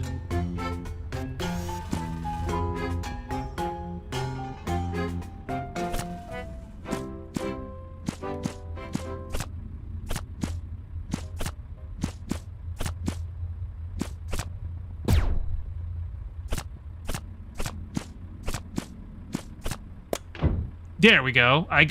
Okay, I see. So these are the legs in the background. We want to get the legs in the foreground. So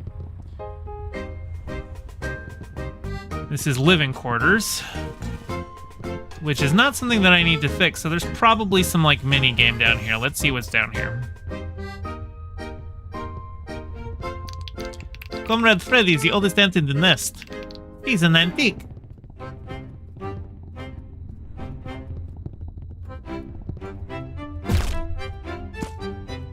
Antique. I got another little thing. I wonder if I deliver the maggots down here though, or not the maggots. Maggots are flies. The ant larvae. What's down here?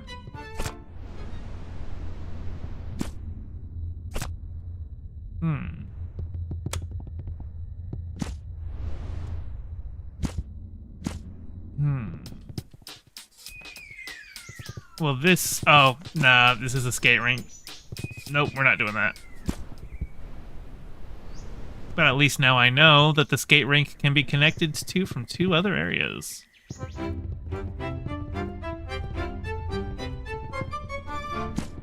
What do we got?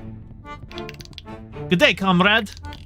Everyone here is getting really thirsty from all the hard work they've been doing. Do you think you could turn the water back on so we could have a drink? Okay.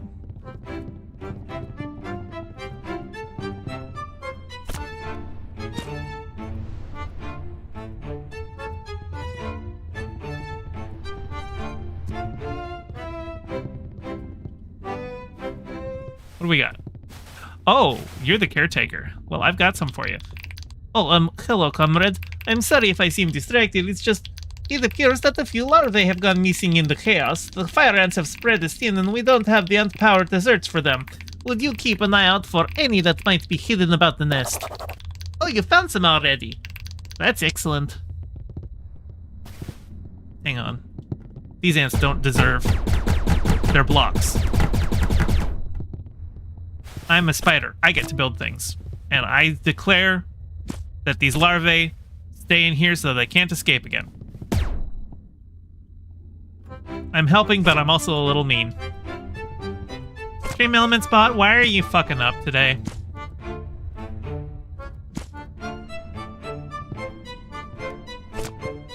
Yeah, okay, I don't think there's anything.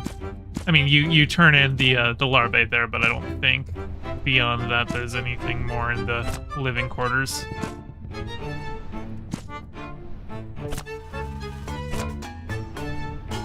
No, it said I need to get Pipeworks first, so. Or at least Pipeworks before I can heat the forge. So let's go ahead and do the Pipeworks.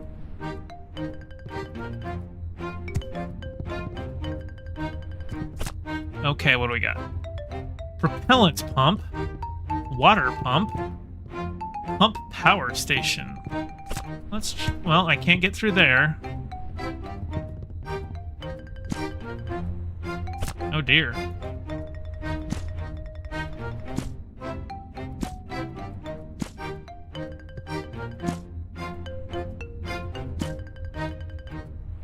Well, let's go this way then.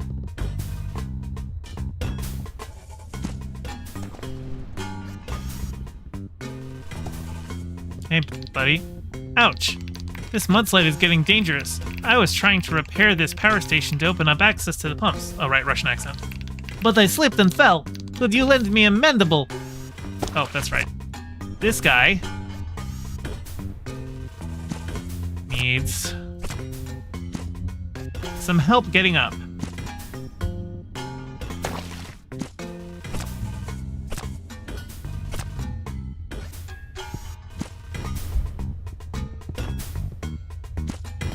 Oops. Come here. Let's get you up.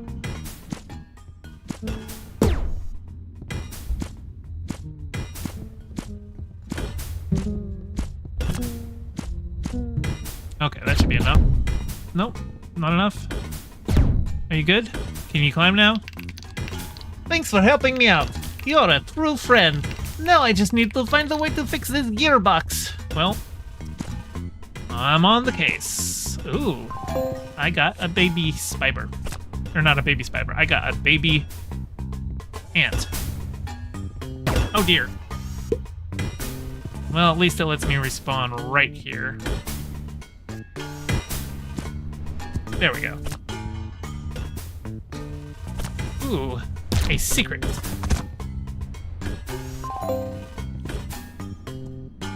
This game is so damn cute. Okay, so what I think I need to do is attach a web from there to here. That way, flips over and flips back.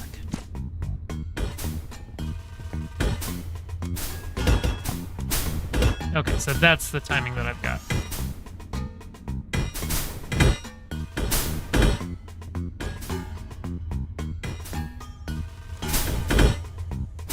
Nope. I'm gonna have to swing up, jump.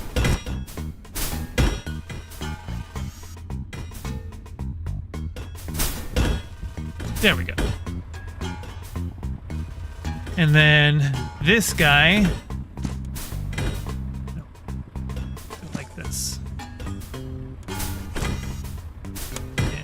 Over and back.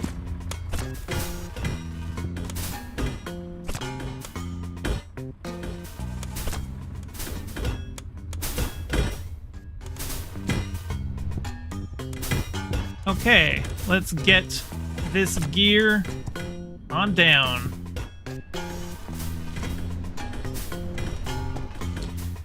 And now I just need to get that gear up here. So, oops. Gear? No. Stupid gear.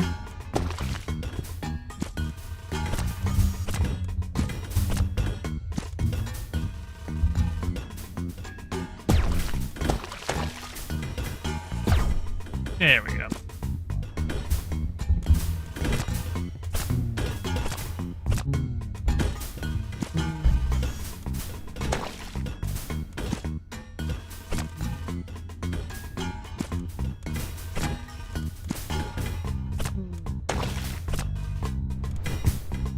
Okay, from there I should be able... Yeah. Okay.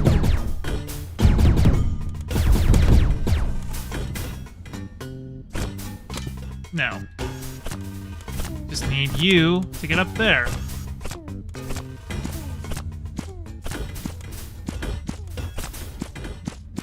Oops.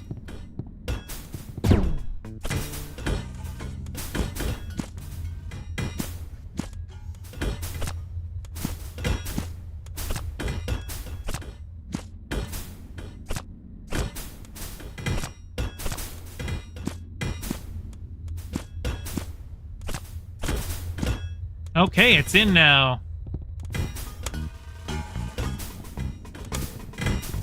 Hey, what's up, man? Think you could give me a lift out of all these? Yeah, let's get you back out of here. Come on.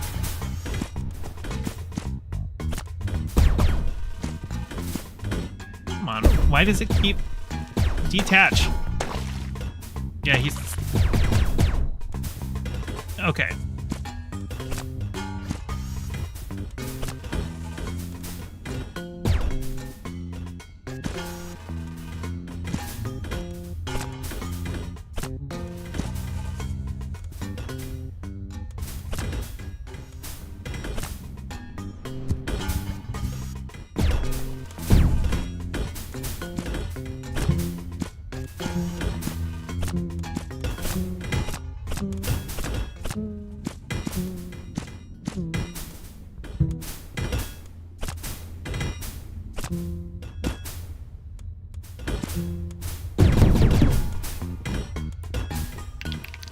Okay.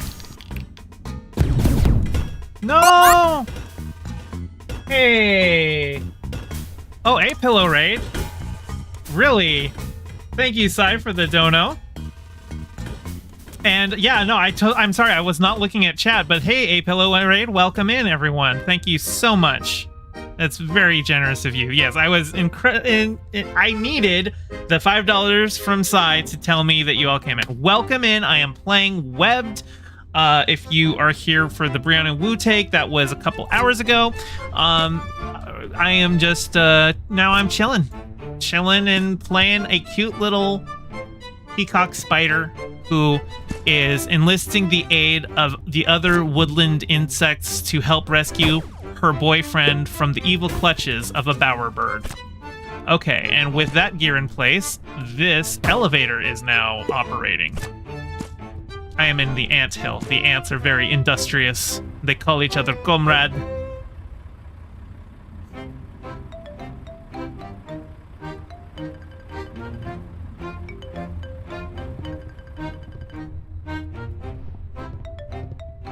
Can I get in here? I can get in here. How was your stream, A-Pillow?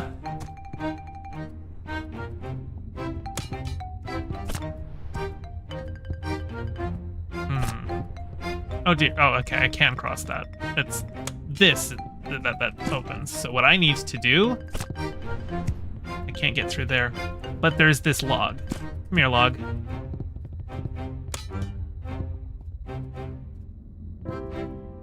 An entry to a very focused fetch. The game looks adorable and fun. It is very adorable and fun. How do that activate? Well, come here. You come off. That opens like that. I need you more centered like that. Perfect.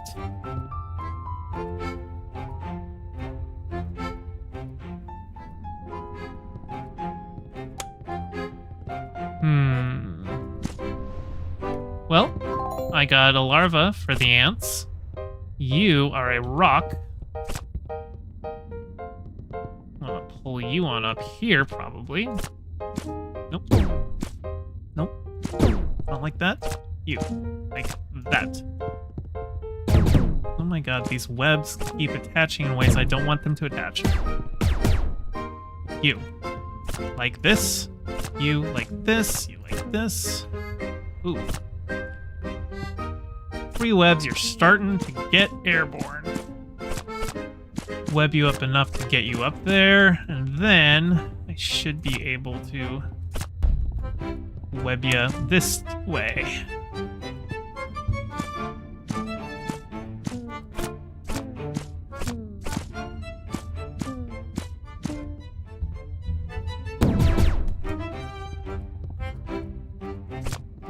Here, come on up.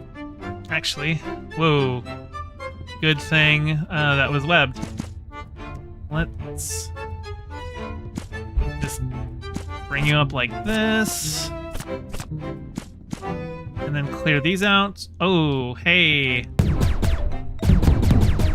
Perfect. Do we have everything? I mean, I can go through that door. I just want to double check that everything is good here.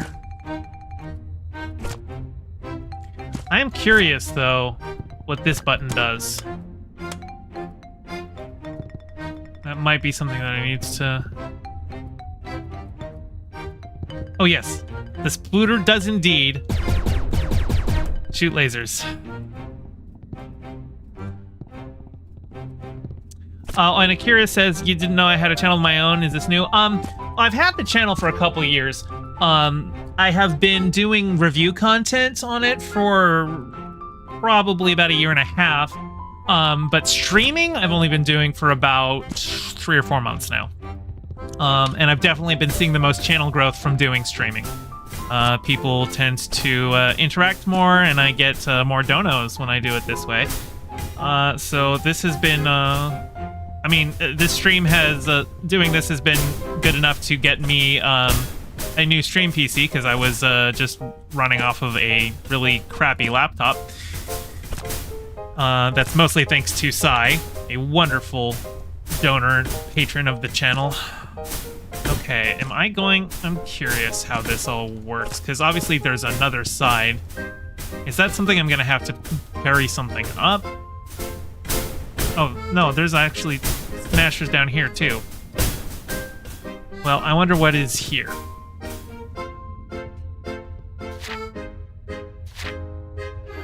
There's a question here and a question here. What is down here? Well, these look like pipes that need to be connected. Oh, no, the... Oh-ho! Boy.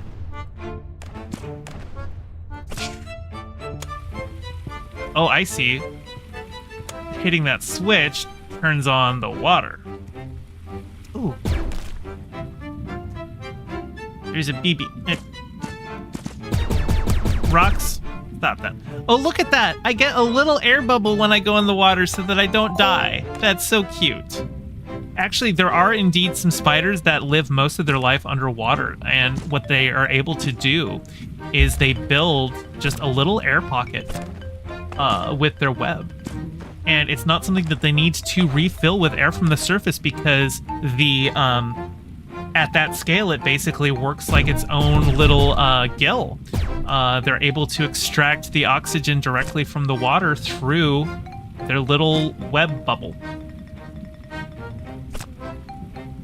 Now, jumping spiders don't typically do this, but, you know, we're allowed some creative license in this game.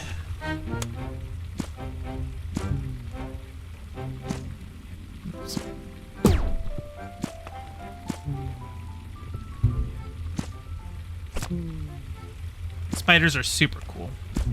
Oops, that's not what I wanted to do. You die, you die. Peacock spiders are super cute. I am playing a peacock spider, which is a kind of jumping spider. They're the best.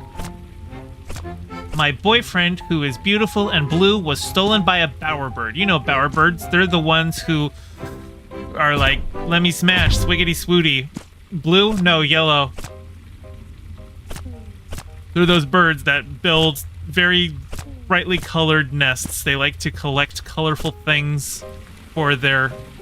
for Becky, so that Becky will let me smash. And, well, a bowerbird stole my boyfriend so that Becky will let him smash, and I can't have that. Hey, we got that one connected. You go up. Hey, go this way. That's not what I wanted to do at all.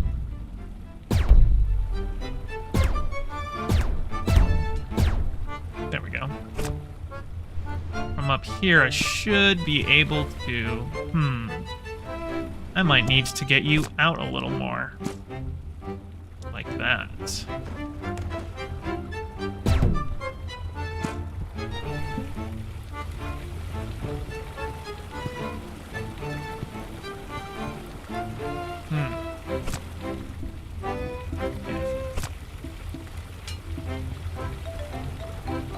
Get you in here.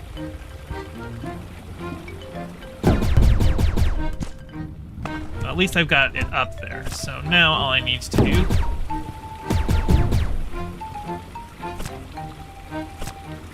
There we go. Now I need to find the third one, and based on all of, I'm betting I need to... Yeah, here it is. This one should be fun.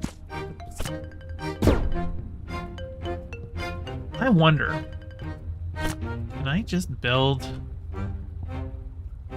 a web that...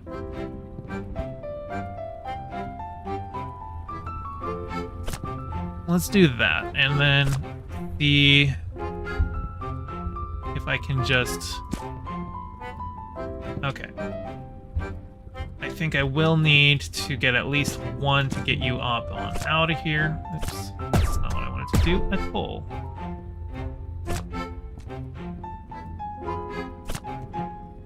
Excuse me, you have me trapped. There we go. Oh dear. Oh. Nope. Okay. I've got you. Most of the way.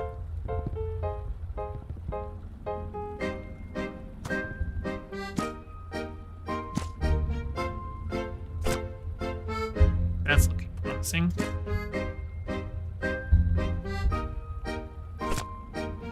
That's what I wanted to do. Get you up like that. Perfect.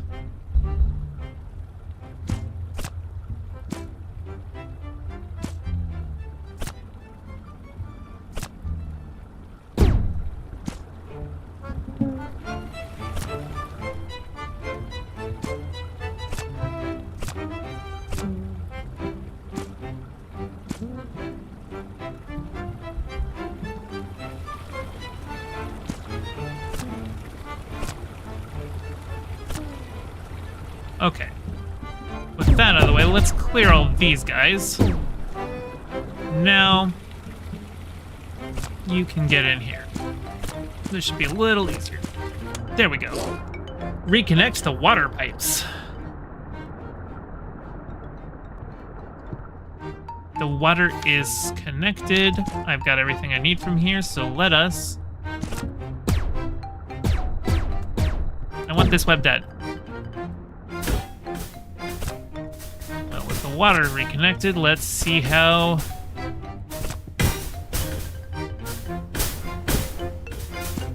Oh, that killed me. That also killed me. Okay, that was going... There we go. Come on, man. There we go.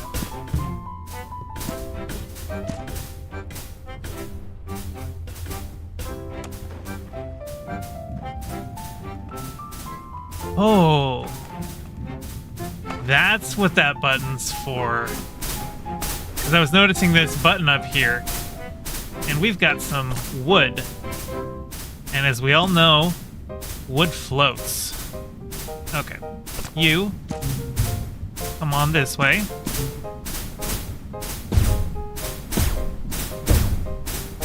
Now I just need you on over here. Come here.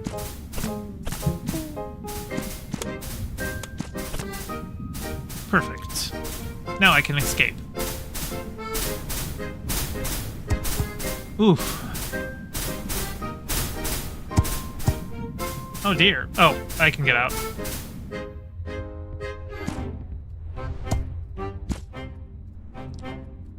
And that is the elevator.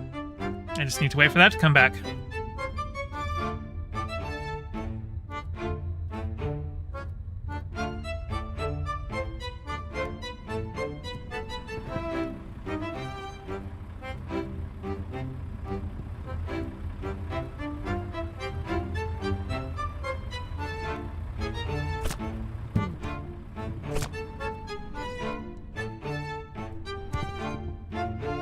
So, actually, let me see my tasks. Okay, so put the mandibles through the forge, reconnect the propellant pipes, connect mech ant legs, and return the ant larvae to the nursery. I need to reconnect the propellant pipes, I think, to get the mandibles through the forge even working. I've got, yeah, because I need all this. So the water pump is working. What about the propellant pump? Do I need... Oh, that's open now. So I should be able to do this now.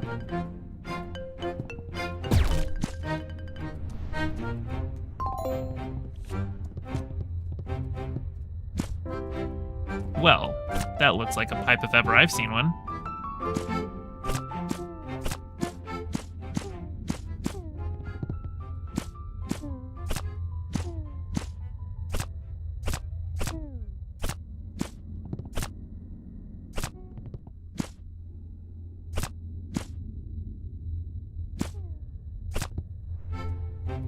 I can get you on up like this.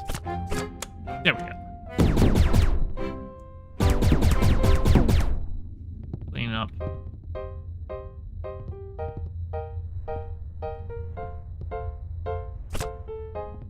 What do we got over here?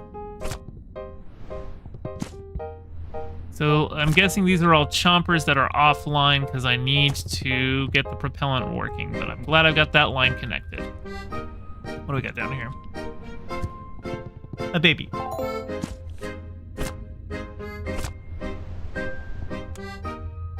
those need to be connected.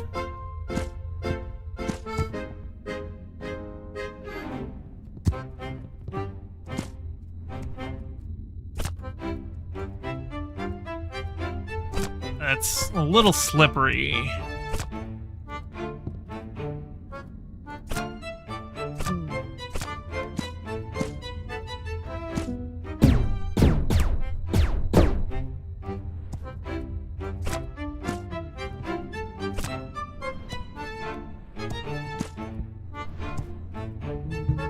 Okay.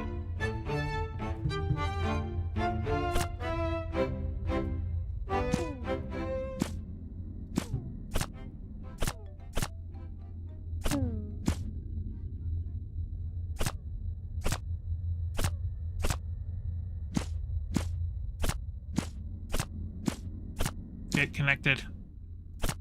There we go.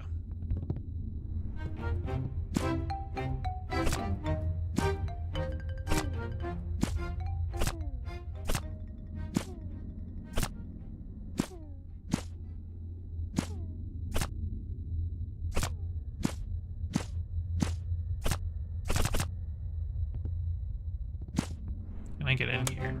Hey, they're connected. I'm just gonna leave those. I don't want to mess with the webs and have them disconnect for some reason. That... Oh, there are in fact 2 gears. Let's get these both out here.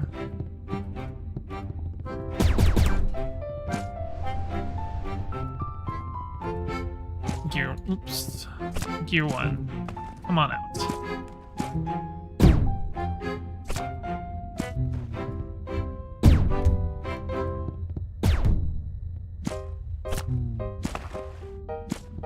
That's not what I wanted to do. Here. No. There we go. Get these guys both on this elevator. Oh, I must beat you. Hey. There's BBs. Can I squeeze past you? Can I get in through here? Nope. Okay.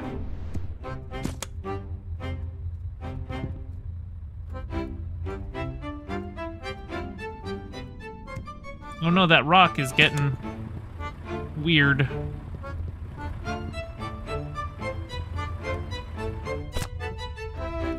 Okay. Oops.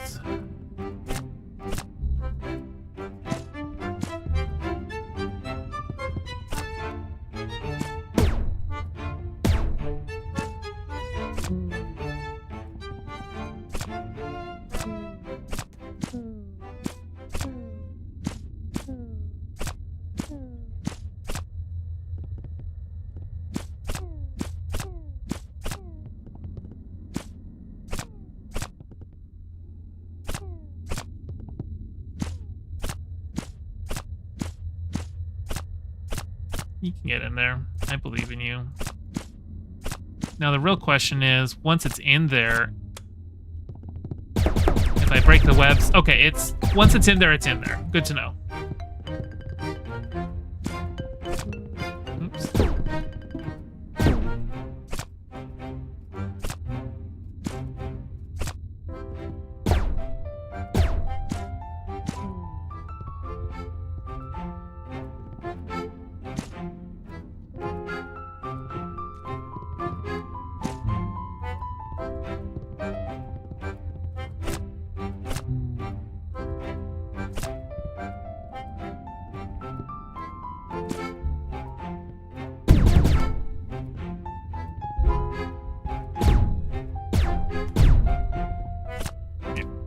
Let's get you in. That's not what I wanted to do.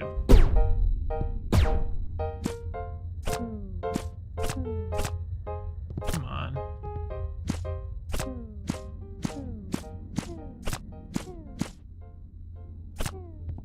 Oop.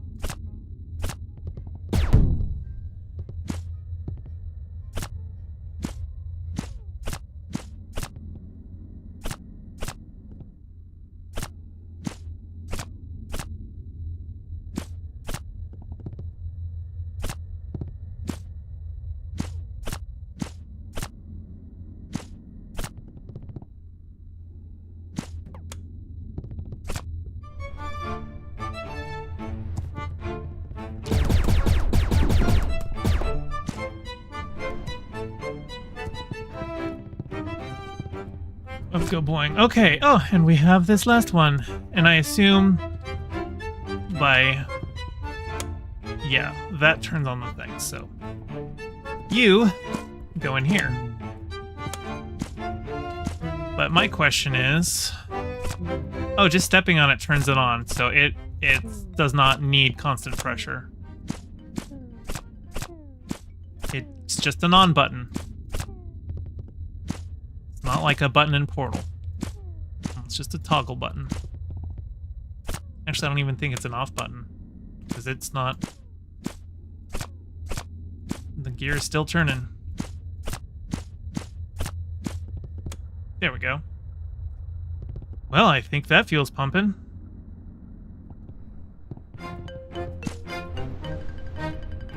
These guys are all running.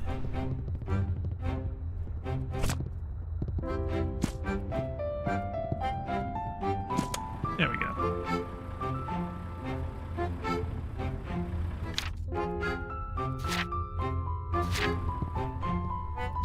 Oh wow, it even drained out here.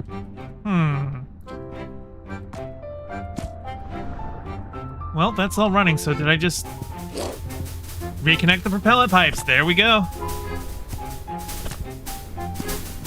Ow.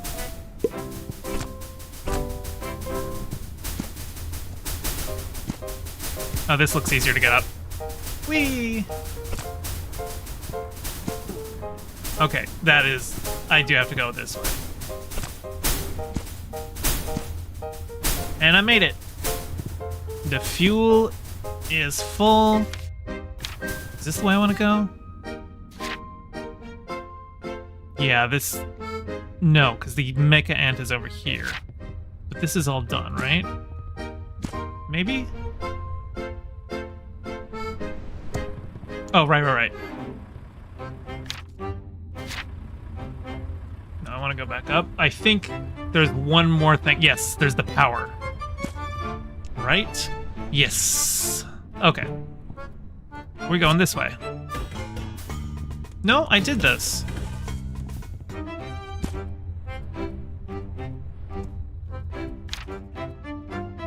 Yeah. Put the mandibles through the forge and connect the mech ant links. Okay, so I've, yeah, I am done with the propellant area. Let's go. It's all good to... Oh, that's not the way I want to go. So... Oh, yeah, I can just go down here then. This is the way out. No?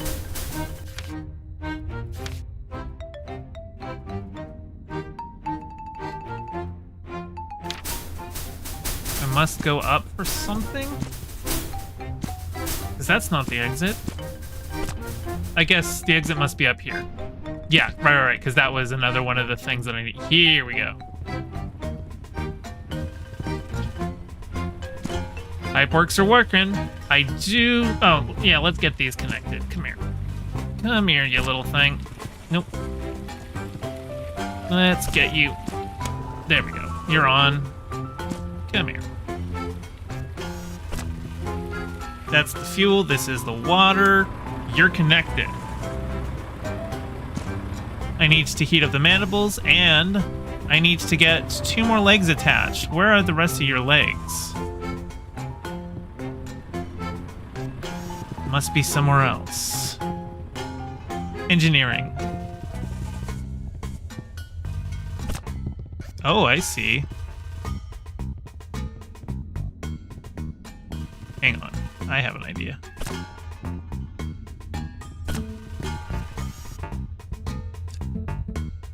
There. And then if I do this, ha ha ha. Now I can get out of here. Yeah. These will be permanent webs.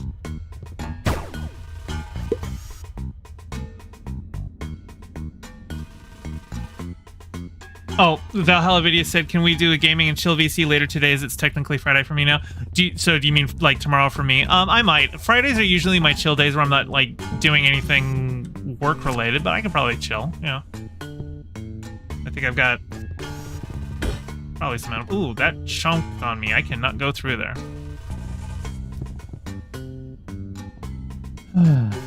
Yeah, I am sorry that I am ignoring chat. This game is so cute. I am so focused on it. There's a leg. How do I get you out of here? I must open those jaws somehow. Well, what are you? You look like an elevator thing. I probably want you down for now. What's all down here? Ooh. A secret.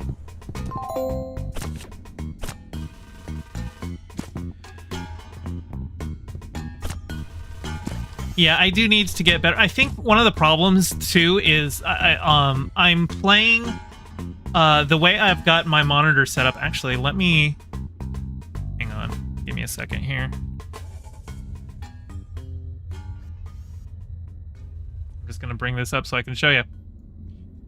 So this monitor is where I'm playing the games, and chat is like right down here. So I'm not immediately thinking to look right down here. I'm looking up here. So that's kind of the problem that I've got. I might need to change my overall layout. Maybe my top screen should be used for, like, I don't know, maybe just having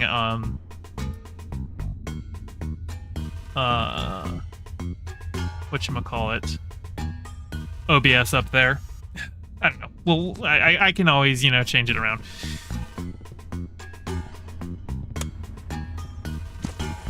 Well, you're obviously for something, but how do I get you open? I must go probably somewhere else. Probably through here. Well, here is web building time so that I do not trigger the traps.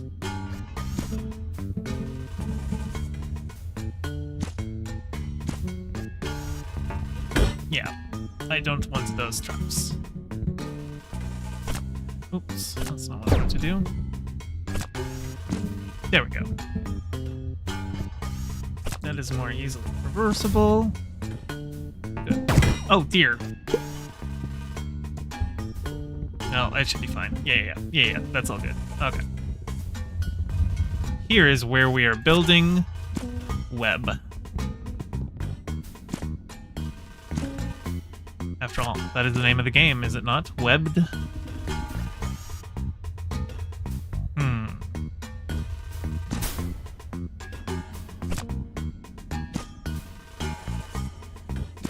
There we go.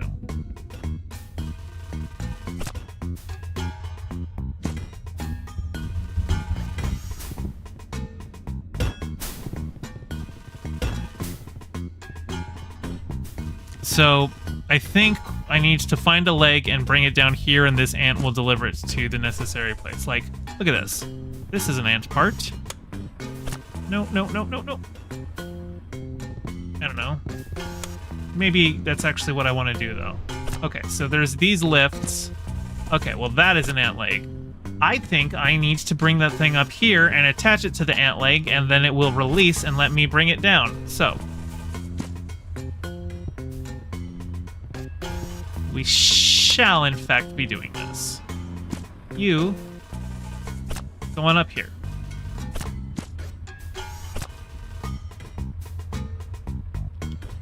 I'm just hanging out. You'd probably have chat on top screen so you can scan read it while I'm gaming. You find it glancing up to read easier than looking down. That makes sense. I might try it that way. Well, also, like, I've got chat actually open in two different places because I've got, for my two bottom screens, I've got OBS open on one and I've got my YouTube analytics open on the other one. And, or my YouTube stream itself open on the other one. And I'm actually usually reading stream from the OBS window. I could probably figure out a more efficient way to get everything working, but come on, get in there. I believe in you. I know you can do it. Hey, there we go. And I was correct.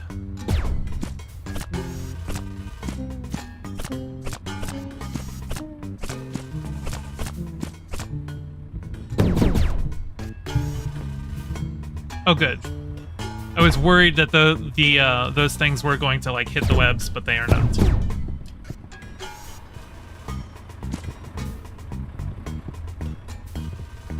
And let's drop you. Where you will grab it. Okay, so I have delivered one leg. Oh, hey.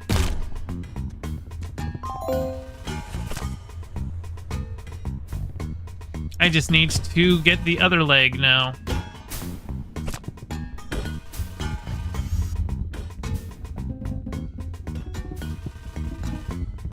Oh yeah, one thing I really like is that the sound of the web, it pitches depending on the length of it. Longer webs make bassier notes, shorter webs make higher pitched notes. So if you get it right, you can actually play music with it. Okay, so what I need to do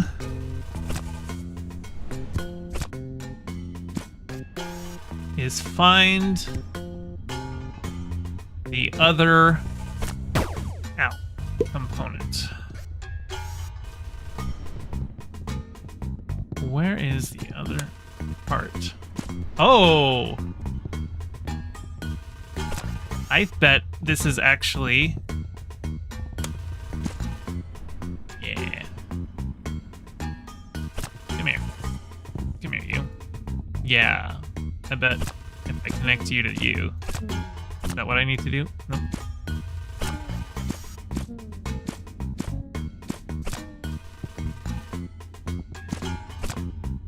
We'll find out, won't we?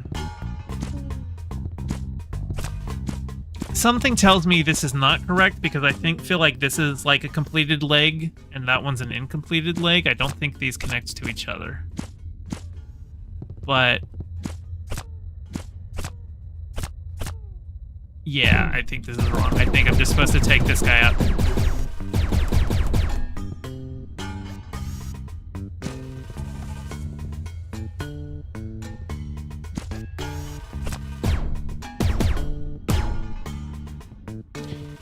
Indie games feel more polished than AAA games. Well, I think part of that is that they're not, shooting for the moon, right? They're able to focus on, like, very specific gameplay, where a lot of AAA games are, like, trying to do everything.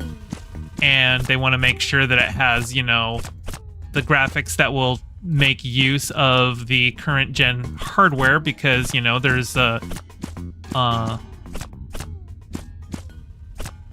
collaboration between the game devs and the graphics card makers. They want to make sure that people will buy the new stuff. All right, dude. Let's bring you over this way. And that should be enough strands. Oh dear. Now, you. Come this way.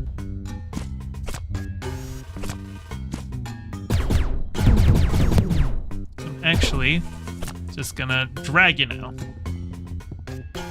Oh, dear. Just gonna push you.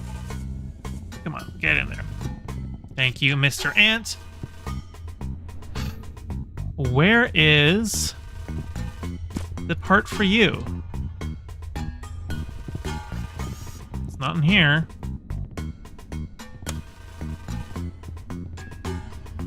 Were you down here? I don't think I've been down here. This might be the new one. Yep. I think this is where the other leg part is. And hey, there's a gearbox. I know how those work. In theory. No, no, no, no, no, no. Do not roll. You go this way.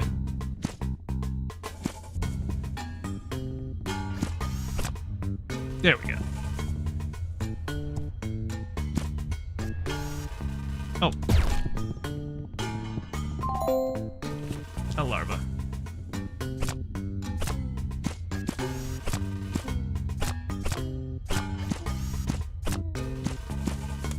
There we go. You're in place.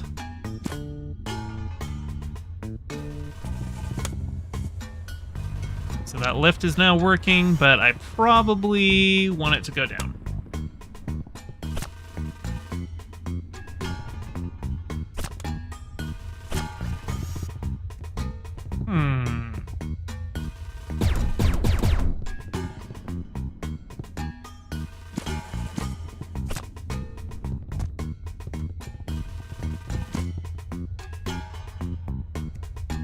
You go up.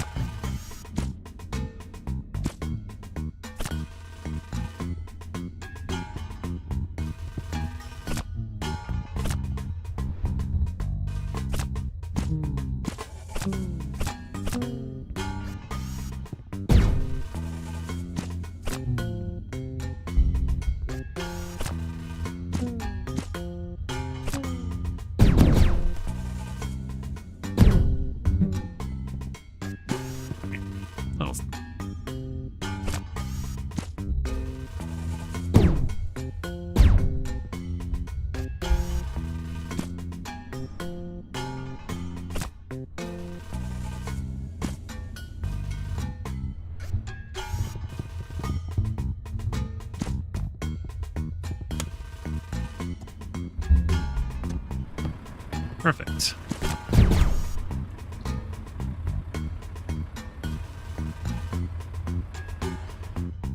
Now you... Nope, that did nothing. You go like that. No, no, no, no, no, no, no. That is not where I want you to go. This way.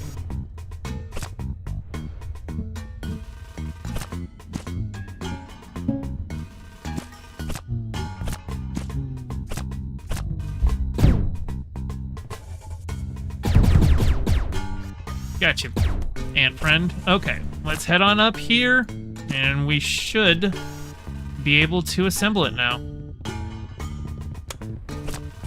Yep. Oh dear. How do I get up here? Like this.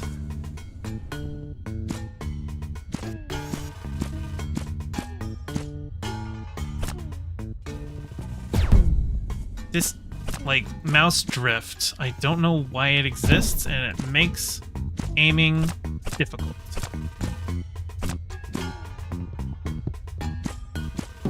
Got it. Have I ever played Grounded? What is that? It doesn't sound super familiar.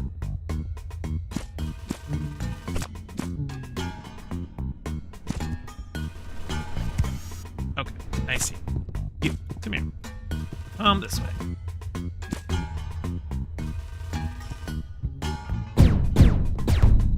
Okay, with all of that out of the way, You can go on up here.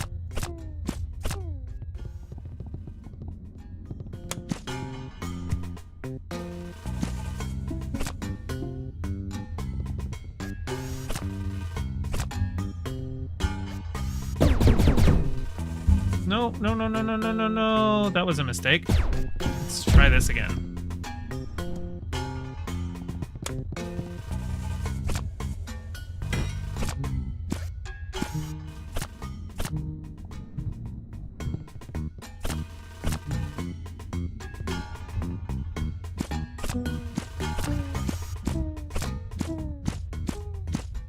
Okay. That should be enough.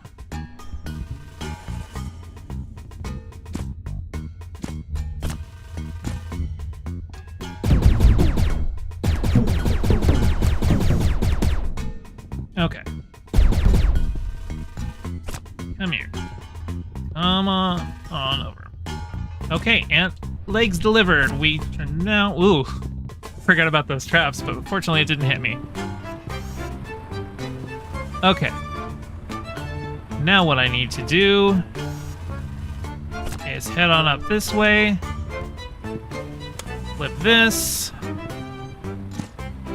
Deliver some legs.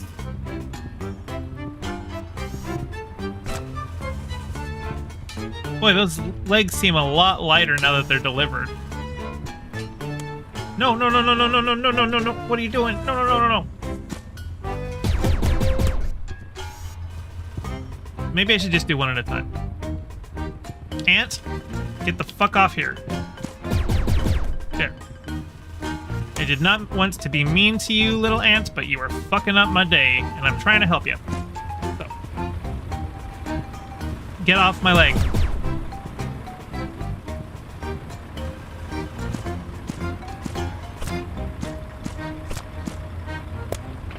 Okay, leg delivered.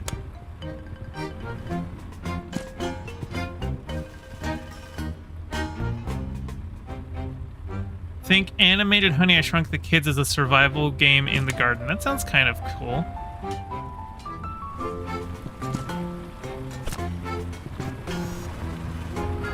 Mr. Spider, I really need you to go away.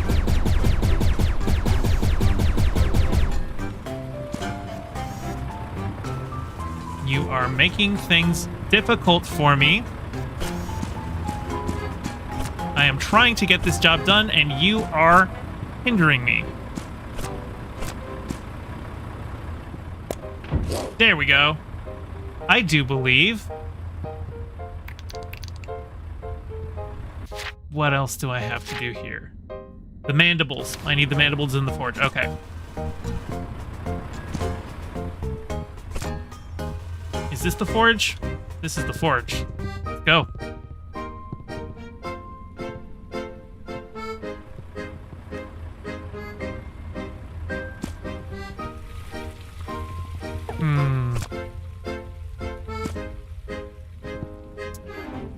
Connecting that looks difficult.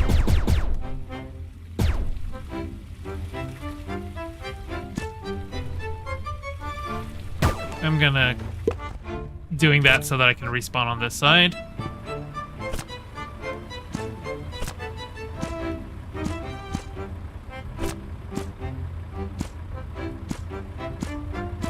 Connect.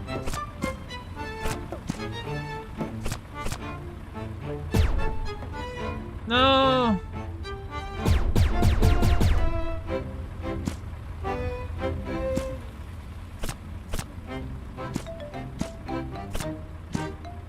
I want you to connect.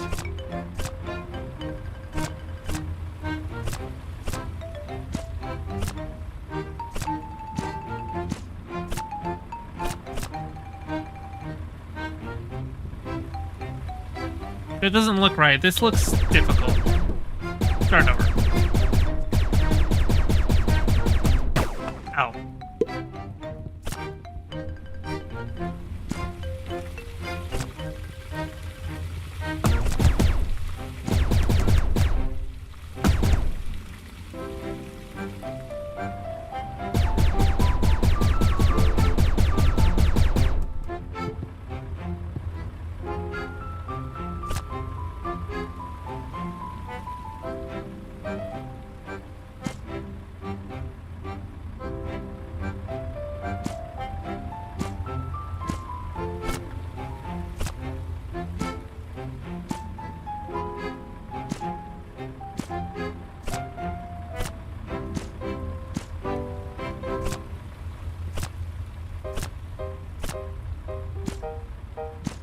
Connect. I believe in you. Maybe there's something else that I'm supposed to, like, bring to them. What do we got down here?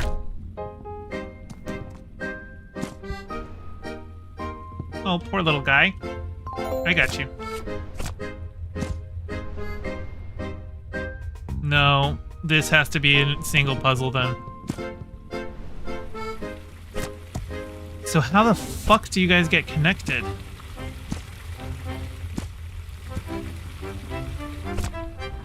It just seems like a really janky puzzle.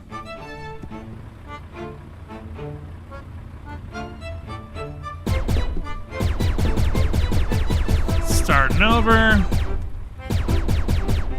Yeah, I just... The way the hoses work and the moving here, this just seems like annoying for the sake of being annoying.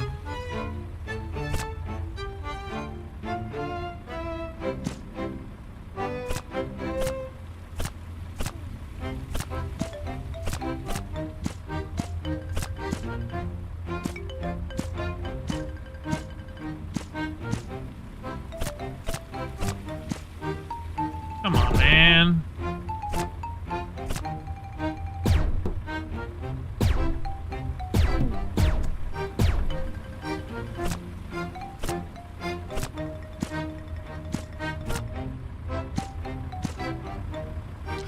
Every time it looks like it's about to connect, it just... And, like, the problem is, you get, like... Because the pipes are bendy, and so there's a web that's attached to part of it, and then when it bends, like, it gets connected to a different part of it.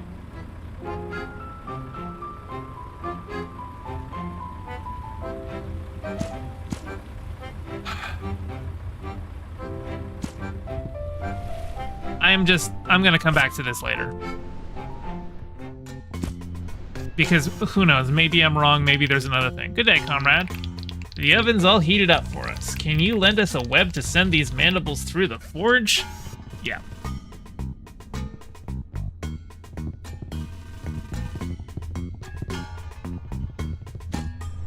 I mean, the forge the forge seems to be working. Yeah, I'm curious what's over here.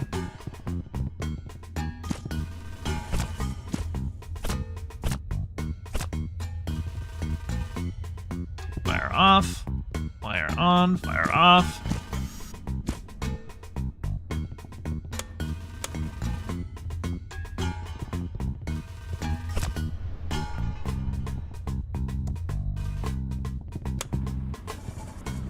This might be where I deliver the mandible at the end.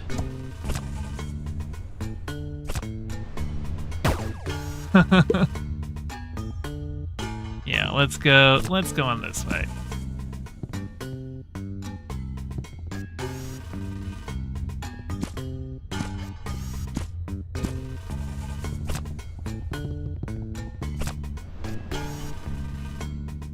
Well, we've got some gears to attach. That is a mandible.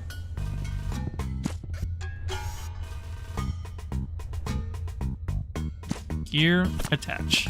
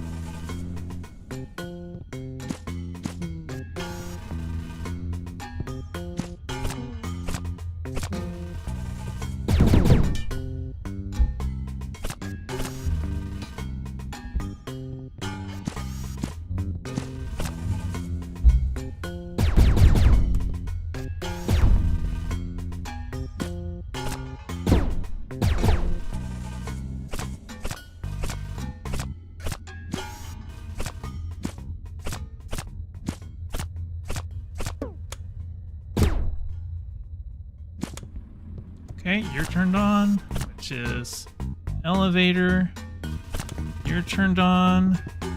Got it. Okay, I see what I need. Okay, so switch you off. Let's get you on up here.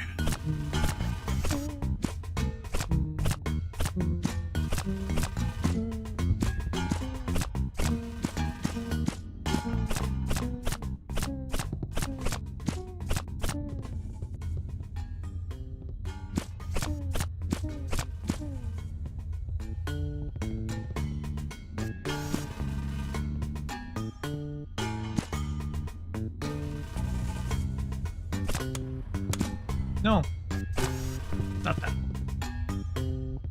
You go up. There we go.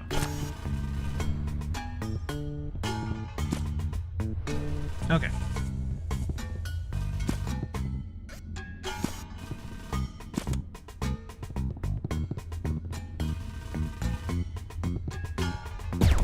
There we go.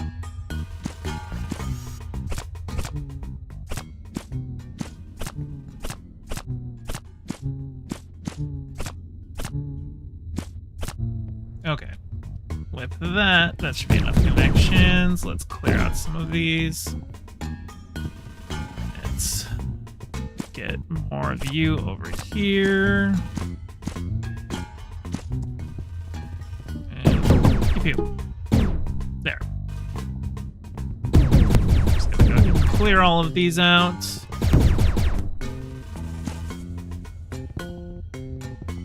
And then connect.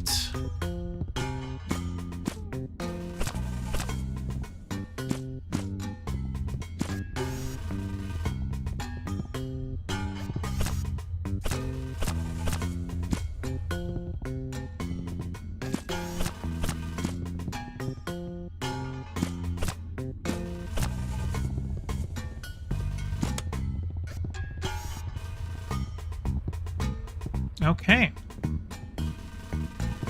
No, I think I want to go this way because there's probably... Yeah, this is the next stage where the mandible goes.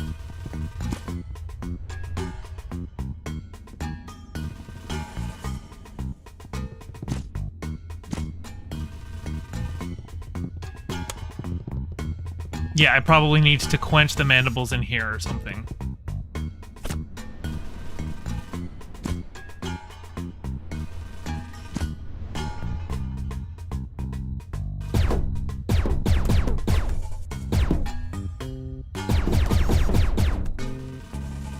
You.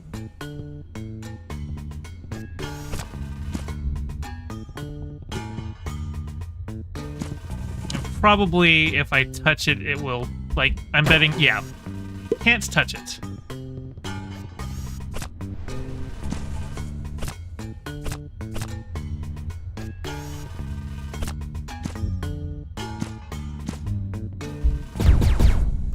Only do this.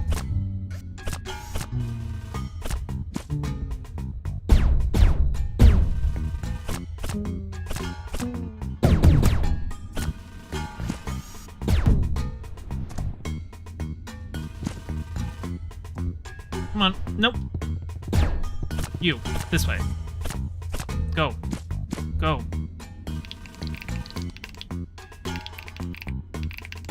That's what I was gonna do. I know. I recognize the water over there.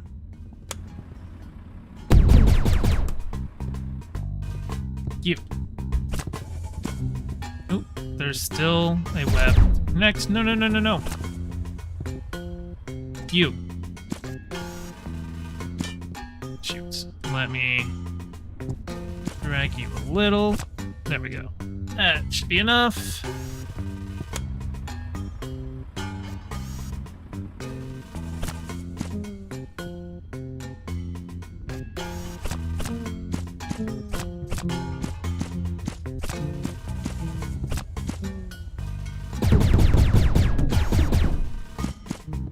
Do not fall.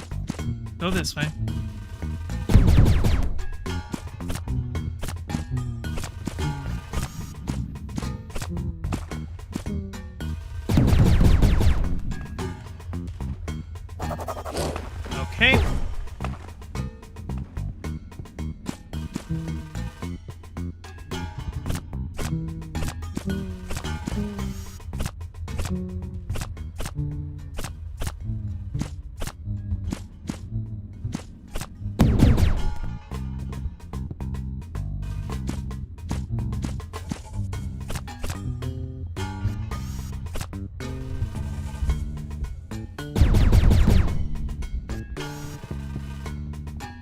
Get on down there. Okay. Mandibles delivered. Yeah, I think I didn't actually need to reconnect to those broken hose things. I think I just need to bring the mandibles on down. Hey. What do you mean, what am I standing around for? You're the one blocking the mandibles.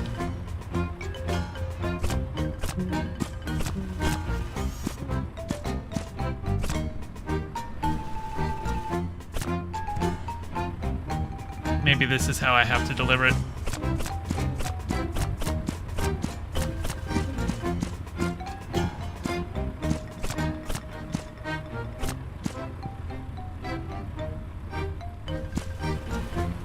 Yeah.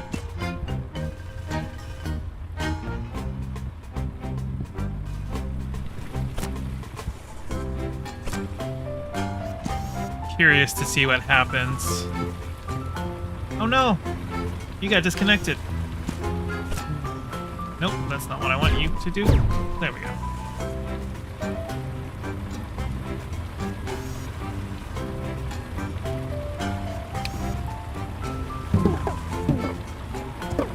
There we go. Okay, mandibles are connected. Hey, looking good, comrade. Get over here and let's have a talk. All right. Hold up a second, comrade. The platoon is moving out. Okay, I'm guessing, yeah, right, because that was just the fuel pump. So it already got fueled up, so we should be good.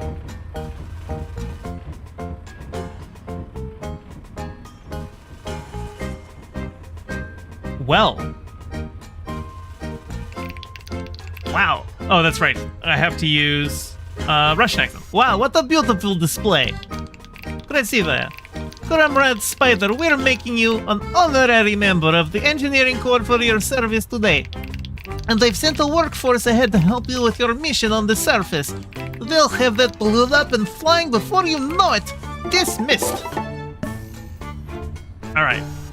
Now I am heading down because I have a bunch of babies to return.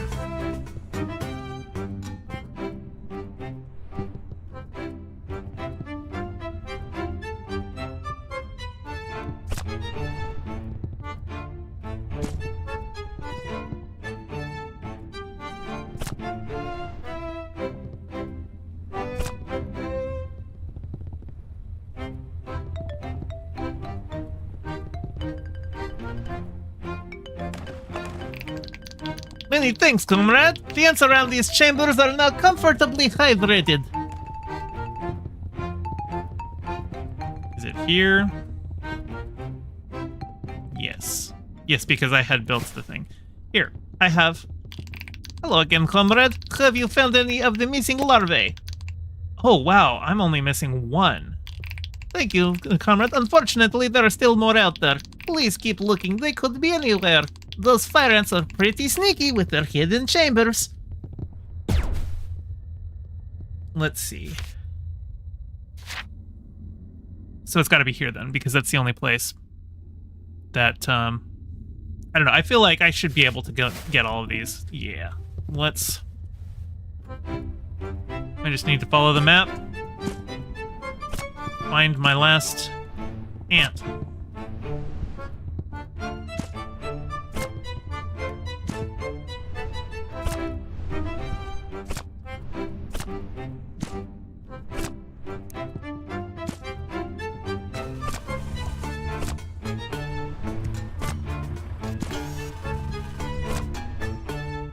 Was it this way? Yeah, it must be this way. Okay, going down. Ow.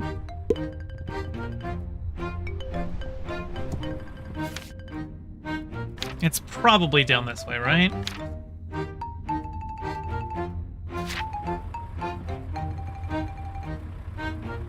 I want to get that last larvae, and then I see it's after 10. So once I've got that last larvae and turned it in, that will pretty much be it for the ant area. Okay, yeah, I want it.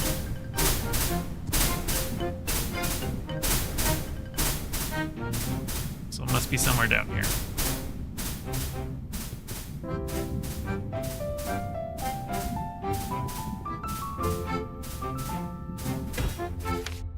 Yes, it must be in here somewhere. So I just need to keep an eye out for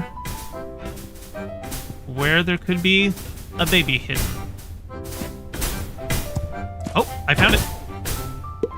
In fact, it just respawned me right where I needed it. Last baby. Perfect.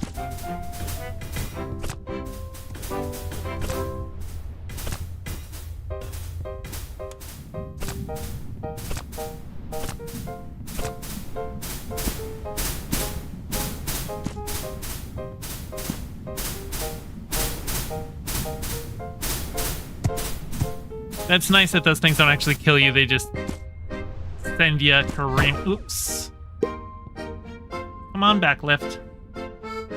All the babies, comrades. I just need to give them to the nursery.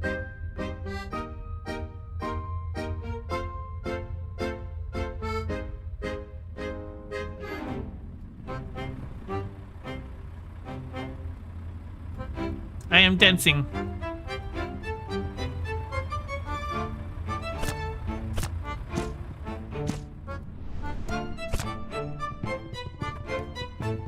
Okay, let us return to the nursery and deliver the last baby.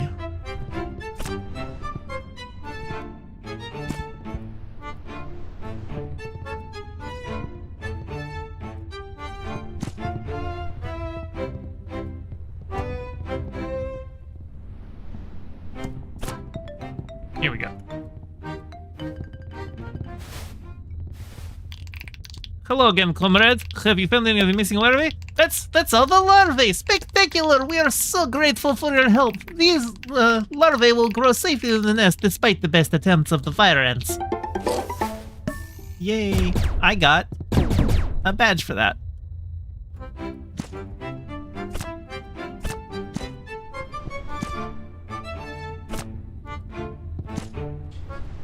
With that, I'm going to return to the surface.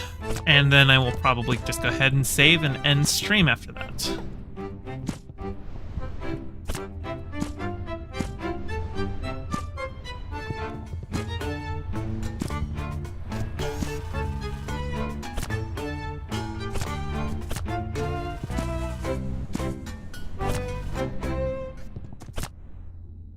Is that the surface?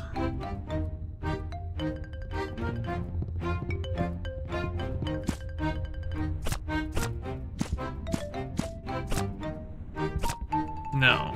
This was a thing to... Yeah, I can just skip all this. I think, yeah, I can just ride the lift.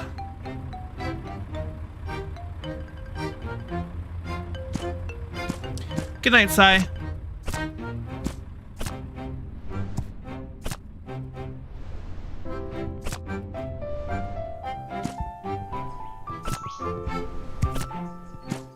Here we are. We are back on the surface.